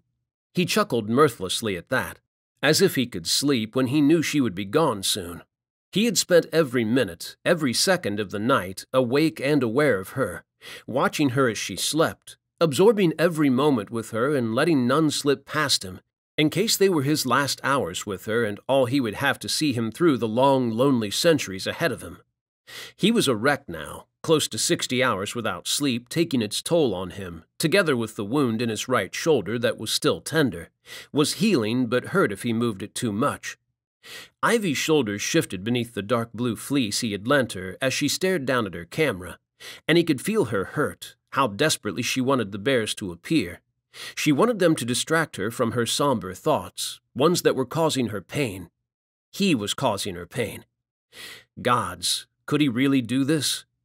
Storm crossed the clearing again, tossed him another black look that called him a fucking idiot, and strode into the woods, heading back to the cabin he was repairing. Ivy wasn't the only one giving him the cold shoulder. Storm had done his damnedest to convince him to keep Ivy around and take the leap by mating with her. His brother might live in one of the cities, but he clearly didn't have a clue about humans and how they worked. Ivy needed time to get her head straight, because the decision he was asking her to make was one that would impact her life, changing it irreversibly, forever. He couldn't rush her into it. He couldn't. That sensation that a male was drawing closer went through him again and propelled him into action. He stepped off the deck and strode to meet Ivy where she was now walking towards him, her camera put away in her pack. Fuck, this was going to hurt. But it had to be done. He couldn't have her around unmated males, would need to fight them, perceiving them as a threat that wanted to take his female from him even if they weren't interested in her. He wouldn't be able to stop himself from attacking them to drive them away and assert his dominance over them. Ivy stopped as he neared her, lowered her pack and set it down on the grass, and straightened, facing him. He sucked down a deep breath and prepared himself as he halted in front of her. She twisted the front of his long-sleeved black t-shirt into her right fist, dragged him towards her, and seized his lips in a kiss that seared him, set fire to his blood, and had him forgetting the reason he had come to her, replacing it with a need that demanded he satisfy it, satisfy her. She moaned into his mouth as her tongue tangled with his, stoking that need into an inferno that burned away his control. And he swallowed her sweet groan of pleasure as he banded his left arm around her, hauled her up against his chest, and pinned her there as he kissed her. Her hands skimmed over his shoulders, and he shivered as she teased the nape of his neck, stroking her fingers over it, sending an achy hot wave of tingles down his spine that tore a growl from his lips and had him kissing her harder. A need to dominate her flooded him. He pushed back against it, set her down, and stepped back, distancing himself before it overwhelmed him. "What are you doing?"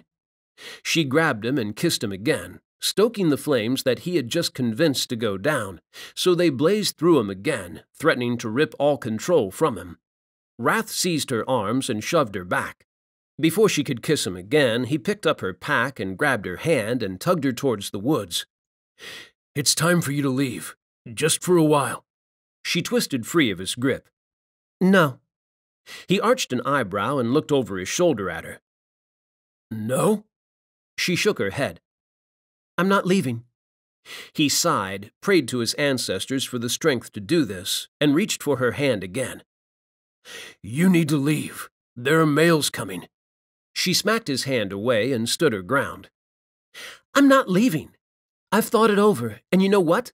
You don't get to make decisions for me." Reckless female. He growled as he came to face her, but she didn't cower, just tipped her chin up and glared at him, resolve flashing in her hazel eyes. "If you don't leave, I won't be able to stop myself from fighting every fucking male who comes," he snarled and advanced on her, closing the gap between them until his chest bumped hers, and she had to tilt her head back to keep her steely eyes locked on his. "I'll fucking kill them all just for being near you, Ivy." "No, you won't," she whispered, and she sounded so sure of herself that he wanted to scoff, but her next words froze him in place. "Not if I'm your mate, bound to you." "What are you saying?" His eyes searched hers, darted between them so rapidly he got dizzy. Or maybe that was just the shock of her telling him something that had to be fucking impossible, a mistake on his part, a misinterpretation of her words, although he wasn't sure how he could misunderstand them. She made herself clear by tiptoeing, wrapping her right hand around the nape of his neck and pulling him down for another searing kiss. She breathed against his lips. "I'm saying I want to mate with you." Rath swept her up into his arms and kissed her, deeper this time, harder than before, unable to hold back as the thought of what she wanted rang through him, and he felt it in her blood, echoing in his veins, and found only certainty in her feelings. Yet he still broke away from her lips and panted against them. "You're sure?" He had told her what it would mean, had spelled out every detail for her over the past couple of days, letting her know everything that would happen if she chose to mate with him, that he would need to bite her nape while he made love with her, and that bite would join them forever, increasing her lifespan in the process. He had told her everything in the hope it would make her do as he wanted and leave so she could think it over. He hadn't expected her to hit him with an answer just 2 days later. I'm sure. Her steady voice and feelings backed up those words. Rath couldn't stop himself from pulling her back against him and claiming her lips, kissing her so hard he feared he was going to end up hurting her. When she wrapped her arms around his neck, swept her tongue across his lips, and pressed inside, brushing his sensitive canines, he snapped. She squeaked as he swept her up into his arms, cradling her against his chest, his right arm tucked beneath her knees and his left around her back. Your shoulder. She pressed against him, but he refused to release her, only growled as her palms scalded his chest through his t-shirt and made him ache to feel them on his bare flesh. When he reached the cabin, he kicked the door shut and carried her up to his bedroom, into the dark. He set her down on the bed and stared at her, his heart laboring, chest heaving, body and soul screaming to claim her. He forced himself to say, "You're sure that you're sure?" She hit him with a dazzling smile. I'm very sure that I'm sure. I don't want to go away, Rath. I don't want to leave this place. It feels like home. Because you're here. I don't want to leave you. I didn't come here looking for this, but I'm damned glad that I found it. That I found you. Gods, he loved her. He snaked his arm around her waist and kissed her hard, showing her that he felt the same way, that she had become his everything, was vital to him now, and he couldn't bear the thought of being apart from her either. Without her in it, his territory would feel empty, as hollow as his heart would be without her. She was his home. She was also a female possessed. He broke the kiss and looked down at her hands as they tugged his t-shirt up, wanted to grin as she hastily shoved it over his chest. A flicker of determination crossed her pretty face as she pulled it over his left arm, and then her expression softened, gentling as she carefully eased it down and off his right one. Her fingers fluttered over the bandage on his right shoulder, and he could feel she wanted to mention it, so he silenced her by pulling her fleece off quickly, followed by her t-shirt. He tossed them aside, and his boots followed them. Ivy tugged her own boots off and stood, and he stilled and stared as she shimmied out of her dark charcoal hiking trousers, revealing her legs. She blushed when she caught him watching her, and then pulled down a deep breath and reached behind herself, and his own breath hitched as she unhooked her black bra and let it slide down her arms, freeing her breasts. His already hard length shot harder at the sight of her dusky-tipped full breasts, and the way her nipples beaded in the cooler air, calling to him. He growled, grabbed her around the waist, and fell onto the bed with her, landing between her thighs, his chest against her stomach. She moaned, the sound music to his ears as she pushed her fingers into his hair, and twisted it into her fist as he swirled his tongue around one sweet bud and sucked. She wriggled beneath him, her breaths coming faster, and he could sense her desire mounting as she tipped her head back into the mattress. A strained moan left her lips, and she arched her chest up, pressing her breasts into his face. He groaned and moved to her other breast, teasing it with his tongue as he teased her other damp nipple with his fingers, aching with the need to hear her moan again, to hear the pleasure he gave her. Rath, she breathed, and he shuddered, his body quaking against hers as fire swept through him, 1,000 hot needles stabbing down his spine to his balls. Gods, he wanted her. He needed to claim her. It pounded inside him, primal and fierce, a drumming need that he could only obey, one that hijacked control of him and had him seizing her hips and flipping her onto her front. He pulled her hips up off the mattress, tearing a delicious gasp from her, and licked her through her damp black underwear. The taste of her had him growing harder, that ache growing fiercer, and he pressed his tongue in deeper, needing more of her. When she moved, bringing her hands to her hips, he growled and rose off her, grabbed her by the nape of her neck and pinned her to the bed. He groaned as her heat pressed against his aching shaft, and he stared down at her, her submissive position stoking the inferno inside him. She moaned as he rocked forwards, pressing his cock against her. It wasn't enough. He released her neck and gripped her panties, pushed them down to her knees to expose her, and groaned as he stroked her, felt how wet she was, and drank down her breathless groan as she trembled. "Gods, I need you, Ivy," he husked, and a blush climbed her cheeks as she turned her head to one side so she could see him. He fumbled with his trousers, tore the fly open, and released himself, and her eyes darkened with need as he stroked a hand down his cock, revealing the crown. That need ran in his veins, commanded him to satisfy it, to give her what she desired from the bottom of her heart, a mating. He had wanted to taste her, wanted to tease her to a climax before making love to her, but the passion that drenched her eyes and her feelings had him burning too hot for her, needing to be inside her now to satisfy her and himself. He fisted his cock again, looked at it as he eased it down the seam of her backside and into her folds, and lifted his eyes to lock with hers as he edged inside her slick heat. His heart thundered in time with hers as it filled his ears, as he sank deeper into her and saw in her eyes every drop of the pleasure he could feel flowing through her as he joined them. He looked down at his cock again and loosed a low, feral snarl that rolled up his throat as he disappeared into her, filling her. "Fuck," he muttered, and swore that one day they were going to do things gently, that it wasn't always going to be frantic and fast between them. One day. The way she wriggled, pressing back against him to drive his cock deeper into her, her eyes dark with need, calling to him, said that day wasn't today.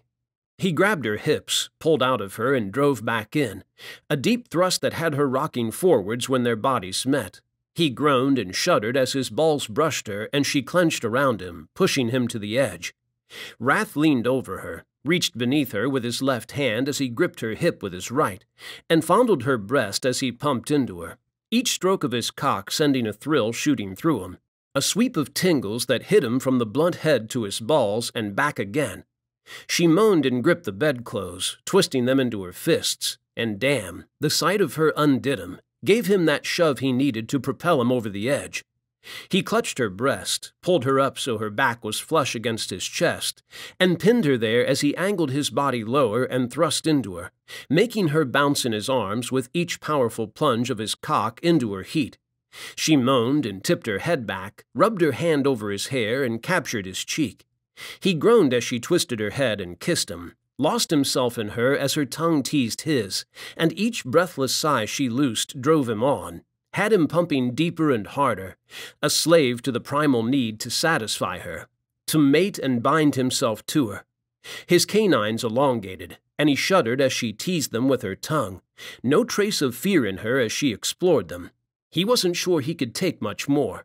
He dropped his left hand to her thighs, swallowed her gasp as he teased her flesh as he plunged into her, the need for her to find release warring with the need to find one of his own by sinking his fangs into her nape.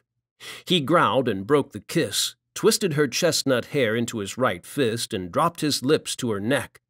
Her moan sent a shiver through him, one that lit up his blood and had him thrusting faster, deeper, stroking her harder between her thighs.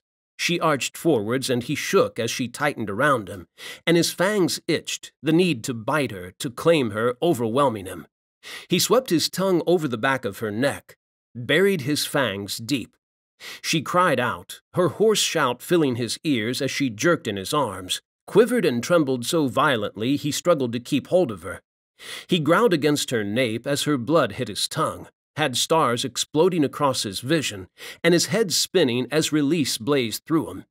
He grunted as his body kicked hard, cock throbbing wildly inside her, each jet of his seed tearing another animalistic sound from his throat, and an answering moan from her. Her bliss washed through him, mingled with his own to heighten it, and he clung to her as he spent himself inside her, sipped on her blood and felt the connection between them bloom. Her feelings grew clearer, crystallizing in his mind and his heart, so he could pick out every emotion, right down to the love that burned in her heart as he held her on him and convinced himself to release her neck. He swept his tongue across it to steal her pain away and offer a silent apology for hurting her. When her trembling ceased and he felt strong enough to move again, he twisted her in his arms so she was facing him and stretched out on the bed with her, holding her tucked against his chest. Her breathing slowed, her heart calming again, but the warmth and bliss he could feel in her lingered, seemed to grow stronger as she nestled closer to him. She lifted her head and he gazed down at her, struggling to believe that she was his mate now, his forever. She tilted her head back and kissed him, and he held her closer, made a new vow as he clutched her to him and drifted with her in the haze of their shared happiness. He would protect her. From now until the end of eternity, he would allow nothing to happen to her, would keep her safe and at his side. He would love her more every day, and would do all in his power to make her happy. Because she had given him everything. She had blessed him with her love. She had accepted him and his world, and bravely stepped into it so they could be together. She had made him believe in forever again. And that forever started now. The end. This has been Claimed by Her Cougar, Cougar Creek Mates Shifter Romance Series, Book 1, written by Felicity Heaton, narrated by Eric G. Dove, copyright 2018 by Felicity Heaton, production copyright 2018 by Felicity Heaton.